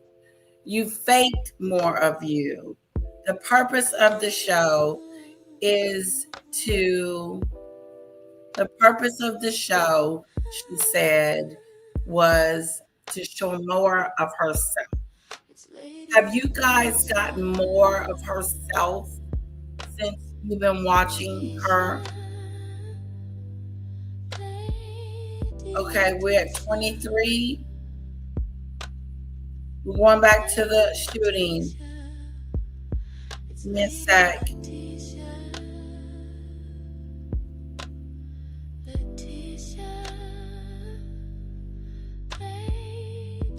It still says 2 dead, 27 injured.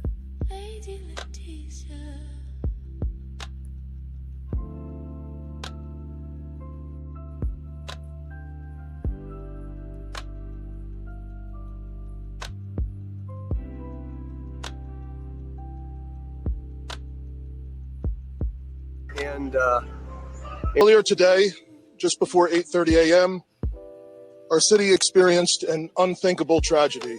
Trigger warning. Minneapolis police officers responded to a report of a shooting at a mass that was happening at the Annunciation Roman Catholic Church on the block behind me. This worship service was marking the first week of school for children that are attending the Annunciation Catholic School. During the mass, a gunman approached on the outside on the side of the building and began firing a rifle through the church windows towards the children sitting in the pews at the mass. Shooting through the windows, he struck children and worshipers that were inside the building. The shooter was armed with a rifle, a shotgun, and a pistol. This was a deliberate act of violence against innocent children and other people worshiping. The sheer cruelty and cowardice of firing into a church full of children is absolutely incomprehensible. Police officers from the Minneapolis Police Department immediately responded, entered the church, and attempted to provide first aid and rescue some of the children that were hiding throughout the building, while other first responders came and EMS responded to rush victims to nearby hospitals. 2 young children, ages 8 and 10, were killed where they sat in the pews. Their parents have been notified. 17 other people were injured, 14 of them being children. 2 of those children are in critical condition. Jesus. The coward who fired these shots ultimately took his own life in the rear of the church. Our hearts are broken for the families who have lost their children, for these young lives that are now fighting to recover, 14. and for our entire community that has been so deeply traumatized by this senseless attack. Wow. We will stand together to protect our children, our schools, and our houses of worship. This deliberate act of violence is just a sign of cruelty that is beyond comprehension. Our hearts are broken for everyone that's been affected by this tragedy. As we begin the difficult path of healing, I want the community to know this, that even in the face of such evil, the Minneapolis Police Department and all of our law enforcement partners stand with our community. We stand with these families and with this parish. We will continue to be here for you. With that, the investigation is obviously in its preliminary stages, and I will attempt to take some questions to provide further information. Chief, what can you tell us about the suspect in this case? How old was he? Any kind of motivation? Any notes or any other information? So we were looking, the question was, what can be said about the shooter? We believe it is one suspect, a sole shooter. We believe he is deceased. He is in his early 20s, does not have an extensive known criminal history. And we are looking through information left behind to try and determine some type of motive. How many kids at the school? How many children? There were, I don't have an exact, the question was how many children at the school? There were dozens of children inside the mass at the time. I don't have an exact count. The children have been relocated into the school, which is where their families are reunifying with them. A student, former student, was he a former employee? Do we know that? The question was, do we know if the shooter was a former school employee or a former student? We don't have that information. There's a vehicle. The question was anything left behind? There's a vehicle that we believe that the suspect used that is being searched.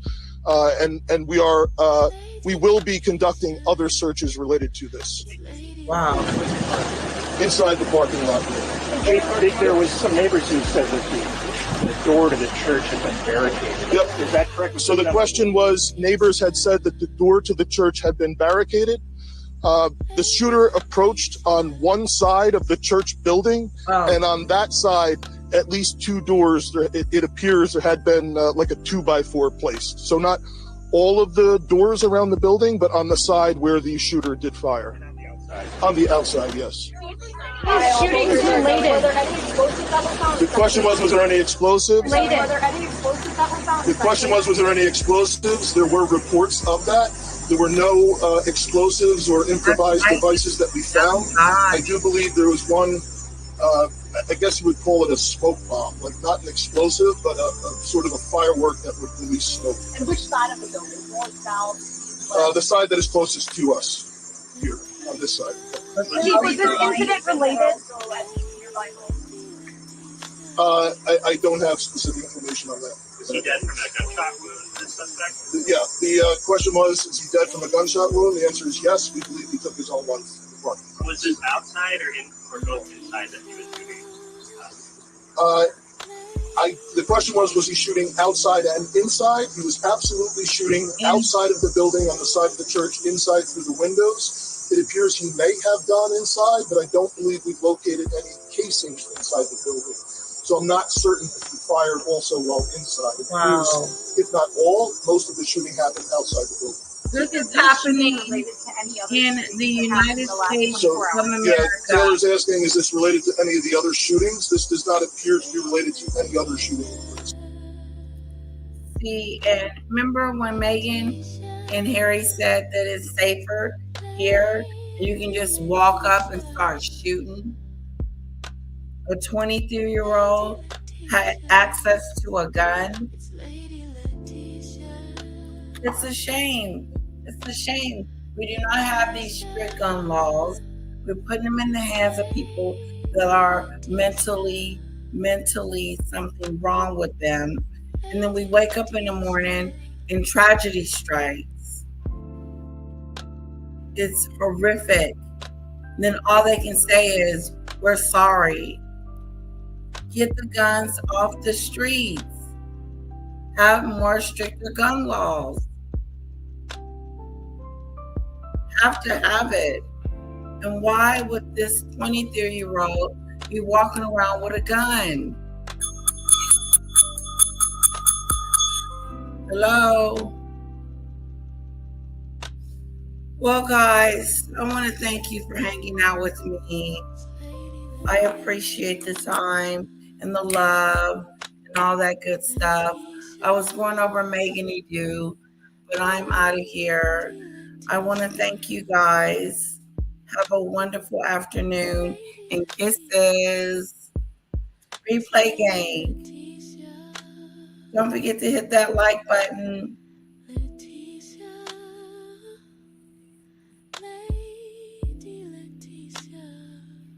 Yeah. Oh, wait.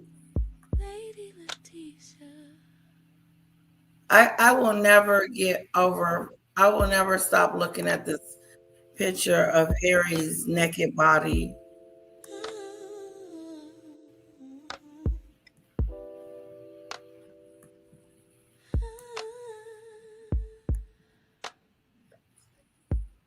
It's Lady Letitia. Letitia. Lady Letitia. Lady Letitia. Little Nas charged with 4 felonies. There's a lot of stuff going on in the world. Selena Gomez let loose in Cabo Gal Pal Bash. Wow.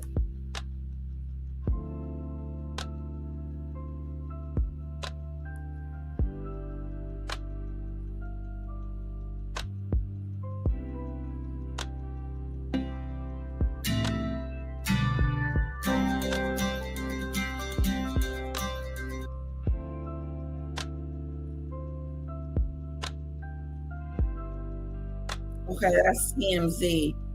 TMZ will strike you.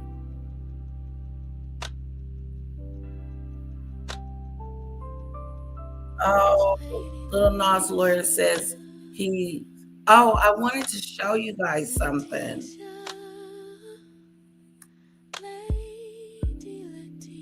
Let's see.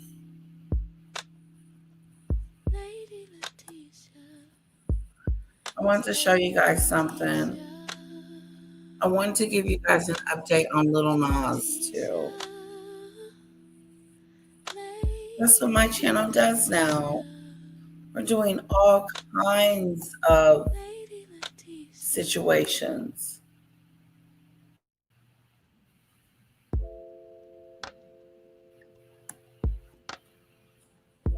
Okay, where is it?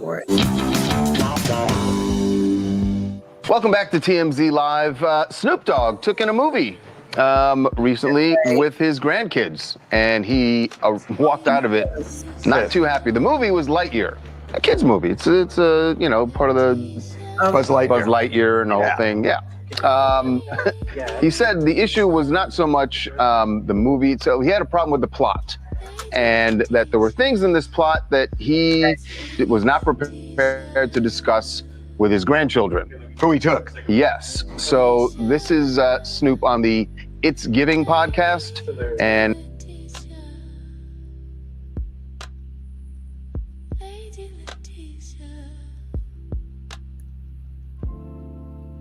Okay, I wanted to show you guys something.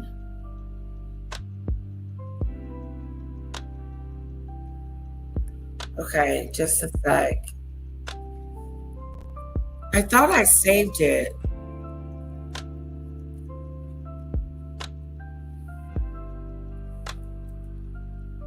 Because he's spoken out. Okay, here it is.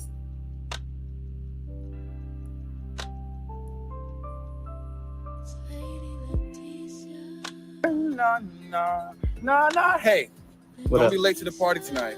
Where at? You know where it's at. Your girl is gonna be okay, you all. Okay? She's gonna be all right. She's gonna be all right.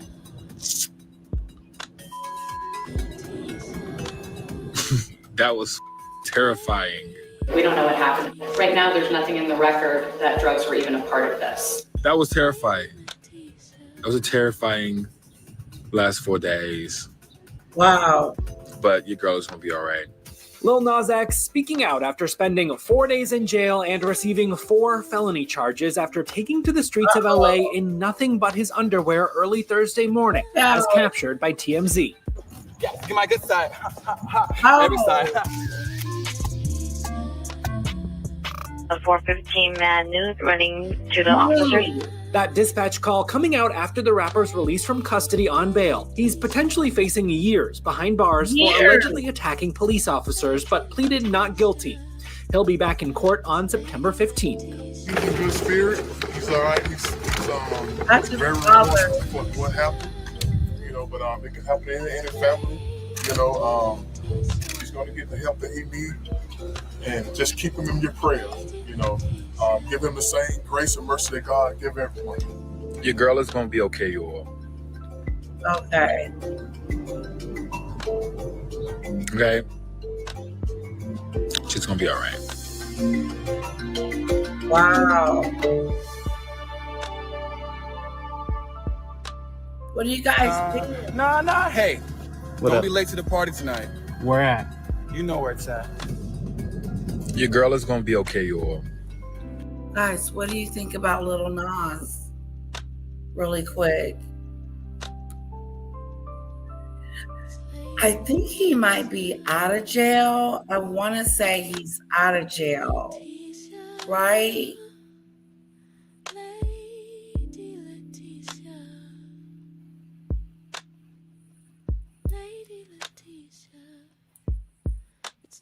I want to say he's out of jail, but he's talking up on the first time on social media and saying he's gonna be okay, guys.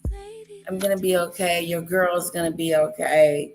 Like, I had a moment last couple of days has been really scary. I want to watch it again. Replay gang. I hope you enjoy it. Nah. Hey, What don't up? be late to the party tonight. Where at? You know where it's at. Your girl is gonna be okay, you all. Uh-oh. The girl is gonna be okay, y'all. Okay? She's gonna be all right. She's gonna be all right.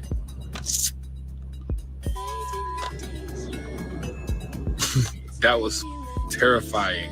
We don't know what happened. Right now, there's nothing in the record that drugs were even a part of this. That was terrifying. That was a terrifying last 4 days. Last 4 days. But your girl is gonna be all right. Lil Nas X speaking out after spending 4 days in jail and 4 receiving days in 4 jail. felony charges after taking to the streets of LA in felony nothing but his underwear early Thursday morning, as captured by TMZ. Yeah, get my good side. Every side. A 415 Mad News running to the officers.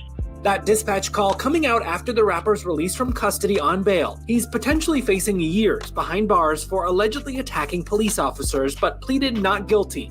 He'll be back in court on September 15th. He's in good spirit. Very He's all right. good. He's very remorseful for what Guys, happened. my birthday is coming up. In the family, This next week, and just keep him in your prayers.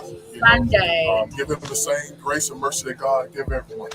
Your girl is gonna be okay, you all. He's gonna be okay, he said. Okay? She's gonna be all right. Wow, he looks like he's been through something. So that happened. Oh, nobody. He's live. I'm not gonna do him while he's live. All right, guys, that's it. I could go on, but look like everybody's tired. I was gonna talk about it some more.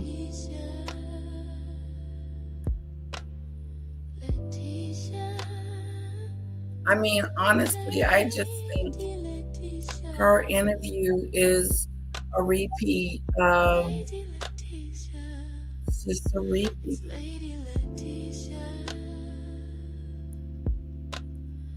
Tips that I love in my life and to have fun. But there's this take that you're glorifying homemaking or glorifying trad wives. Oh, really?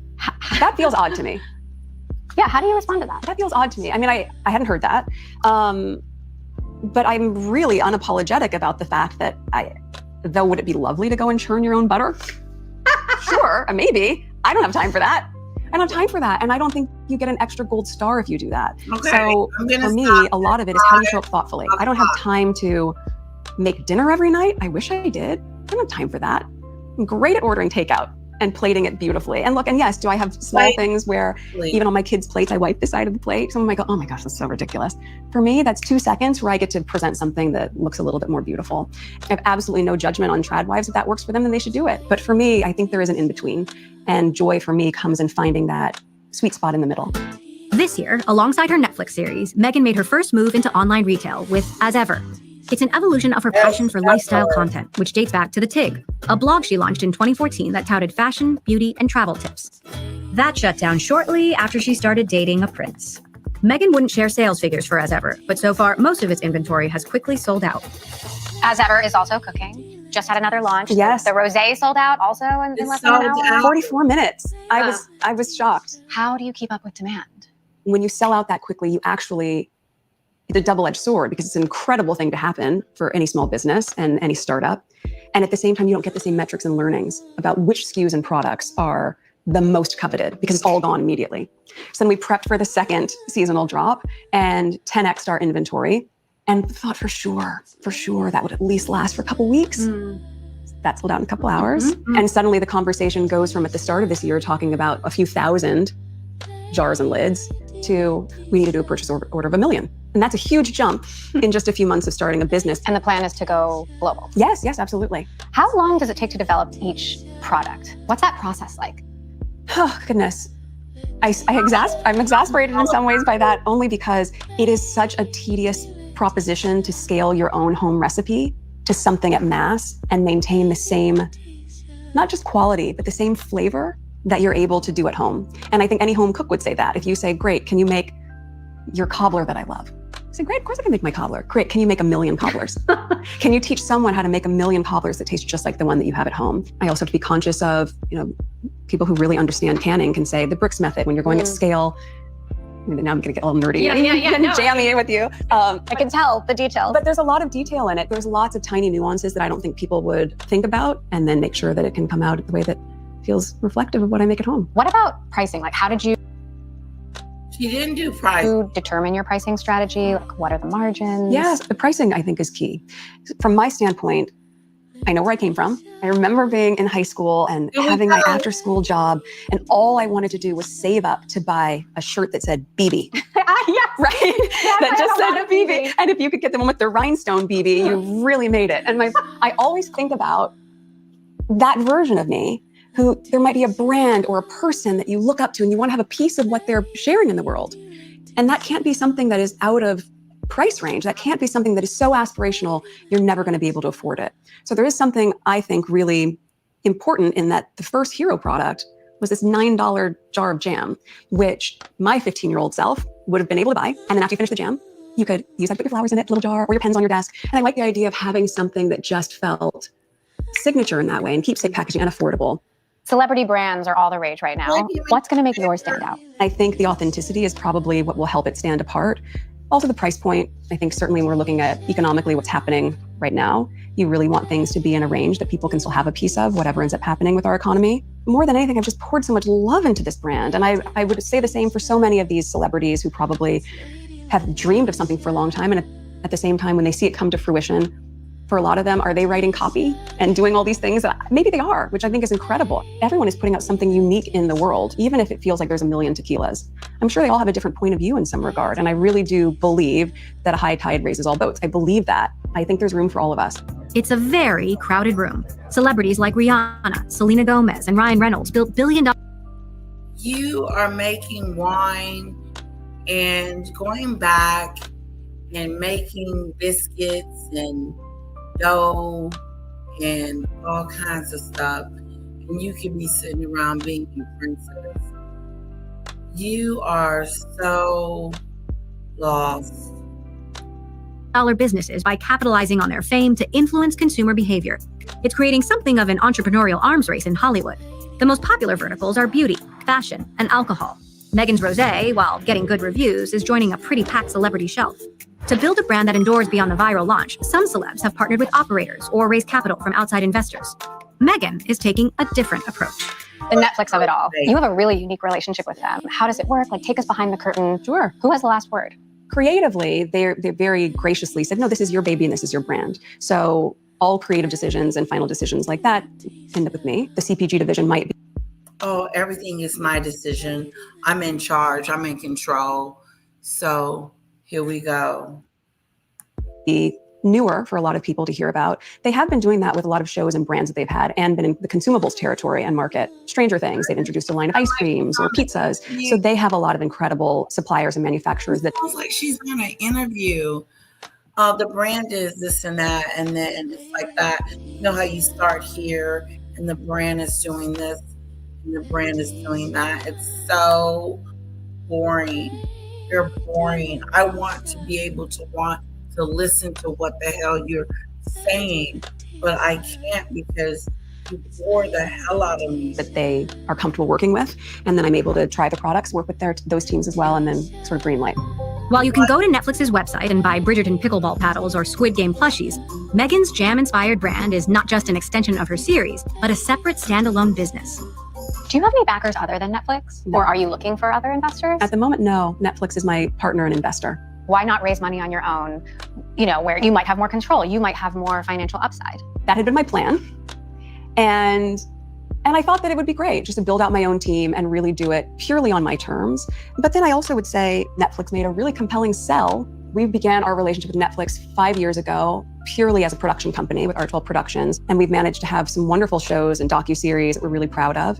And then with the... No, you had Polo, Invictus, and As Ever. And Invictus maybe be the only thing that was successful. Am I right? Give it to me, even if it's just one person in the chat. Don't you remember that? Netflix doesn't have all these wonderful shows. Unfortunately, I'm sorry, they have failed. People have, as a matter of fact, did she just put Meghan and Harry in there as a show? She's a fake-a-do. Look at Netflix is my partner and investor. Why not raise money on your own, where you might have more control, you might have more... Because I don't have the money that needs to, I don't have the capital. I don't have the capital. So I need Netflix to come in and give me the money.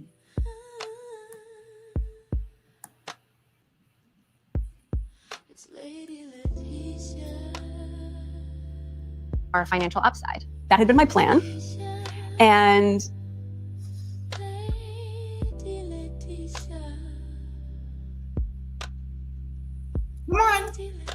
And I thought that it would be great just to build out my own team and really do it purely on my terms. But then I also would say Netflix made a really... I thought I would do it on my own terms, yeah. Like, I didn't want those 80 people in my house. I didn't want them to be disturbing my kids. So I'm in control of everything. That's why I'm failing. Compelling sell. We began our relationship with Netflix 5 years ago, purely as a production company with Archwell Productions. And we've managed to have some wonderful shows and docuseries that we're really proud of. Lead to live, live to lead. What the hell is that? And then with the evolution of our partnership now is them As Ever doubling down in their support of As Ever. Just days after this interview, Netflix announced that following its initial 5-year, $100 million deal with Harry and Meghan, they've signed a reportedly far less lucrative first look deal, similar to the Obamas. So in other words, they don't have a new contract with Netflix. They have a let's look and see deal. Her ever-present critics seem... That means if your stuff got it going on, we will see about it and add it to the repertoire. Otherwise, you're a no. So it's like, we don't really want to get rid of you, but we are getting rid of you. So when you and Harry get ready to divorce, we'll be ready for that series. Because Meghan is going to rip him one. She's going to rip-a-doo, rip-a-doo, rip-a-doo. Let me tell you. He's going to not know what hit him. to view this as yet another setback. But really, what it means is Harry and Meghan can shop their shows elsewhere if Netflix doesn't bite. Recently released viewership numbers reveal With Love Meghan did hit the top 10 initially, but ultimately only had 5.3 million views and ranked 383rd on Netflix's watch list. Yeah. A season 3 is TBD, but Netflix is promising a holiday special with Meghan and will continue to back as ever. Oh my God. Meghan likes to pretend that she's still a number one when she's at the bottom. Tell the truth. Just tell the truth. Meghan said in a statement that she and Harry are proud of the new deal, which celebrates their shared vision. So what is the grand vision for As Ever? What do you want? Meghan can shop their shows elsewhere if Netflix doesn't bite. Of the deal. Recently released viewership numbers reveal With Love Meghan did hit the top 10 initially, but ultimately only had 5.3 million views and ranked 383rd on Netflix's watch list. A season 3 is TBD, but Netflix is promising a holiday special with Meghan and will continue to back as ever. Meghan said in a statement that we're proud to extend our partnership with Netflix and expand our work together to include the As Ever brand.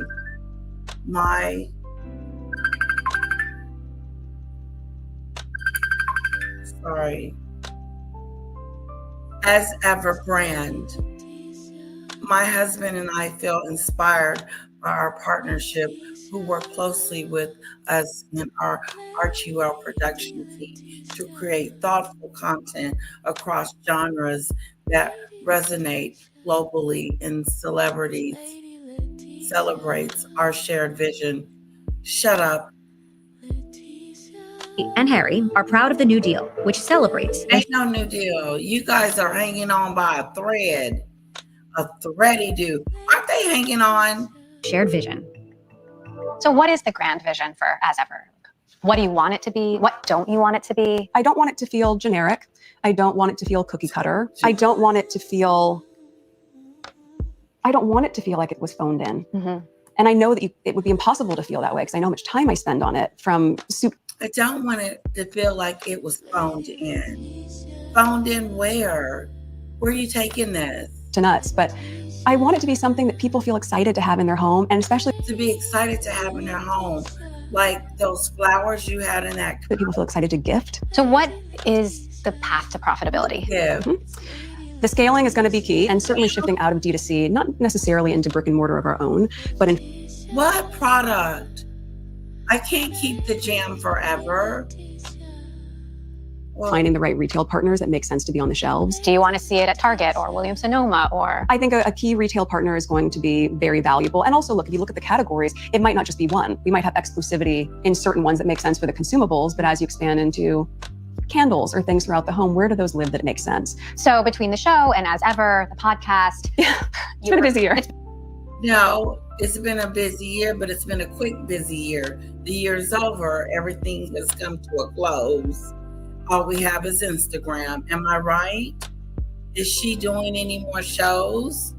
All she's doing is interviews, and she's making a fool out of herself. Come on. It's been a busy year. You were off social media for years, and now you're back on. Do you feel like you're sort of launching a new you or rebranding yourself? No, I think, how funny, no. I think I finally get to share the me that's been here for so long that people maybe haven't had the same visibility to. Coming back on Instagram was a really big decision, but also...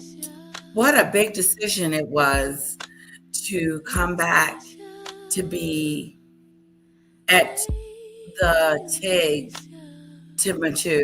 You know what I'm saying? What made her decide to come back all of a sudden? Okay? Like all of a sudden, I'm back. No, you had to come back to the TIG, to the Instagram, because you have nothing else. What's going to happen when you don't have Lemonado, when you don't have Spotify, Netflix, as ever? What's going to happen then? Where do you go after that? Are you advertising for something else? Are you needing new investors? Where does she end, guys?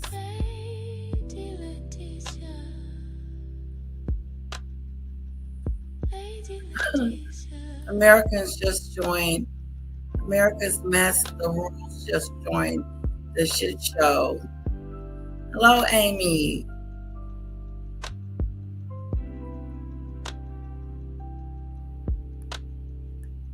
Oh, it's just been joyful. And I'm really intentional in using it as a platform to share joy and to have fun as well. And so I get to play and explore. I play in public. Meghan has now spent 9 years on a very public, often unrelenting world stage. In 2018, she was the most Googled person in the world, for better or for worse. My wife in 2018 was the most trolled person in the world. So there was a lived experience in that, but at no point did we... She was the most trolled woman in the world. Of course she was. We suddenly think, okay, well, let's go and let's take this industry on. Let's take this industry off, because since my wife was the most trolled person, let's just go ahead and take on that industry.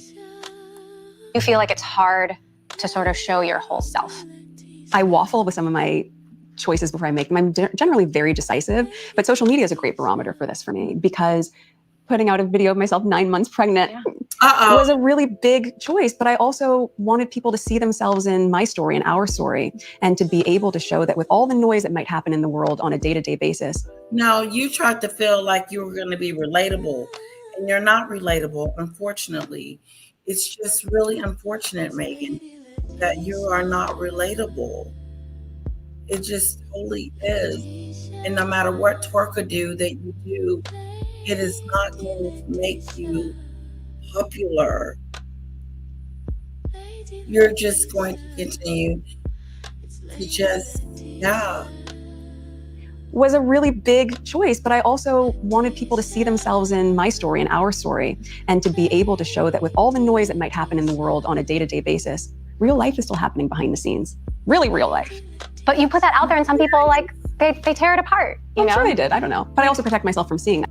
Oh, I don't know if people tore it apart. They tore it apart, Meghan.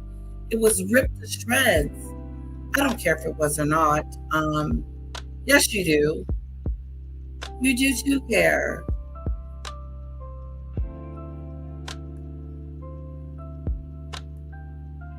It's been interesting preparing for this interview, because every day you search for your name and there's like 1,000 different news stories about 1,000 different things. Yes. And so, but I guess the distinction there is those people don't know me and they're not talking about me.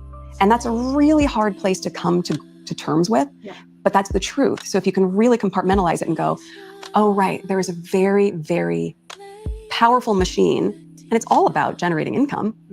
Those stories aren't just appearing because it's fun. Clickbait has a huge financial implication. And so if I'm part of an SEO and that gets them more clickbait, then yes, they're incentivized to churn out as many stories, false or damaging or whatnot, to feed the beast because that's paying them. And I think a lot of people forget the economic element of it. And I think from my standpoint, that's why I don't look at it. It would be very hard to see anything about yourself that isn't true. But equally, it's not me that they're talking about. It's some caricature they've had to create to get clicks. And I'm very clear on the difference between the two. Do you feel like you have to be perfect? Do you feel like you have Oh, here's a good question. to curate what you show us or be a more polished version of Yes. the Meghan that you are, like, you know, just at home putting your feet up on the couch? I did feel that for a while.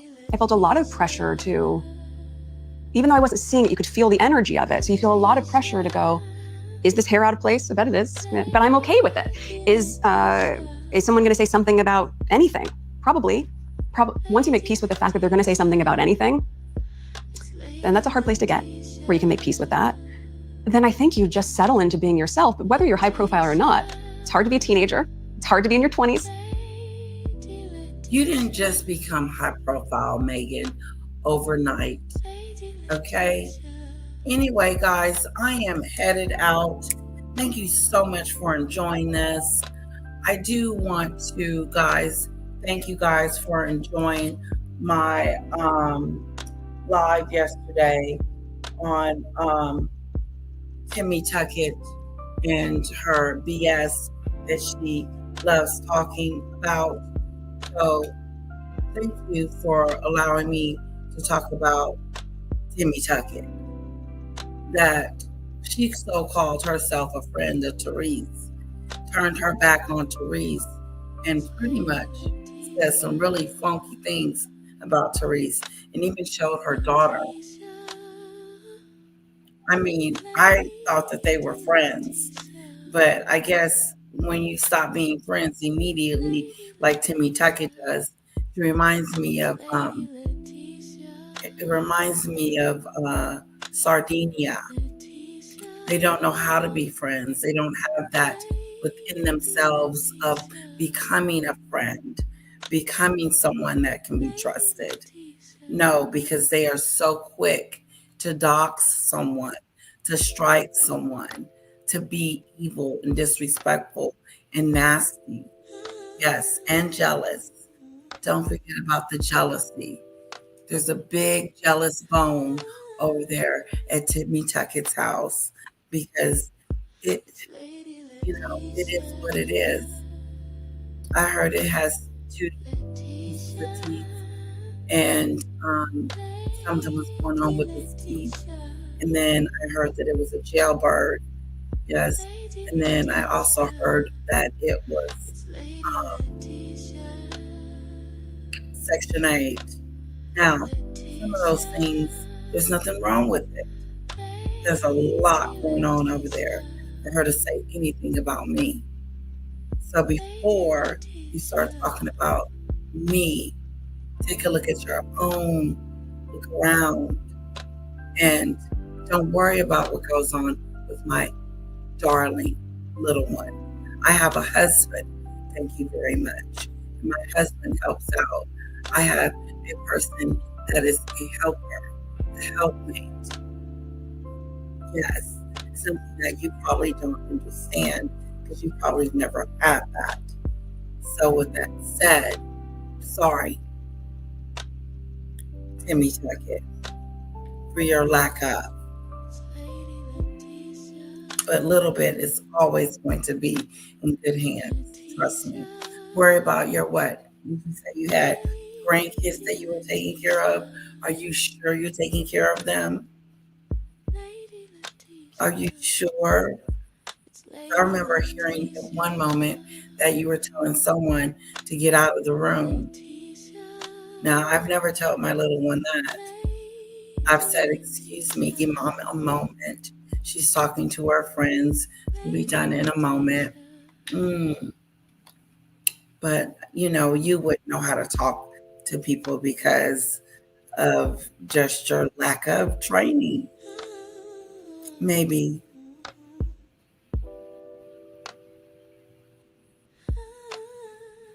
So why are you doing people know you? Diddy Top, hello and welcome. Yeah, I would just let Timmy Tuckett know that It should never come up again.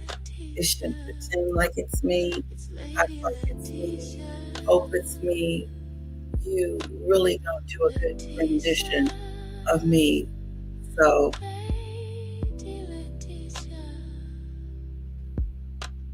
yes, please hit that hype button. Please hit that hype button. I am leaving soon, but I just wanted to let Timmy T know that she should never call anyone a friend. Ever, ever, ever. You are not a friend. You are an enemy. Even when you say that you are a friend, just you are hit below the belt. You're a nasty individual.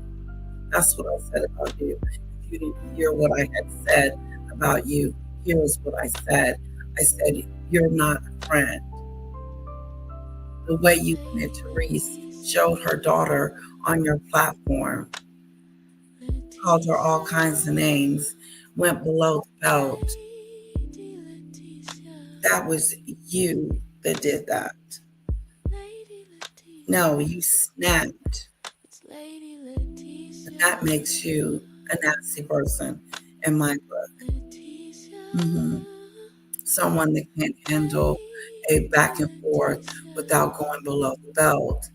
That's how I know for a fact that you dog's standing. Now I know you. I know. Not that I didn't know before, but it just solidifies it. This is the type of person that you are. No wonder you and Maggie get along so well. Sardinia and Timmy T. I am not surprised.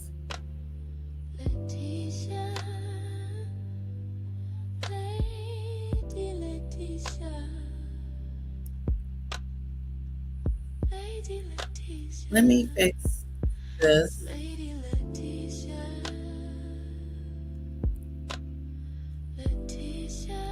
Email. Is that? What's the name?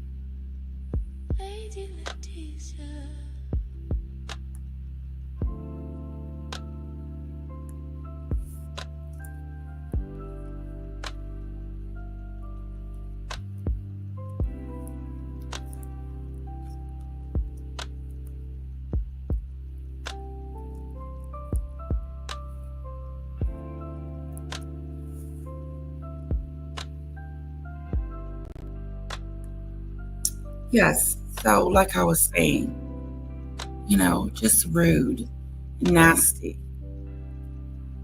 How do you so call yourself someone's friend and then just be so rude and disrespectful? So rude and disrespectful.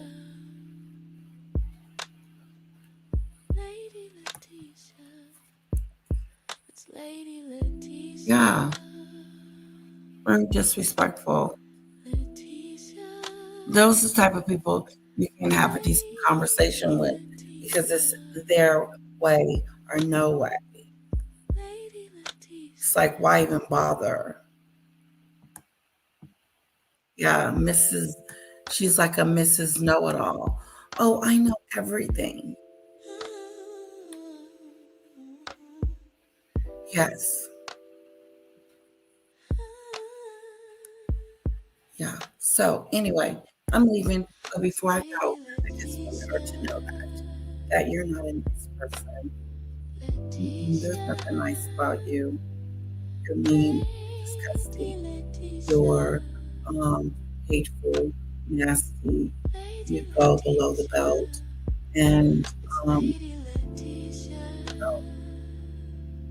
there's nothing nice and kind about you at all. Nope. And that's why you and Maggot have each other.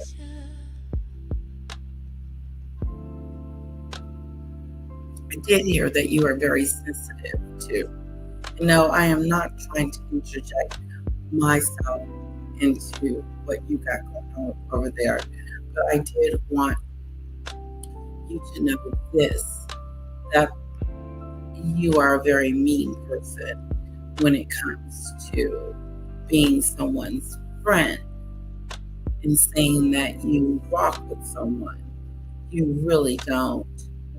You let Maggie say some really nasty things about Treez on your Madness Monday deal, or get it out your system Monday, or whatever the freak you got going on over there.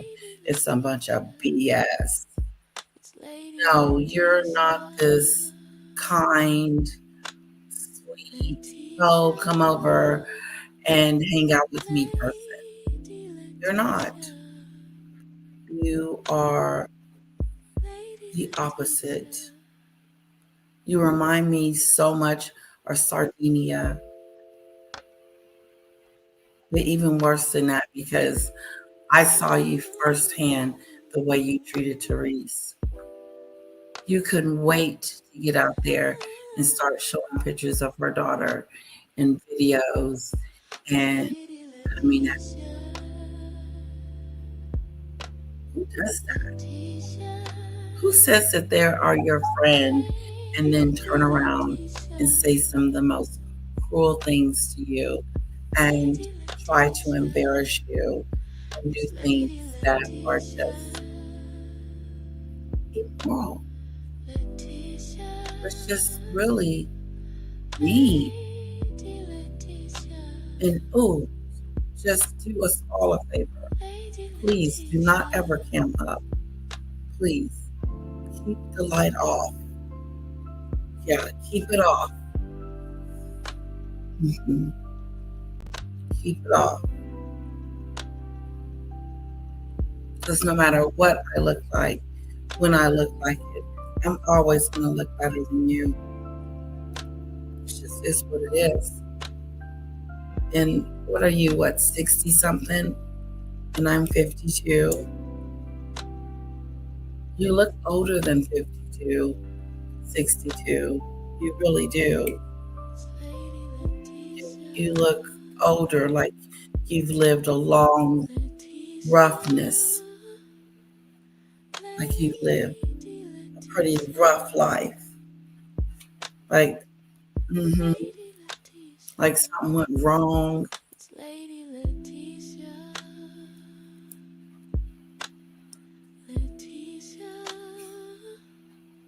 Yeah, I just thought it was being very mean to Treez to say that she was once her friend, or even say that she apologized once upon a time and said, "Oh, I'm sorry, I didn't mean to." And then you have those people that go right back in to the same thing as if they never said they were sorry. They become viciouser. Yeah, that's why you got to be careful who you forgive. Who you forgive. You can still forgive people and move it on and keep it moving. But going back after is a big mistake. You can forgive and keep a pushing. I will never forgive Sardinia. She will forever be a flake. I will never, ever, ever, ever forgive her for doxing me and my family.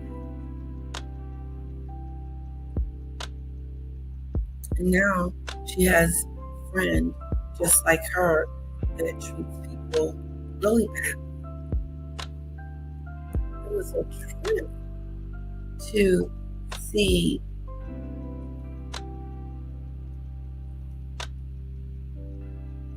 trip to see it. I'm going to let you guys go. But it was a trip to see how mean she could be that quickly, turn against Treez that quickly, and start playing old things about her.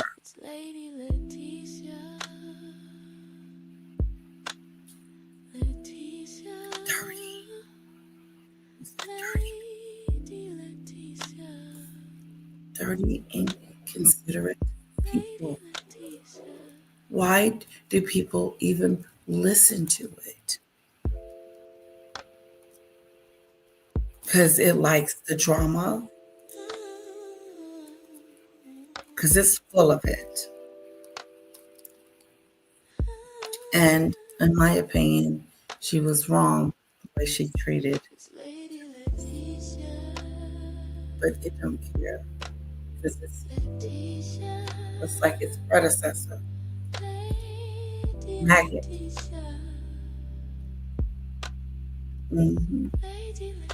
I'm surprised Treez was still.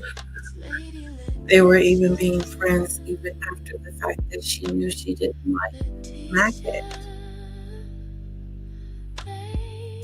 But of course, Timmy T has been using Meghan. Yes. She's been using, how you pronounce her name again? Sardinia, to get at Danny. My little roses. They're still doing so, my flowers. They're still doing so great and they're so pretty. Oh, my husband, he's such a sweetheart. But Timmy T wouldn't know anything about that.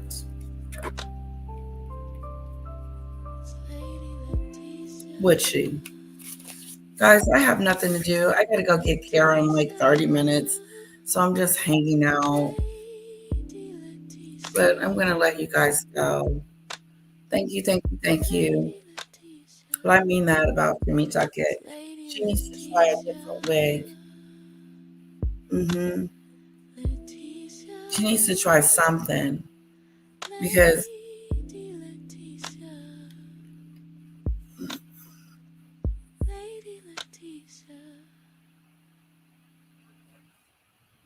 there is nothing cute about it, sexy about it. There is nothing about it that looks good. It's a scary ado. You are a scary ado. Keep the cameras off. I don't know what you chopped off before. Maybe you should have kept them in there. Maybe you should have kept your dreadies in there, girlfriend. No. You're evil. Evil. Totally.